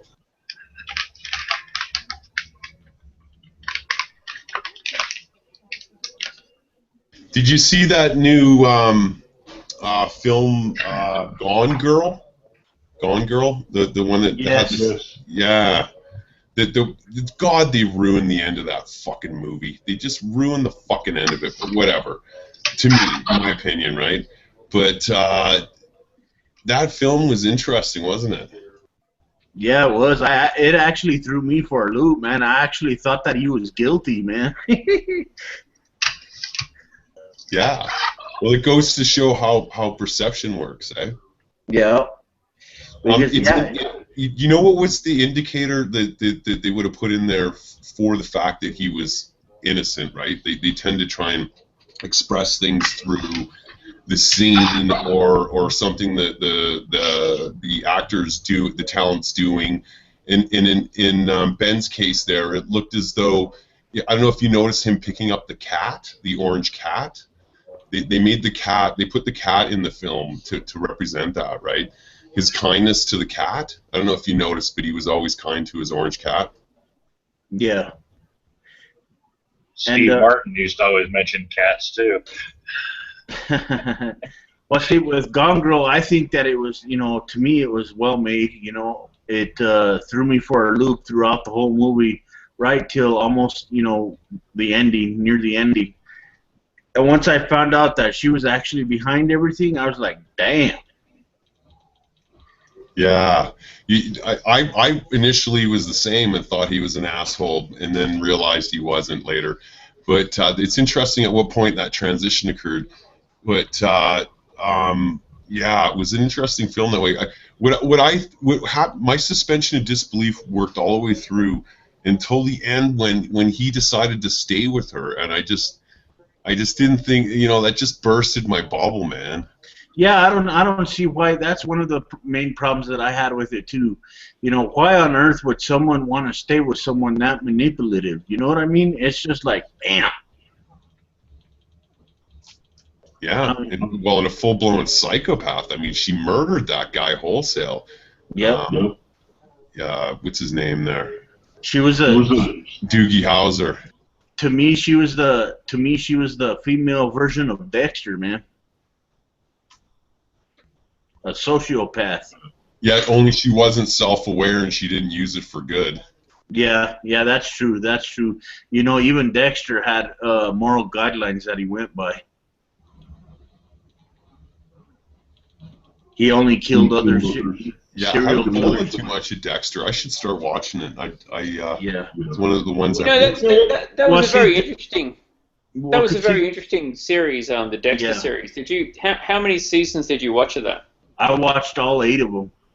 Yeah, I think I mostly did. I didn't watch the last couple, which is kind of crazy because I don't know how it ends. But I ended up. I like the idea of it, and the thing started off pretty well. And it's like this guy's killing other people who were dangerous dudes. But then it kind of got really silly after a while. But I still watched it for the soapy value, Yeah. And in the end, the girl starts sleeping with everybody, and it becomes very implausible and stuff like that. Well, but it was a very interesting humanization of the idea that somebody can be a serial killer that you root for. Yeah, and to me, there were 2 characters within the movie or within the TV series that I related to. Now, obviously, one of them was Dexter, and the other one was Detective Batista. Did Batista end up dying? No. Which one died? It must have been an earlier one, yeah. Let's see. Remember the one he ended up having to kill? Anyway, doesn't matter. Dokes?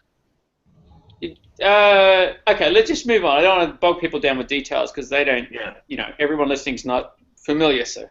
Yeah. But yeah, I could relate to both of those characters, Batista and Dexter, at the same time.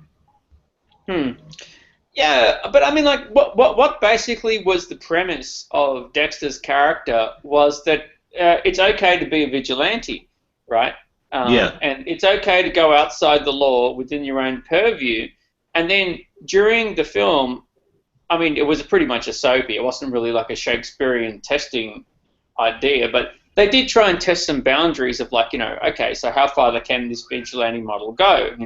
Where does it end? Where does it just become revenge? Why did you do it in the first place? Are there different ways, etc.?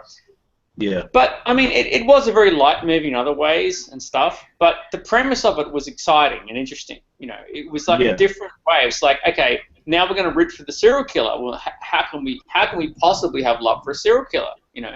Well, and then also I got to thinking on my own, isn't the state a bit of a serial killer? I mean, how many people has it killed?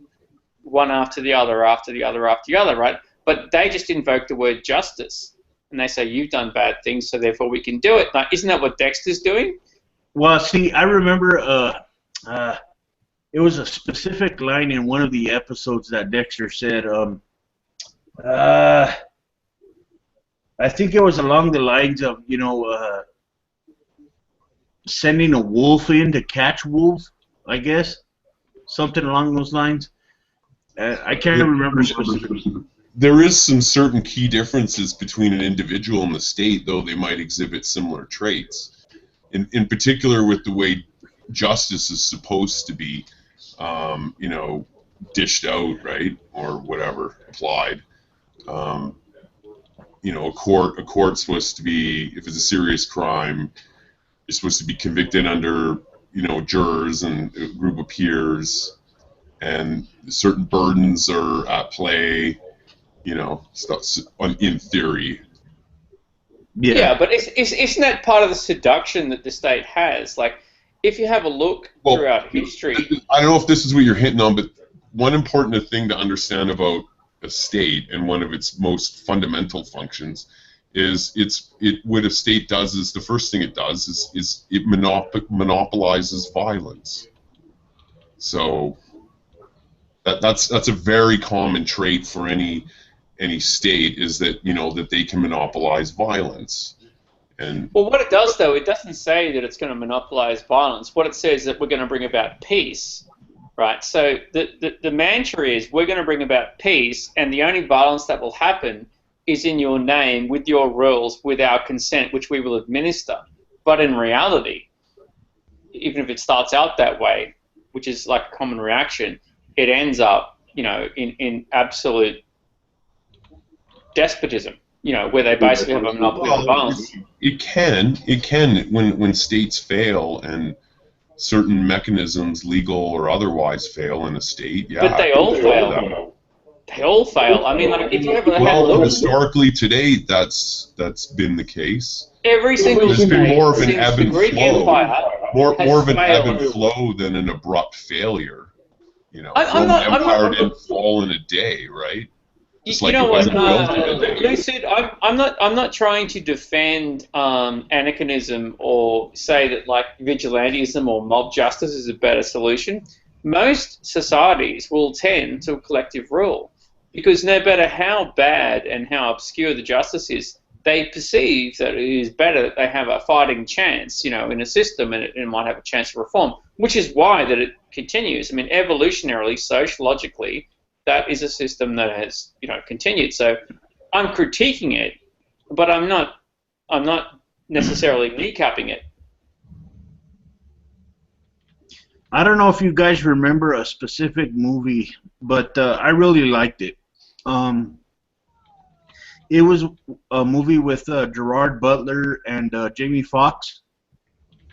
And Gerard, that? I forgot the name of it, but Gerard Butler and his wife and excuse me, I need some water. Hold on. All right, give water yourself. But Gerard Butler and his wife were sitting in a house with their child, and these people go in there to rob them initially, and they ended up killing his wife and his child. Well, it just so happens that, the robber ended up getting off of any prison time on account of a technicality or something like that. There was something wrong, and he ended up, getting out scot-free. He didn't have to do any time. While Gerard Butler, over a 10-year period, plots and schemes, about, getting revenge on this guy, because he thinks that the justice system within the country is so corrupt, that things need to be brought to the attention of many people, and he goes on a rampage, basically killing government officials that were involved with the case. He killed prosecutors. He killed Where is this? Is this in Mexico? No. This is a movie with Gerard Butler. Okay. Yeah. Oh, with Gerard Deputo in it, right. It had Gerard Butler from 300. No, I don't think it had Gerard Depardieu. No, it's not a French movie. It's that big muscular dude. Yeah, I know what you're talking about now. Yeah, corruption's a big issue in the world, and it plagues all societies. Yeah, you know what? Before you go on the quote, I want to have you finish your point there. Like, I think the reason that you brought up that movie was for a point. Like, when you saw that movie, like, what did you think? Like, was there something that did it leave you with a feeling of a certain justice or injustice, or? Well, obviously, I think that a lot of things when it comes to actual law in this country, I think in our country here in the States, I think that a lot of things are corrupt. I think that a lot of things are horribly, applied to society, especially when there's a two-tiered justice system, for example. You have a lot of the 1%ers in our country basically avoiding prosecution. They don't get arrested for anything. You got people, you got these big banking executives in banks committing fraud out the ass, stealing money and shit, and all the government does is slap them on the hand. However, you get a bottom level person, you get a bottom tier person who's probably a bank teller who steals a jar or a drawer full of money, they get 30 years in prison for it. You know what I mean? Yeah, dude. You know what? Can I point out one thing though? I want to point out that, like, you know, you're covering a lot of things to do with government and justice and stuff like that, and seem to be bouncing around a bit. And I just wanted to point out, you know, like branches of government. You know, like the 3 branches of government, right? That you have. So some of what you're talking about is things to do with. You're trying to remember the judiciary, right? The judiciary, the Congress. So when you're talking criminal law and stuff, you're talking judiciary, and I think a lot of the socioeconomic divide that occurs there, it is just that it has to do with monies, right? And the fact that if you get a good lawyer, well, you can, they cost a lot of money. Right, so I think your example so there's an example there of an injustice, but it has to do with the judiciary. Yeah, but I don't think there's an example. Hold on, Glenn. I wanted to bring something else up real quick, and then let me know what you guys think on that. When I watched that movie, like I was telling you guys about, I think, he was so frustrated with the way that the Supreme or the courts handled the case. You know what I mean?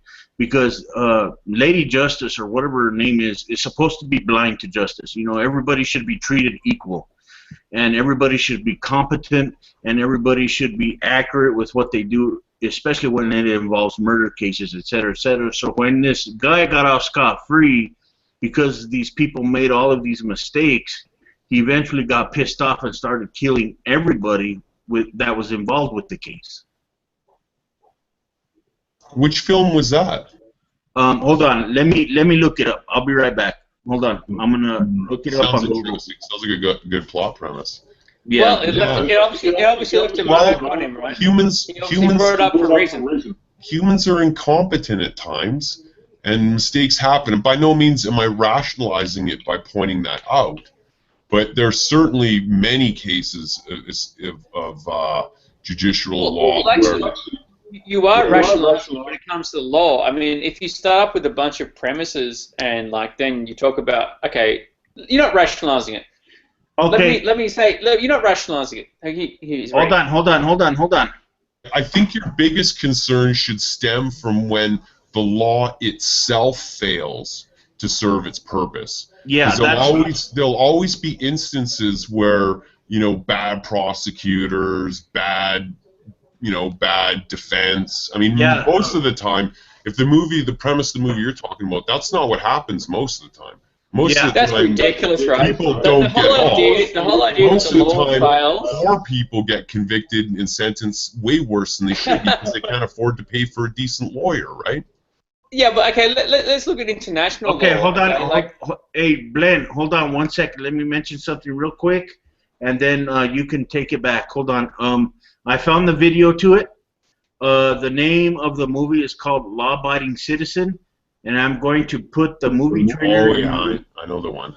Yeah, I'm going to put the trailer in our chat real quick. Hold on, so that you guys can. I'm gonna go and have a look at it out of respect, all right? Because you seem to hold these chats, so. But yeah, you know which movie I'm talking about now, Ludic? Yeah, I'm just looking at a IMDb synopsis of it here, logging into it, looking at some of the info about it.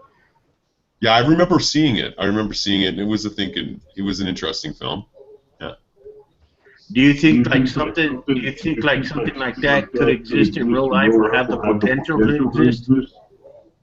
Oh yeah, I think that most things that you can think of that could happen have happened, especially when it comes into human affairs. Things of that nature.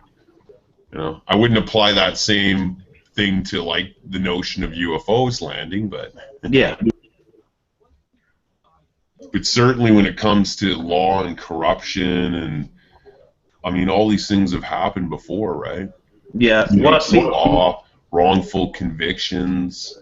Yeah. Well, see, the prosecutor, Jamie Foxx.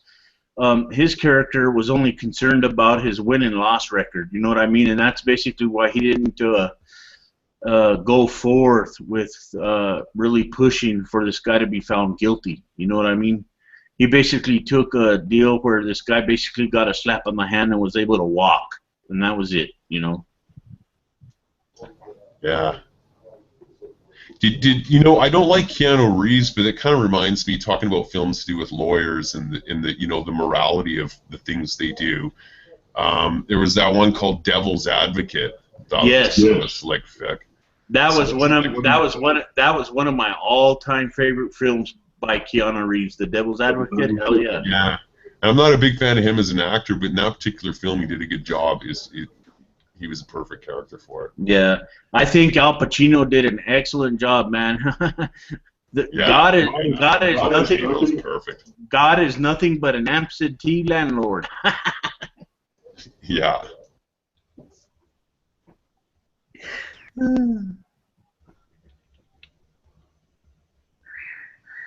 Yeah, I just finished watching that little promo there.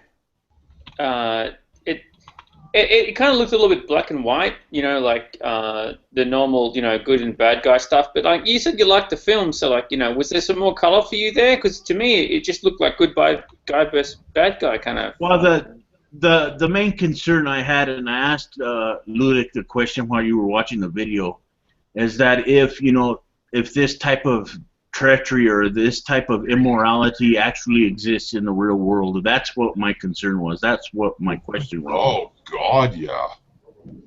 Oh Christ. Well, just look at some of the stuff going on in Mexico these days, man, with corruption in the government and some of the shit. All those students, you know, all those students they killed there that they marched off. They're a member of a political organization that was politically motivated. Those guys, they kind of come from like a socialist, sort of communist. It's these schools they set up. They set up these schools. I can't remember what they're called, and they educate people and stuff. And some of it's, you know, really leftist-leaning, borderline communist stuff. But that's fine, right? And they're actually helping people. But yeah, no, there were government officials involved with marching those people off, man. If you can believe that. So some of the most unthinkable things have been going on. It's really upsetting what's happening in Mexico. I don't understand why. I mean, I don't mean to put you on the spot or anything like that, but could you just drill a little bit down into like you know what you're about and like you know why you want to run this kind of channel? With me? Yeah. Now repeat what you were saying. I'm just saying, like, could you drill down a little bit into like you know what you're about and like you know why you want to run this channel? What do you mean? Why do I want to run this channel? What I mean? Well, I mean, like, you know, why? I mean, why did you start this kind of thing? Because I'm against religion. I'm an agnostic atheist. Yeah. Okay. Well, that's a good answer. And I don't sit here and paint religious people with a broad brush. I only talk about the validity of religion when bad things happen, which I think that there's no validity at all in any way, shape, or form. Because if there was an alleged God that actually existed, then clearly none of these things would be happening because he would then take it upon himself to actually stop this shit. No, I understand that. That makes sense. Yeah, if he was a moral God. I understand. I understand where you're coming just from. A real fucking asshole. I was just asking him, right? That makes sense. You know, I love the way George Carlin always characterized God. I love George Carlin too. He's like, these people, they don't give a shit about you. Not at all, not at all. But I think he's a little bit sweeter. I mean, I think he's softer. Fairness, the Quiet Atheist is a little bit sweeter. Like, you know, he's like. Well, see, with me, you know, when I have hangouts, you know, one of the things you have to realize is that the discussion would tend to bounce around a lot. It's not only about religion all of the time. It's about movies. It's about games. It's about this or that. You know what I mean? So naturally, I can expect someone to think that the conversations get a little bit weird or whatever out of their norm. You know what I mean? No, I got it, man. Like, I have a real thing about religion too. Like, you know, I talk about it all the time and stuff like that. But I do talk about other things as well. When I said it's a little bit sweeter, I guess what I was trying to paint was you might have a little bit of an earlier, sweeter soul, possibly, you know, that believed in things that, you know, maybe possibly later you realize. I was a Christian. That's what I meant by your sweetness. I was a Christian for over 30 years. Yeah, and I was a conspiracy theorist for a number of years. Huh? And I would just like to add that I was a conspiracy theorist for a number of years. And I came home when I was, my mom always laughed. She'd tell me the story. I came home from Catholic school when I was in like grade 3 or something, and I told her that I wanted to be the Pope one day. You're a conspiracy theorist. You're terrible. Look, you need to start evaluating ideas, and if people actually, it's really bad, right?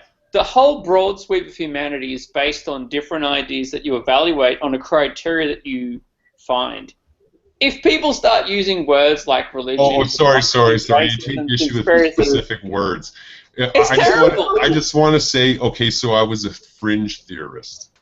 Yeah, look, I think people should just evaluate ideas based on the merits of the ideas they're presented with, and stop applying arbitrary terms. You got to come up with a name. You know, to that argument, you should really watch an episode of Penn and Teller's Bullshit, and it's where they cover. I do like Penn and Teller, yeah. So watch the Penn and Teller episode where they're covering swearing. They're covering swearing. I think swearing itself is another fringe idea. Words, man. And do it with some humility as you watch it and think of this argument. Well, maybe we're just having an esoteric argument about. But if it upsets you, dude, I'm not gonna try and use the word, dude. It's like when people used to call people fags instead of gay or niggers or whatever, dude. It's the same thing. If you feel on that kind of level, I think what you need to understand is like both derogatory like that, power, man. Well, then I'm really sorry. What I mean is like. I think what I'm trying to say is both ways of expressing things have power. Like, they should have no power, and they have power, and then later, more recently, we have negative power. Like, all the so-called black people are calling each other niggers, right? And we can't, like, the whole thing's very twisted, so language needs to untwist That was itself. a way to disempower. The blacks were using that as a way to disempower. Well, the way to disempower yourself. They took the words into their own hand and used it, right? That's so the way to disempower yourself. The way to disempower yourself is to take language into your own hands and control it. Control the ideas in your own mind. Control what you think, what you want to be, and have influence. That's how you have influence in life. You actually forcefully tell people what you think is correct. They believe it, and then that becomes reality. Like, there's no other way. Okay? This namby-pamby liberalism. I think this most namby-pamby liberalism of like. Okay, I'll give you examples, right? This namby-pamby liberalism is trying to turn a word that used to be like, something that was a mark of somebody who was oppressed into something that's a mark of, worthy of extra funding, and then they'll go around calling each other that and swap benefits to each other. I mean, how many white male people? What are you referring to? How many white male people do you find, or Italian people, Asians, Japanese, South Americans run around going like, my God, I'm oppressed. I mean, the Democrats are always out there trying to tell them all that so they can like get extra benefits and keep them from actually achieving anything. But in my mind, the best of humanity is when you can just go out there and do what you want with who you want. You're a tough love type. No, I'm not a tough love type. I'm saying people's actual real stuff that they have in their own minds and hearts needs to be let out, not said like, oh, unless you get a grant or you put down. So, are you specifically taking issue with social programs? Yes, I'm definitely taking specific issue with that. Yes. Do you know that social programs, when looked at in comparison to GDP of most Western countries, on average is less than 5%? Well, okay. Well, if it's that low, then how come they couldn't get there without that? It's nothing. It's mostly just poor mums and stuff in the States that need food, man, and some extra cash. Okay, you're just pissing me off now. That's not true. That is not true. Well, if it's not true, you got to prove it, unless you feel that I should prove my claim. I think that if you make a claim, you have to prove it. I think that I think that social benefits are beneficial. Okay, well, can you explain like which benefits you think are beneficial and how? I'm not going to bash you, I just want to hear your story. Well, for instance, in certain areas here in this country where we live in, you know, we have the welfare system, which helps a lot of people who are unable to make, you know, the criteria, if you will, to actually survive out there, because the cost of living is so high. People can't afford to buy food for their children. People can't afford to buy housing for their families. Most of the individuals here in this country work 2 to 3 jobs at the same freaking time, and even then they still cannot make ends meet because everything is so high. The only people that are, you know, basically benefiting in this country are the 1%ers and actually churches, because they're not being taxed. They're able to keep all of their money. They're able to squander their money any way they wish, and it same goes for the 1% as well. So you think that the problem is that there's 1% of people out there? What did you take issue with? What did you take issue with there, Blank? It was. I do take issue with that. Yes, I do. I was talking about the percentage of money spent in relation to GDP on welfare programs. There's a chart there on government spending site.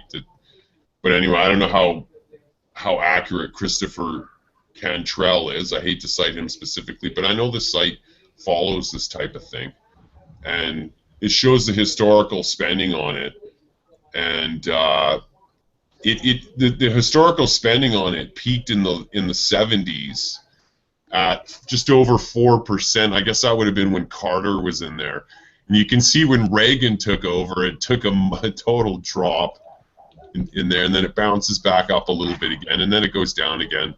But, you know, right now they're saying 4.5% fiscal year. That's a projection. Actually, that's a projection. They project it to increase significantly, so I don't know where this guy's coming from. But it's never been more than like 3 or 4%. I mean, it's a fucking pittance, man. So to go after these poor people and to characterize them as being lazy and shit, man, fuck, dude. And I'm watching Fox News, man, but that's not my experience because I don't come from any kind of money. Okay, and I know lots of people there's a few problems who've with been in all kinds of positions, right? And I just looked at your chart there. I had looked there, and like I'd like to bring you to account on something just from looking at it. For a start, in 1900, it was around 0%, right? Then it increased just up to the war, up to 1940s. It increased by up to 2%, which is like, you know, quite a marginal increase.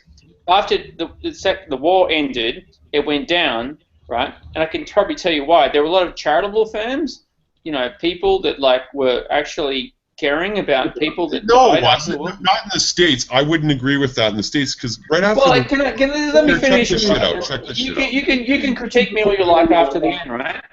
Okay, you can critique me all you like after the end. Paint your picture. Well, it's not a picture. I just want to tell you what you're trying to paint this picture. There's all these needy people after the war that, you know, they didn't. So there was all these NGOs, non-governmental offices that were all. No. The reason why you see a drop there is really simple. When all the troops went off to war, right? They were getting paid, but they had no way to spend their money. Their wives back home were all working in factories and getting paid in war bonds and had no way to spend their money, really. And when they came back in the early 50s, there was this boom of prosperity because everybody had money. Well, I don't think they came back in the early 50s, right? The early 50s was like 6 years after the war ended. It's like every person got a house and a car out of the war, eh? Like look, it was, I mean, like to say everybody came back in the early 50s. So there wasn't. That's a little bit. After the war, people did really well. It depends on where you were. Lots of people did really poorly after the war. Like Germany, I mean, we let Germany rot for about 5 years there, and a lot of people died, right? So it depends on where you were. But in America, when they came back, they came back to a bunch of money in the bank, enough to buy, you know, one of those Mickey Mouse houses and a fucking car, right?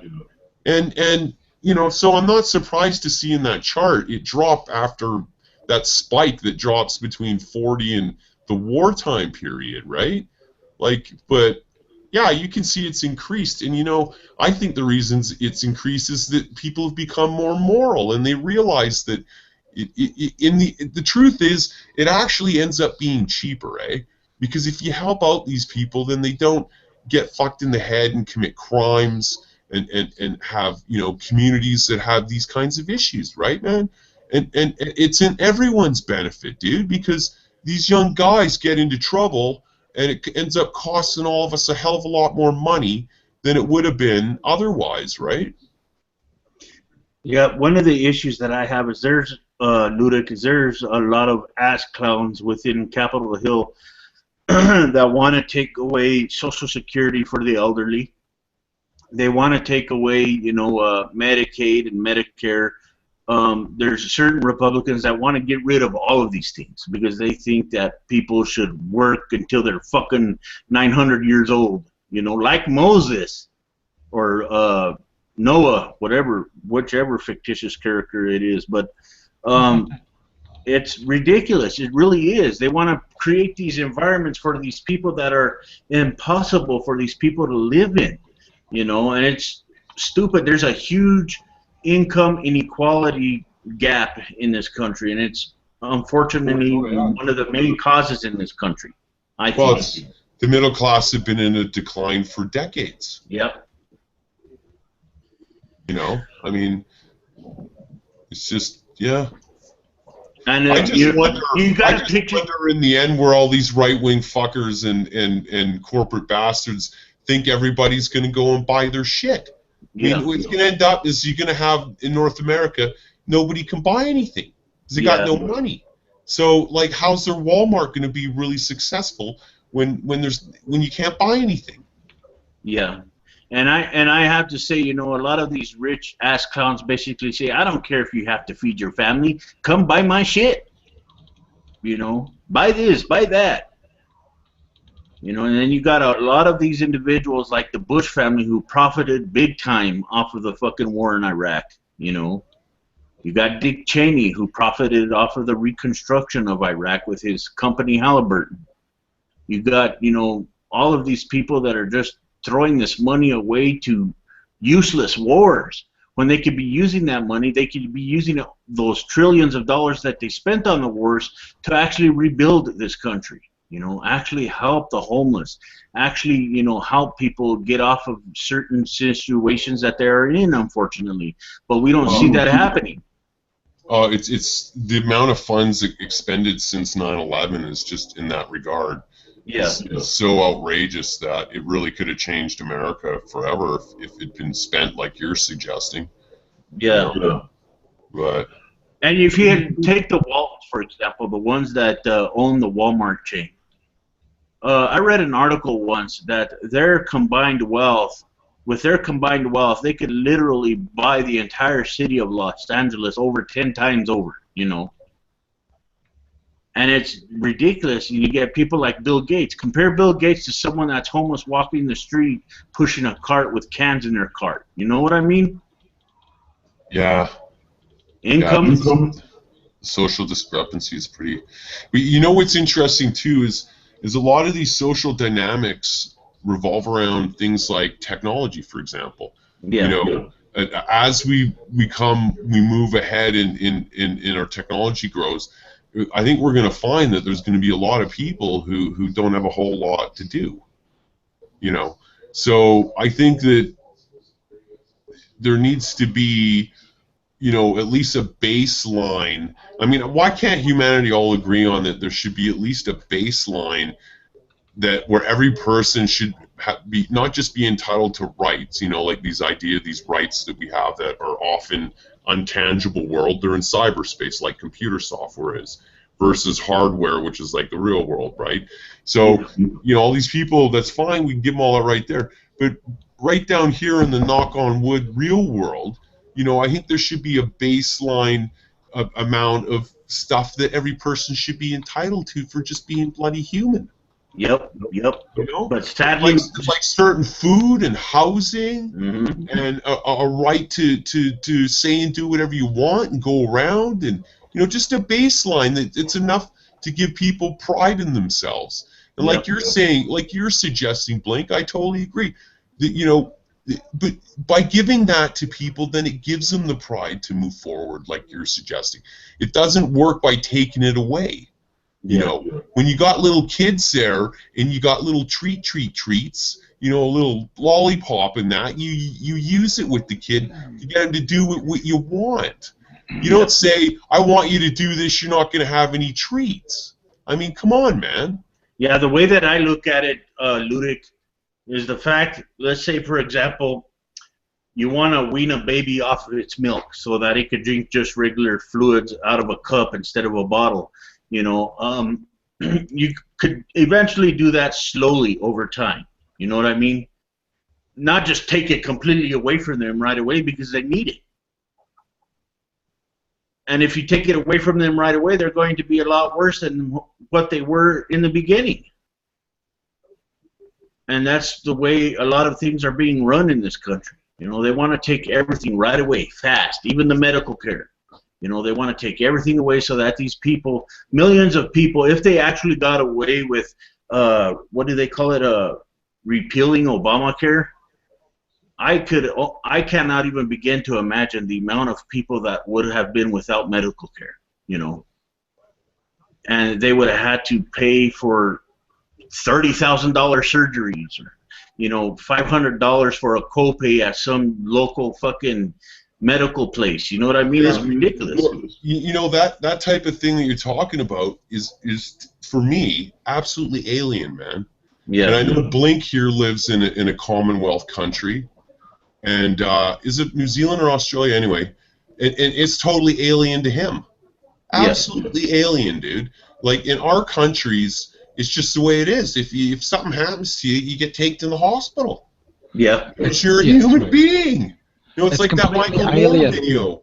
It's like that Michael Moore video when they interviewed those teenage kids. The kids are like, well, fuck, man, you're a human. Yeah. The guy comes out, stapled, you know, stitches. He's like, how much did that cost you? He's like, well, fuck. But, you know, what's funny is that's not unique.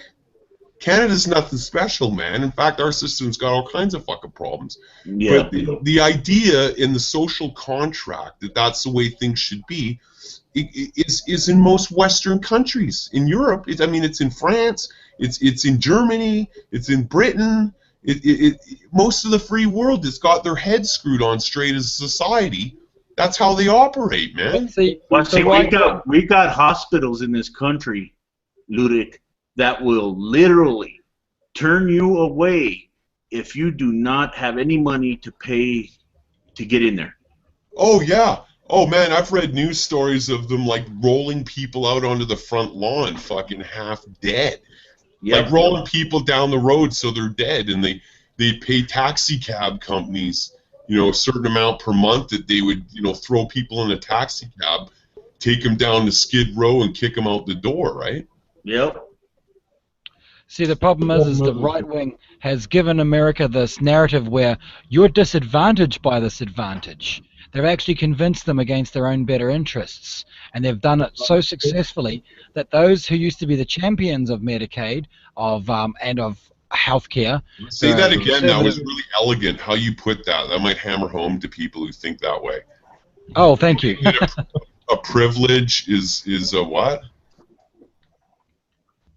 Sorry. Go ahead. How you said that a privilege is not a privilege, or how this privilege is actually how this benefit is not a benefit, and in fact it's a deficit towards the individual. They've convinced them, psychologically convinced them, that healthcare is bad. If you were to put it simply, I'm sure that logic works for something like a trust fund baby, right? Or somebody like that I've known a few, but fuck. It doesn't work that way for a welfare mother. I mean, that's just fucking ridiculous. The thing I don't get the most is the base. The base of look, we're meant to have a centralized healthcare. We're putting our taxes into this. We want to see some healthcare come of it. That was a right-wing voice. That was a moderate right-wing, pre-Reagan voice of the right. It was the left who said, yeah, well, we'd rather have the individual have the choice of choosing whether they have Medicare or not. And it was the right who says, no, we want mandatory programs. We want user pays. And the irony is they're now the champions of unregulated, basically financial assistance for that demographic in society, that lowest dem who literally have no other alternative other than as some might describe, government handouts. But I think when we use the term like government handouts, we're forgetting that this is taxpayers' money that's been allocated not by mistake. This was deliberately allocated for the purpose of addressing the need that these people have. And that's, I think Commonwealth countries set the precedent for that. I think we're still one of the best in the world, with the exception of some of the Central European and Scandinavian nations, who obviously have the best healthcare in the world and also pay the highest tax rate. Yeah, a lot of taxes end up being spent on it. That's for sure. In Canada, it's huge. This discussion, like, obviously they have the best. Obviously, they have I'm the best curious, healthcare in the Dublin. world. I mean, why is it obvious they have the best healthcare in the world? The best healthcare in the world is when people are encouraged to look after their own health. That is the best healthcare system in the world. As a philosophical statement, I could say philosophically, yeah. But the fact of the matter is, pragmatically, we actually require quite a lot of maintenance as a species, as an individual. We're living 50 years longer than we did 40 years ago. That's just a fact. And to sustain that, we've got more healthcare programs and more healthcare benefits, and therefore more health assistance required and therefore necessary than ever before. No, what you just said is, I grant you, wrong. we could always die the way our forefathers basically, did. all you're doing is you're describing the fact that people are getting older. The fact that people getting older has a remedy that's needed. But if you're trying to tax young people into a system whereby when they get old, they won't actually be able to have that benefit, that's a bankrupt system. You can't tell young people to look after old people in a pyramid that's going the wrong way, so that when they get old, they don't have anything. That's called stealing from people. So you're saying superannuation you're is stealing? taking issue. It sounds to me like you're taking issue with the funds that are the way it's being sent, and the fact that it's going to have the pyramid bulb of the baby boomers getting old. It's going to be a big burden and stuff. Well, what I'm saying is, old people want young people to look after them on the promise that when they get old, they'll be looked after, and it's just wrong, right? If you're gonna stop immigration, that's a lie. That's the tradition of families throughout the world going back eons, man. No. A family. Unless you're a nomadic, and when you were nomadic, if you were nomadic people, they just leave you on the side of the fucking. Dude, a family is when people actually know who you are, and they look after you, and you have an extended family, and then there's a couple of people who are left out.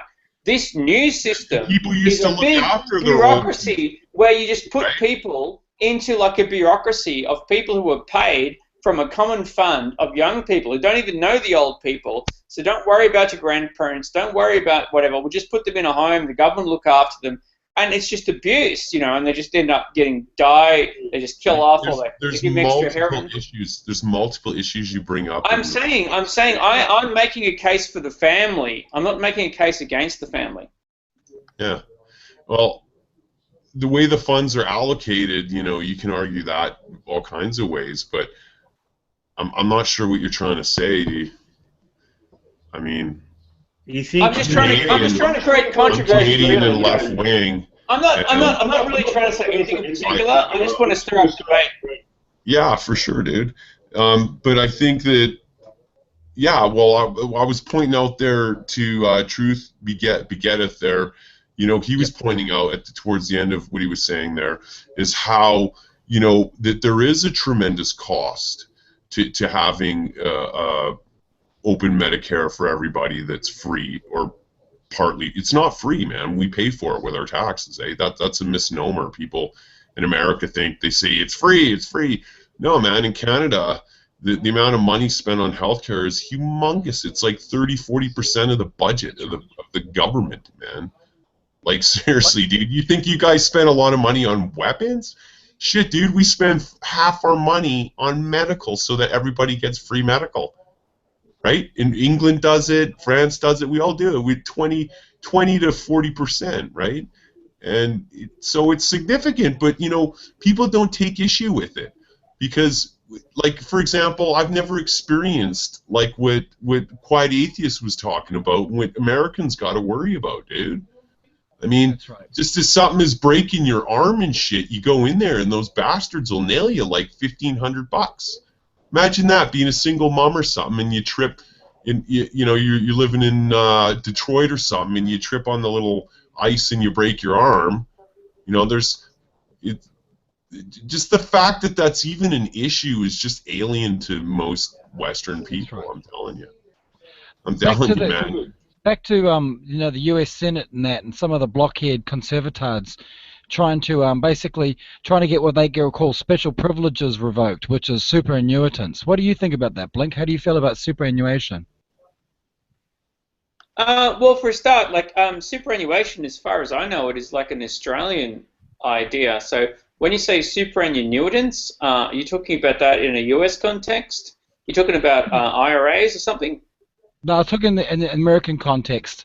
They had I can't remember what the name of the program they called, but during the Eisenhower regime, they had essentially an old fuddies program where they'd essentially organise subsidies for homes and stuff like that, and also healthcare, ongoing healthcare in lump sums, and later on it became an ongoing payment. Well, yeah, generally those ideas start out well-meaning with well-meaning people, and they do have very well-intentioned ideas. But if you have a look at what that became the Freddie and Fannie Mae situation that ended in a debacle where basically Freddie Mae and Fannie Mac ended up selling loans to people, who had no job, no money down, some people out of prison, and so that was then on-sold into securities markets, as AAA rated securities to the Europeans, who then lost their basket.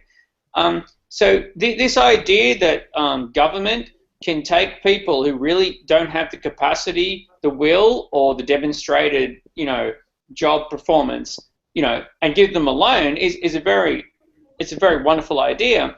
But like I said, it ended up in a $4.5 trillion debacle, and Freddie Mae and Fannie Mac have actually re-emerged after the fact that all the people that latched onto them, the leeches, these corporate leeches who actually, realized that everyone's falling for that shit, and it's still alive today, and it's actually resurgent. So no, I don't think that it's a very good idea to have these social programs. I think they're counterintuitive.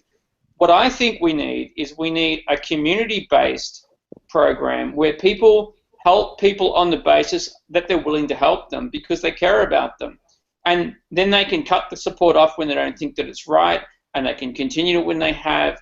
There's no force involved. They're local. They're my only concern with that would be then it becomes capricious, doesn't it? It becomes you're living at the caprice of your benefactor. Well, I thought we kind of got past. If you entirely rely on, well, you're suggesting that altruism, in itself would take care of it. When I can cite examples, I just watched a YouTube video the other day where there was this guy who got stabbed in New York or something, right? And he fell over, and people walked by this guy, right? They kept walking by this guy till he died, dude. Like, he fucking died in the street. He sat there dead for like 15 hours or 20 hours with people walking by. And I'm not trying to suggest it's malice, but I don't think that altruism, is and there's also the danger too, is the NGO organizations that you're saying that could fill in the gaps. You need to understand that those little places end up, a lot of them are politically motivated. I mean, why do you think religious organizations go into the third world and disenfranchise people like that historically and spread their shit? Because they know that these people are easily influenced, they're in a bad situation, right? So it's fertile ground for them to go in there and raise up whatever kind of shit, right? Whereas if the state does it, the state, right, is supposed to be secularist and unbiased in that regard, right? So this, whereas it's kind of very. I think you're deliberately having a malfeasant reasoning of my reasoning, shall we say?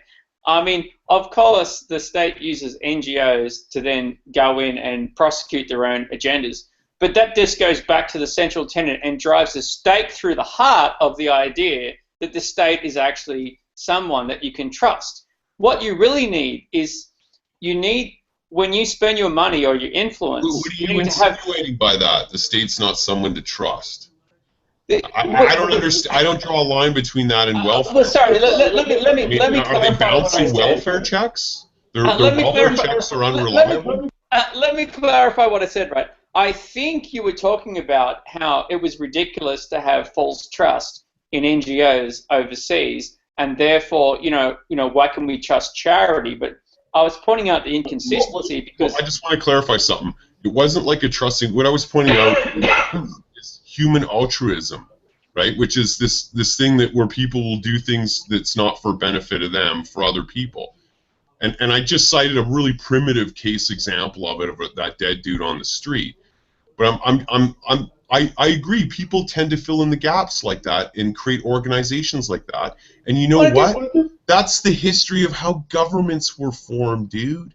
In city-states and society itself, right? No. The point I'm making is the state handles it. They're not going to use that as a way for political motivation. Or indoctrination or whatever else, whereas historically these NGO groups, that's what they do. That was the fertile ground that the Catholics used to move into Latin America, man. That's why. All right, okay. I think I'm understanding what you're saying. Right? Basically, you're saying when you come on with like a higher technological basis to somebody who isn't, then you can be altruistic, and you can lift them up a bit. But at the same time, you've got to, there's elements that want to stay in control. Is that what you're trying to say? No, what I'm saying is a private interest group is always going to have just that, a private interest. Whereas the state, in theory anyway, right? The state in theory, okay, the state in theory, you take issue with words. The state in theory is a bunch of people who are trying to control people. Of course it is. Ridiculous. Yeah. I'm not trying to control people. Sorry, it's just so funny, right? If you actually believe there's a bunch of private interests, right? Then where does the state emerge from? So there's all these private interests trying to control things. So where does the state emerge from? We were talking about social welfare, right? Well, we've had wide-ranging discussion on much of it. And you were suggesting that NGOs can fill in the gap and that the state shouldn't help people. I didn't actually suggest that. If you read it, I actually said that they shouldn't fill that. I said that they try to, but anyway. I don't believe in NGOs. They try to, but they're being suppressed by governments?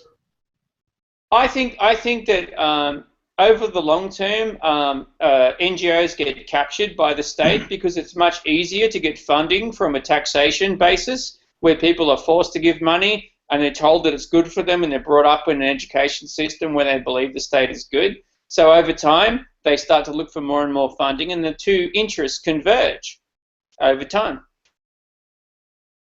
I mean, that's historically what's happened. There's many common interests between various non-profit NGOs that do good work, humanitarian work in the world, and the states, and they do fund money. I think you have to look further, right? Okay, you can't just be altruistic. Like you have to look into what's actually happening. Well, I'm not the one being altruistic in suggesting that the state shouldn't give out welfare, that they should rely on private. Well, it doesn't work.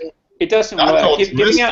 That's what I'm suggesting is altruistic. Giving out welfare to citizens it normally ends up in like a subsidization of sloth, and it encourages people, not necessarily like by design.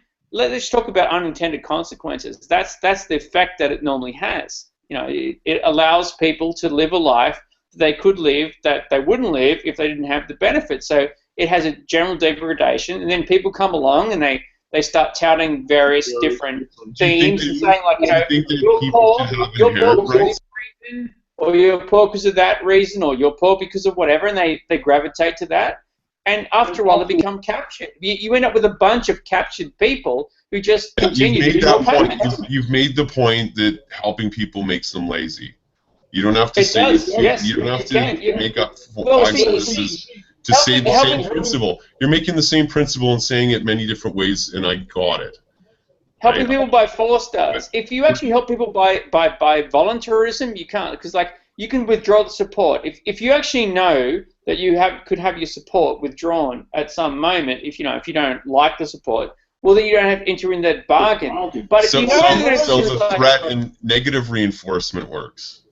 It's negative. I think that if you're struggling in life and somebody offers you a helping hand on a certain basis, where they say, look, you know, there's a limit to how far I'm going to extend this hand, then that actually helps you find your own limits and makes you.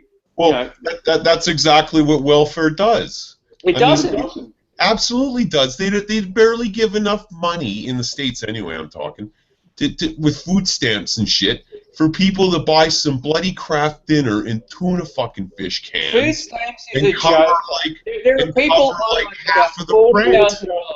And cover half the rent, dude. Food stamps. Food stamps is okay. What politicians do is they institute programs like food stamps. You're thinking back to like the Great Depression. What happened in the Great Depression was people actually. No, I'm not. Don't tell me what I'm thinking. Don't tell me. I'll clarify it for you. I'll clarify it for you. You're not thinking that. That was my bad. You're suggesting that welfare is not like this. I'm suggesting. Sorry, that was my bad. I'm suggesting that you consider the contrast between the Depression, where people actually voluntarily queued in lines for food as a very compliant, polite kind of, you know, population trying to like help their fellow man, to today where basically there's people who are on, you know, over 40. Yeah, they ran soup kitchens. My grandmother met my grandfather in one, and he rode the railroad, man, and was Irish, right? And you know. But they had character. I mean, like they weren't taken out for granted. Many people died back then, dude. The government, you know, they so the government's bad now. The government were trying to be union they did union busting. They were indirectly involved in all kinds of rotten stuff. And what's interesting is, see, that makes a case for what I'm saying, because in that period they didn't have social programs. Yeah, when they don't have social programs, you end up with tens of thousands of people starving, willing to line up down the street for a bowl of soup. Now, what ended up happening in that doesn't help your case. People would actually help each other, like in that particular circumstance. Like a lot of them were from when people are in a bad bind, they'll help each other out. That proves that people are generally pretty good. I like to think that people are generally pretty fucking good, man. It's in our human nature to help each other and to work that way. I mean, that's how we work. Okay, well, I mean, then what ends up happening is we have things like World War II, right? And we have the Korean War, the Vietnam War. We have the incursions in Syria, Iraq, Iran. We have the Syrian bombings. We have the bombings in Kosovo. You know, we have the demonization of Russia, the propaganda. I mean, people might be good, but there is an element of human society that is so much more fickle and so feckless and so reckless that they don't care about the rest of us, you know. And these kind of people, they just blink at war. I mean, it's just like a little blink to them. They don't care, you know. So I'm trying to engender. I think a lot of the time, these people, like things that lead to war, I think that both sides think they're right. Right? This is the thing, right? It's like. I don't think they're right. There's different interests. You're right. It's like the notion. It's like, for example, my sister is a criminal defense attorney. She'll make a point to people when they talk about criminals and crimes and stuff that when people commit crimes, when they, you know, you see stupid criminals on TV and they do these dumb things, they don't think they're going to get caught. Like, this is the thing with like the idea of like that you would probably prescribe to, and I'm not trying to project on you, but probably I'll ask. Right, you feel that perhaps tougher crime sentences acts as a deterrent, right? I don't think that at all. No, the truth is there's no deterrent factor in it. When people commit a crime, they don't think they're going to get caught. Look, I think that we should decriminalize all drugs. You know, I think that non-violent crimes are fine. I'm a libertarian. I think that the excessive use of force is the problem, and you should only, you know, actually use force against people, you know, who've used force against you, and then you have to. Maybe there's prison terms. You can have repatriations and stuff. I'm not like a lock away and throw the key guy. I don't even believe in the death penalty. Well, that's good. But it's not good. It's just my own opinion. No, it is good. I'm not here to please you. Take that moral stand. It's not a moral stand. I just think I actually had. Oh, sure it is. I had a look at it over time, right? And the reason that I don't believe in it, it's probably like a lot of people who may have X being conservative, I'm still conservative, it's because of the enforcement is so bad. Like, I've had a look at how many people were killed that were innocent, and I'm like, no, we're not doing that shit. Secondly, it's expensive. Like, in America, it takes like 19 years to kill somebody. So I'm not completely on the side of, like, we shouldn't take someone else's life, but I'm very close to that. I'm not gung-ho about like, just killing anybody. So yeah, I'm against death penalty. See, that's a rational way to look at it, right? Yeah, I think so. Yeah, because just the prospect that they could accidentally execute someone should be enough that at least if they're in jail, somebody could be released. It's terrible. The amount of people they killed that weren't actually guilty is very high. So. Yeah, and personally, I think that it costs more to execute someone than to keep them in prison for life. There's that aspect as well, absolutely. I mean, I think justice should be restorative. There's something wrong with it. There's something wrong with it. I used to believe in the death penalty for certain types of crimes and certain. I still do. Believe me, I still do believe in certain types of crimes. But I don't anymore. And I watched a documentary about this prison warden and the executors and everything they go through when they lethally inject this guy in the States, and they all hated it. There was a couple of angry people, guards, that were like, but the thinking people that weren't emotional about it, they were emotional about it, but they thought about it more deeply, perhaps, like the warden and whatnot. They were all really ultimately against it, eh? They felt it was just. I think it takes a human toll on people after a while. Wrong. It was just wrong. When you interview interviews with people who've actually had to go through it, it does take a very human toll on it, on the people, and I don't know. I think it's really awful to say, but I wish that some of the people, who have the right to take someone else's life, had actually killed them at the point when they were being attacked. You know what I mean? Like, if someone's trying to kill you and you could just kill them, I wish I could bless everybody with that ability to just wipe them out. That's allowed. But then it's left to us, like, it's left to us as this moral dilemma. Like, now we have this horrible dilemma, like, should we kill them? Or should we not kill them? What should we do? Well, that's where the contradiction occurs then, right? And why I pointed out how the state monopolizes violence prior is that, there comes, how dare the state kill somebody under a certain pretense or a certain truth condition when when the person they're doing it to is guilty, like they're committing the same guilt that perhaps the person that murdered somebody might have. I mean, they might have had a pretense for it. Like, yeah, I'm I understand what you're trying to. I'm still trying to say. You're saying, so in a bunch of another ways, murderer. depending on how you look at it, it makes the state as guilty as the person that. Yeah, absolutely. I understand what you're saying. It's just another form of murder. I understand that. Yeah, look, and I don't presume to have the answer. I have ruminated on that question for many years, and all it's really done for me is like sort of thicken out the discussion in my mind about what could and couldn't be possible. But it's a good topic to flush out moral and ethical issues. Another one is euthanasia. Well, I think euthanasia is much more clear cut. I think that people definitely do have the right to take their own life, but there are very valid issues around, like, what could happen if you actually enact that kind of law. That's a very different discussion. How it goes about being applied. Yeah, I mean, like, because you could have people like trying to kill somebody for their inheritance. I mean, that's the obvious point. Or for the inconvenience, or just because, nurses, I mean, there's been plenty of examples of nurses and doctors that are just bored or whatever. So, you need a different. They practically do it in real life, It's sort of an unspoken. Of course they do. I know that. When someone's totally fucked, like I'm talking totally fucked in the hospital, they just give them extra morphine, man. I actually know a person who works in palliative care.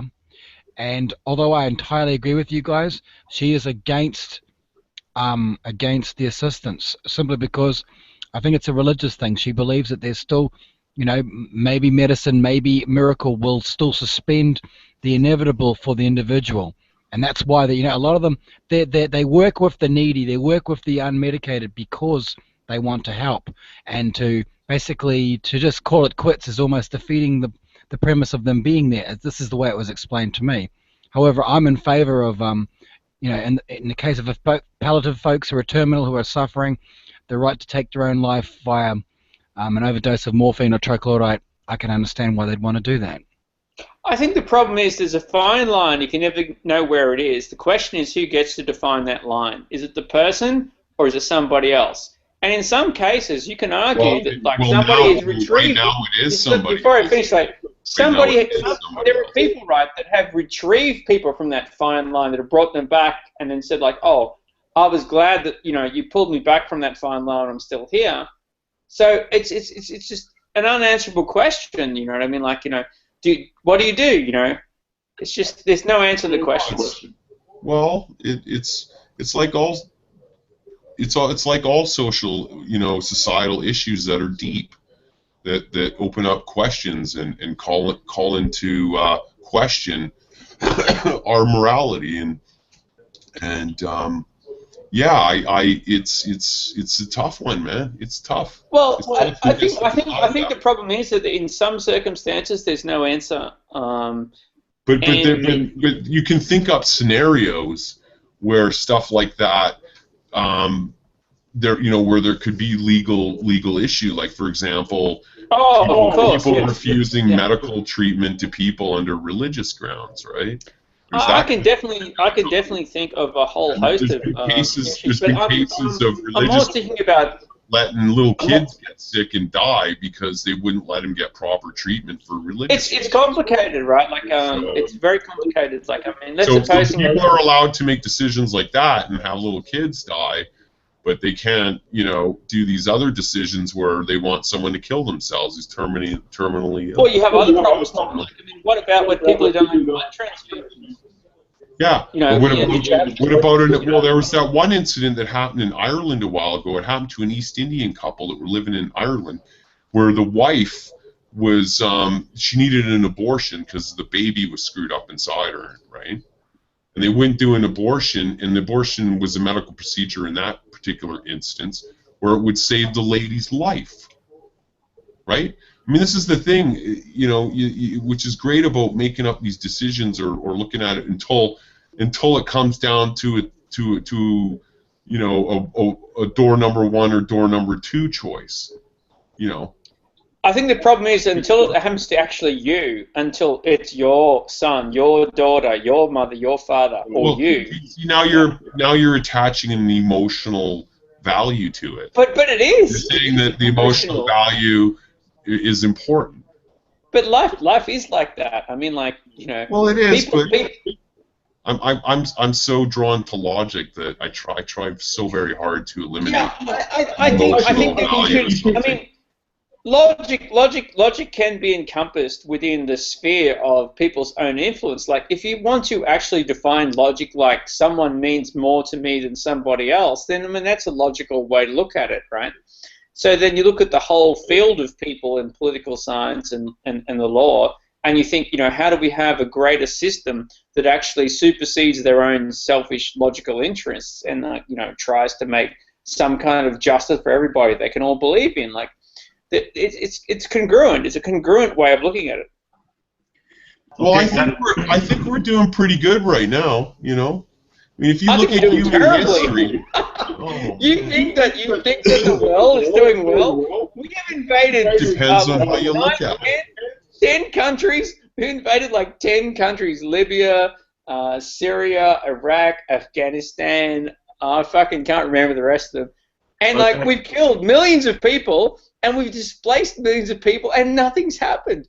And when we invaded Iran or Iraq, yeah, we said they had weapons of mass destruction. It was a big lie. It was just bullshit. Oh, they got weapons of mass destruction. Oh, big lie. And no one's been brought to justice for that. The reason that it's happened is because we're in charge. What I'm saying is, like, if you think that the world's all... No, the reason why it happened is because Congress voted for it, dude. It's not fucking sunshine and roses. For the people in those... It went to For the Congress. people in those They asked countries... everyone to go and invade Iraq. For the people in those countries, it's not sunshine and roses. Their infrastructure, their people, their lives have been destroyed. I mean, it's just on a cataclysmic scale. They've been running to all the places around the Middle East, and we sit here and go, we are trying to further democracy, and like we're trying to democratize the Middle East. It's such I'm not a sure what that has to do with bald-faced the world. lie. It is such a lie. I mean, it's such a huge lie. I mean, it's like a turd that sits on my culture. It's like massive turd. The turd is this big. Be specific. Huge turd. Hey guys, you think the world's in horrible shape and that we're doing really poorly? And that We're there's a not lot of shaping anything injustice. poorly. There are people that are going out there for their own monetary interests, and they're using the military for their own benefit. There's no horribleness. Like, oh, read some history, man. History is rife. History is rife with what you're saying. It's terrible. Absolutely rife. They used to, you know, the British there when they saved the invasion of the French invading, the Nelson there and stuff. He landed the ships in England, and because he didn't want to pay any of the fucking guys, he wouldn't let them get off the ships. So until he starved off and killed off about 30-40% of them. He worked it out mathematically what the money was going to be to pay them. And these are guys that just stayed in England. These are the guys that just stayed in England. So yeah, these things have been going out throughout history, but that's not an argument to say that you're mischaracterizing what I was saying. What I was saying is I think that people, if you look at human history, things have improved, man. Like, huge. Like, even just 100 years ago, right? I mean, how much of that is improved due to technology? A lot of it has to do with technology. Almost all of it. Oh, yeah, a lot of it isn't, you know, new, better governments and better morality. A lot of it's just a byproduct of fucking technology, right? I mean, but there are certain elements that have to do with morality changing, and people. Look, I'm actually buoyant about humanity, right? I think that, like, you know, we've got a Pluto mission going on. You know, we've got satellites in space. Like, cell phones are happening. Like, obviously, things are getting better, which is fantastic. So, like, yeah, I'm pretty happy about that. Hey guys, not to interrupt or anything, but I think I'm gonna have to shut it down so I can go to bed for a little while at least. Yeah, you get some sleep, man. I hope you're in West Coast time. I'm Central Standard Time. Oh, hey, man. thanks for hosting the chat, bro. Because right You're now the host with the most quiet. You're the man. What's that? You're the You host are with the the most quiet fella. atheist. Thanks for hosting, bro. Yeah, no thanks problem. for hosting, man. And thanks Yeah. for chatting, Blink. It's always fun to shoot the shit with you, you know. Yeah, no worries, bro. Here you go. And you too, Truth Begetter. Yeah, You know, it's cool, good to agree to disagree, and then we learn from each other, man. Hey, bro, you gotta go to bed. Compromise You is gotta key. go, man. I I'm learn only most having from the sex. threshold of If my you're own not, ignorance. well, what can you do? That's Yeah. right. But I you honestly guys, learn most from the threshold of my own ignorance. Just don't be one of these idealists who sits on a position and doesn't move or waver, man. You know, try to always reevaluate your beliefs and try and let it flow and be dynamic, and let real truth be your guide. And by real truth, you know, always try and look at both sides of a story, right? Because when there ceases to be two sides, it's no longer a story. I'll tell you my One thing I can little tell you about the secret, right? truth is Before that it's you going to go, be right? heresy. I can tell you my little secret, right? I don't think there is actually anything as truth. It's just usefulness. Like, science is based on usefulness because of its observation, you know, and everything like that. So all we have is usefulness. So I think instead of people saying what is and isn't true, that would actually be more suited to say that's useful. Now, that works for me, you know, that works, that doesn't work. I mean, that would be a more honest way of saying things. Anyway, that's just my little insight. Yeah, I perhaps it's an abused word in that regard, but I think it's I good just and see bad. words as concepts, man, and I just think it's a good concept to always, reevaluate your belief and to always look at the other side of the story. I just see so much evidence of confirmation bias, and we're all guilty of this, where we want to research or learn something new or discover a new topic, and the first thing we do is we look up stuff that already confirms our preconceived notions. That's so true. Right? It happens all the time. I do it as well. Man. And you know what's a key point about science and the scientific principle? When scientists are doing research and they come up with a theory, they're not doing research trying to prove it's true. They're doing research trying to prove it's wrong. That's right. They're trying to look at verifiability. How is this wrong? How is my supposition or my idea wrong? And they try and look at it from over here and over here. And then they take it over to their peer that they respect their opinion. They say, hey, Joe, take a look at this. I did A, B, and C, and D happened. And what do you think? And can you do the same thing? And does that make sense to you? And then that guy goes, and that's how it works, man. That's so true. That's how it should work.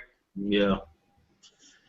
But and that's what we're doing, and that's why everybody naturally. We're not doing it, but anyway. Well, we are to some extent. I really think so, and that's why I listen to people hear me rattling and you rattling and talking and stuff. A bunch of bouncing and out these things we've been doing, and I think they pick up on it. When they leave, they felt satisfied, right? I'm more interested in our exchange of ideas rather than what other people feel about the fallout from our exchange. No, but anyway. But Blink, you and Ludic's exchange of ideas is both coherent and informed, and even though you come from opposing views quite often, it's still good to hear that dialogue take place. I'm sending Lies a Christmas card now. If that guy is, and Ludic, the rudest motherfucker who swears on YouTube, who's just awful sometimes. Xmas not that bad, right? Like, I've chatted to a few truthers and have reached out to me and stuff, and we talk and they actually end up liking me and laughing, and I like them too, right? So it's mutual. It's mutual, right? Yeah. All right, guys. Being sincere, people pick up when you're not sincere. But anyway, I just want to throw that in. Yeah. All right. I'm gonna have to go, guys, so I could go get some sleep. But thank you guys. Thanks, man. You get some sleep there. Yeah. Thank you guys for the healthy. You're not in trouble with your second half there. No, she's still at work. He's so nice and humble, isn't he? All right. He's a lovely, humble chap. Yeah, I want to thank you guys for having this healthy discussion with me, and I look forward to having another one. Yeah, you bet. All right, man. I can't say for sure.